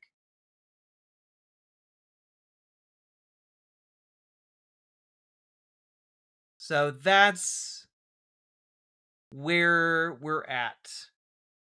Wald stresses that the U.S. is not in danger of losing oil and gas supply. However, Americans will soon feel the effects of war most directly at the pump. We're all going to be paying a huge economic price for this. Okay? And the thing said here is like kind of a cold comfort, right? Like, oh, well, we're not in danger of running out of oil or gas and like having no gasoline out there to fuel our cars. The danger is economic. The danger is, stagflation. The danger is gas prices translating into higher product prices, translating into a whole knock-on series of effects, right?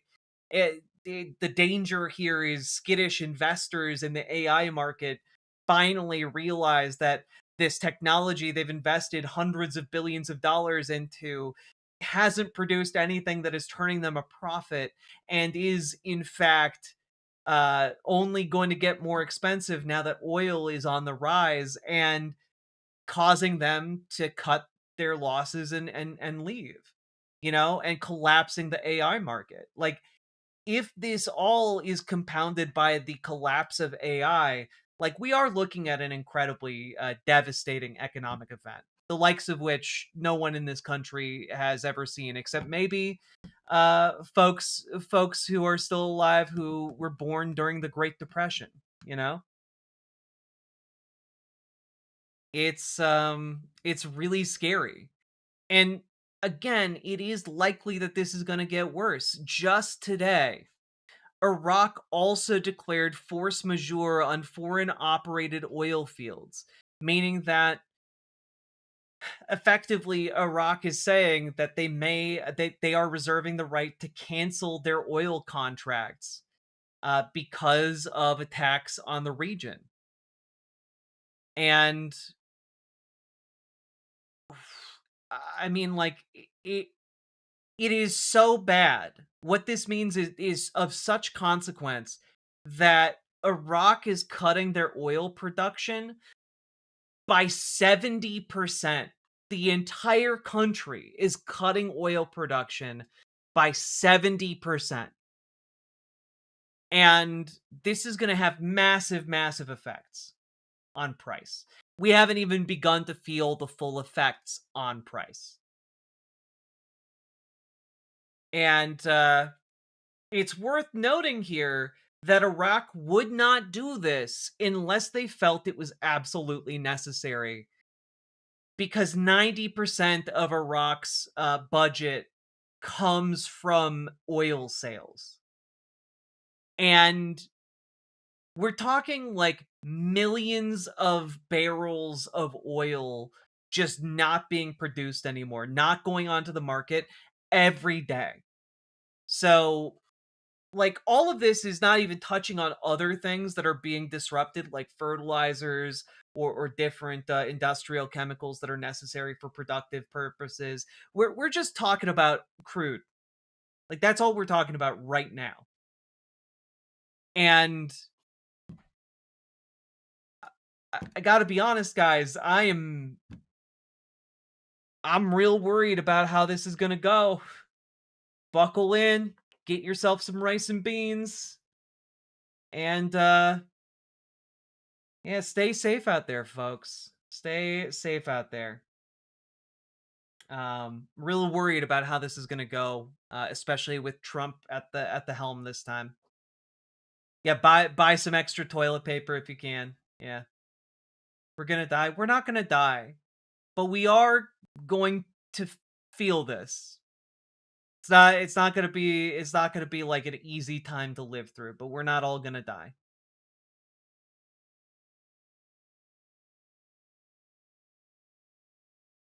Oof, we might as well be dead. No, just it. What the hell, man? Like, buck up. We are gonna survive. We're gonna do our best. We got each other. We got to get organized, of course, so that we got each other even better. Is it okay to be scared? Of course it's okay to be scared. It's okay to be worried. Those are totally normal feelings. But to just throw up your hands in the air and say, "Well, we're all dead now." Like, no, we're not. Stop. Like, we're not even in the fucking war zone, all right? Like, the problem we are going to be contending with and living through is very different from the actual war zones that our current government is creating on the other side of the planet. All right. Anyway, folks, we got to get organized. That's what I'm trying to get at here. If you are feeling scared, if you are feeling worried, the best defense right now is getting your community organized and organizing alongside like-minded people. You can do that by joining and radicalizing your local Dems to make them more progressive. You can do that by joining your local DSA and making them more effective. And if you need help getting started doing that, join our Discord, reach out to GamerG for help with DSA, reach out to Dragonfly for help with your local Dems. If you don't want to join our Discord, you can join riverboat.gg and talk to them over here. They are often available during the streams. And also, folks, if you haven't yet, like the video, leave a comment longer than 8 words, apparently helps in the algorithm. Hit the subscribe button. And last but not least, check out ImogeneOlivia.com. Gender euphoric lingerie designed from the ground up with trans femmes in mind. Also tested with cis men, cis women, non-binary folks. It is sexy, well-made, non-tucking lingerie designed to fit you. And again, it's non-tucking and it is very sexy. I'm also very comfortable. I'm wearing it right now. It feels great. And all that being said, check it out. Link down in the doobly-doo, and we'll keep on going.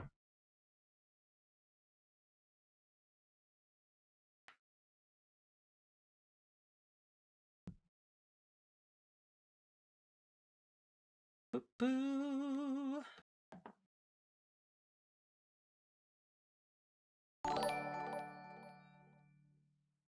God, I love nerdy interests. Ooh, what's this, Sake Tanuki? Thank you for the 5 tier 1 subs. Very much appreciate the support. And I'll take a look at this. There's a really cool building that I love in Florence. It's, if you've been there, there's the famous bridge, the Ponte Vecchio, which has the little jeweler shops all along it. And when you get to the end of it, there's this funny over the head corridor, the Vasari corridor as we call it, which was built by the Dukes of Florence to connect the old city palace to their new palace across the river, which was much bigger. And because they're so terrified of being assassinated by their own people, they built this overhead walkway so that they could walk in safety without being assassinated. This is a sign of a weak Duke. But also, when he was building it, it's going across the roofs and sometimes blasting off the second stories of different people's houses. And most people, when His Grace the Duke says, I'm going to blast the top story off your house, would say, yes, Your Grace, please continue. But they get to this one point where there's an old tower, a 500-year-old tower. And this belongs to, I think it's the Manelli family, who are descended from peers of Julius Caesar and can trace their genealogy all the way back to an old Roman gens. And when the Duke says, we want to knock the top off your tower, they say, no, this is our tower. This tower has been ours since before the Medici existed as a named family. You may not knock the top off. And the Duke does not knock the top off, and the corridor goes around in this awkward square. These are monarchs who know that they are weak and are therefore careful, and therefore more rights, like property rights, exist. Meanwhile, across the river in Ferrara, being a place where dukes worked very, very hard to gain power, Duke Alfonso d'Este of Ferrara used to wander around Ferrara buck naked, with a sword in one hand and his in the other, to show off that nobody would ever possibly try to harm a Duke d'Este. There's a really cool building that... Hell yeah. If you're gonna be a duke, be a duke. That was really fun. Reggie Gibbous, no worries. Everyone gets to doom a little bit as a treat. Sometimes.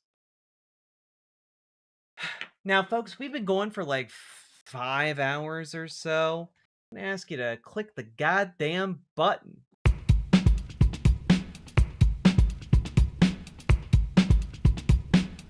Go, go, go. Click the button. Click the button. Click the button. Click the goddamn button. Click the button. Click the button. Click the button. Click the goddamn button. Click the button. Click the button. Click the button. Click the goddamn button. Click the button. Click the button. Click the button. Click the goddamn button. Click the button. Click the button.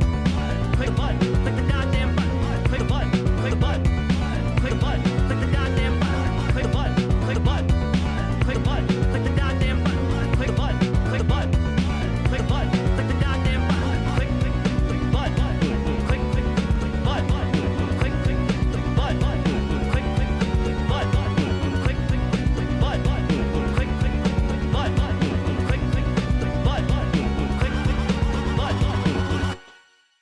I'm a never doomer. Hell yeah.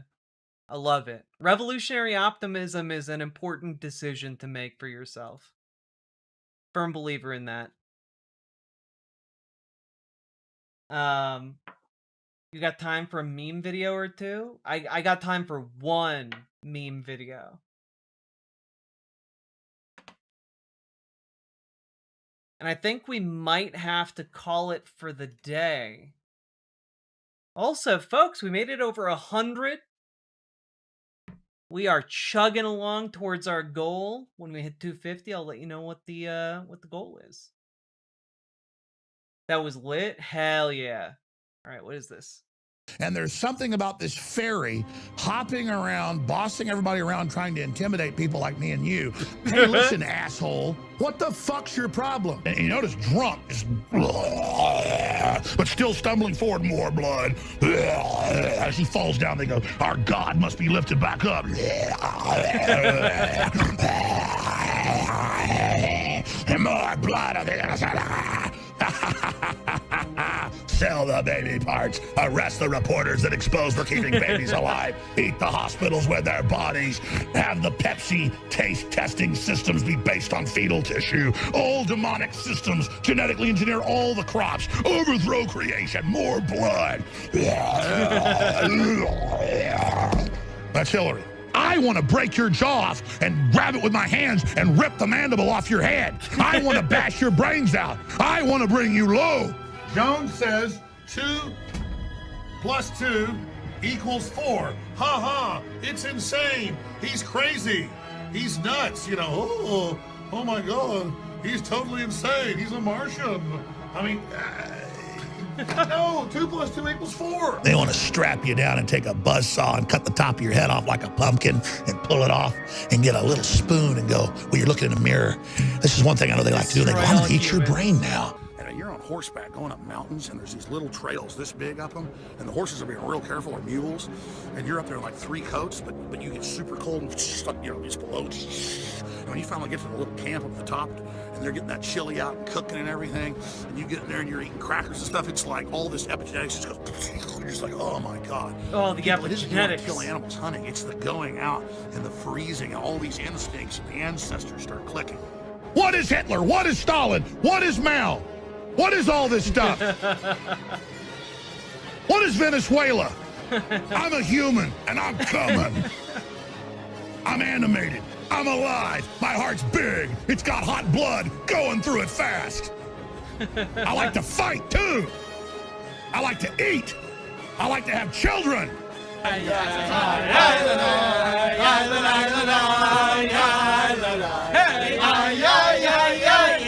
People think the drug culture's cool. It's not cool. It's dirty. It's pathetic. It's a joke. Don't use drugs, kids. Don't give money to the Federal Reserve. I never expected Trump charging into a goblin's nest to not get some goblin vomit, slop, and blood on him. I just don't want to catch him in bed with a goblin. But if he's in there rolling around hacking him up and he's got a goblin guide, taking him into the cave, I'm not expecting him to not get dirty, especially up to his ankles. I don't want to see him kissing goblins, having political succubus with goblins. I don't want to see him ingratiating goblins. But yeah, there's a big secret space program. Everybody knows that. And they tell you at McDonald's in downtown Austin, they show mutated, dead children with pus pouring out of their eyeballs and welts all over their bodies. Enter here at your own risk and doom. And the fools throng, and their subconscious sees it. I am being delivered unto death. I am being delivered unto poison. We're giving you every bit of it. All the facts, their own documents, all of it. All of it right here in this The New World Order isn't coming, it's here. The Redcoats ain't coming, they're here. The most powerful families ruling our world dine on human flesh. Al Gore, it came out in major news back in '99, flies around with a refrigerator full of blood. Whether you believe in the spirit world or not, there is a mass mental illness that develops in complex civilizations of people falling to an evil computer program. We actually believe that there is a colony on Mars that is populated by children who were kidnapped and sent into space on a 20-year ride. So that once they get to Mars, they have no alternative but to be slaves on the Mars colony. The girl's like, football, NFL, yeah. Shut up, I'm in charge. I work like 18 hours a day so I can provide for my family. That's how it's supposed to work. I fall into bed tired. So stop being entitled little bitches and go to work. Stop wasting your time figuring out what oil you're going to put in your beard if you're wearing the right plaid shirt. Do work. Go to work. Work. Go. Scoot.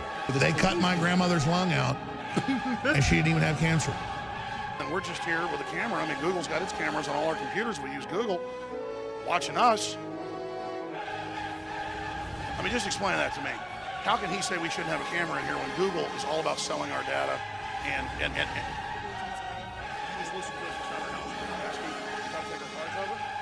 is that all? You lobby government to take our cars away? The centipede is a nimble navigator. It has two hollow fangs to inject venom. It is a predator. That's pretty good. Would you like to buy some mining stock, Gilligan? Perhaps some derivatives? we're speaking of economics here. I've really lost weight compared to a few years ago, but I've gained a ton of muscle. Absolutely a ton. And I'm not even sucking my gut in. One of these I am. I'll show you the one where I am.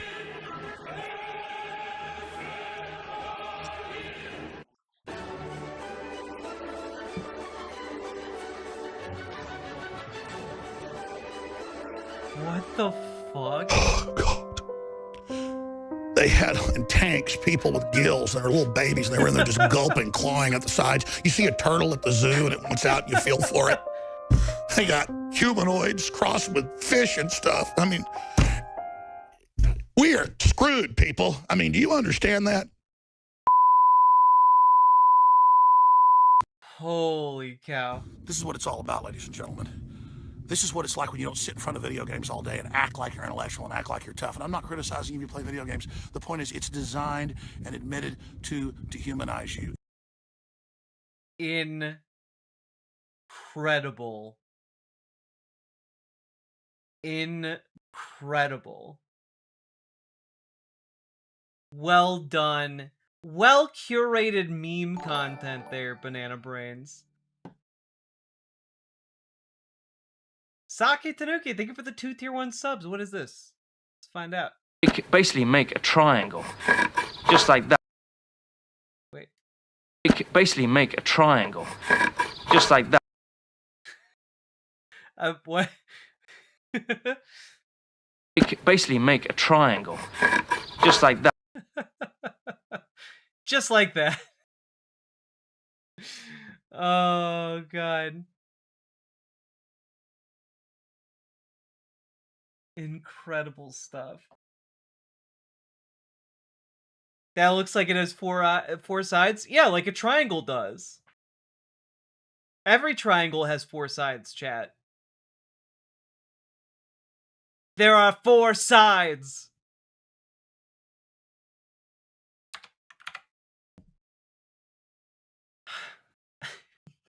The 4 sides triangle. It is, in a strange way, related to two-hole theory. Everyone ignores the inside. Yeah, exactly. It's even in the word. The quad force. Through the quad force, all things are possible.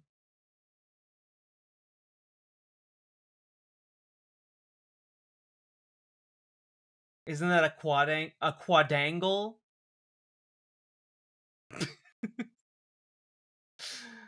Oh, God. All right.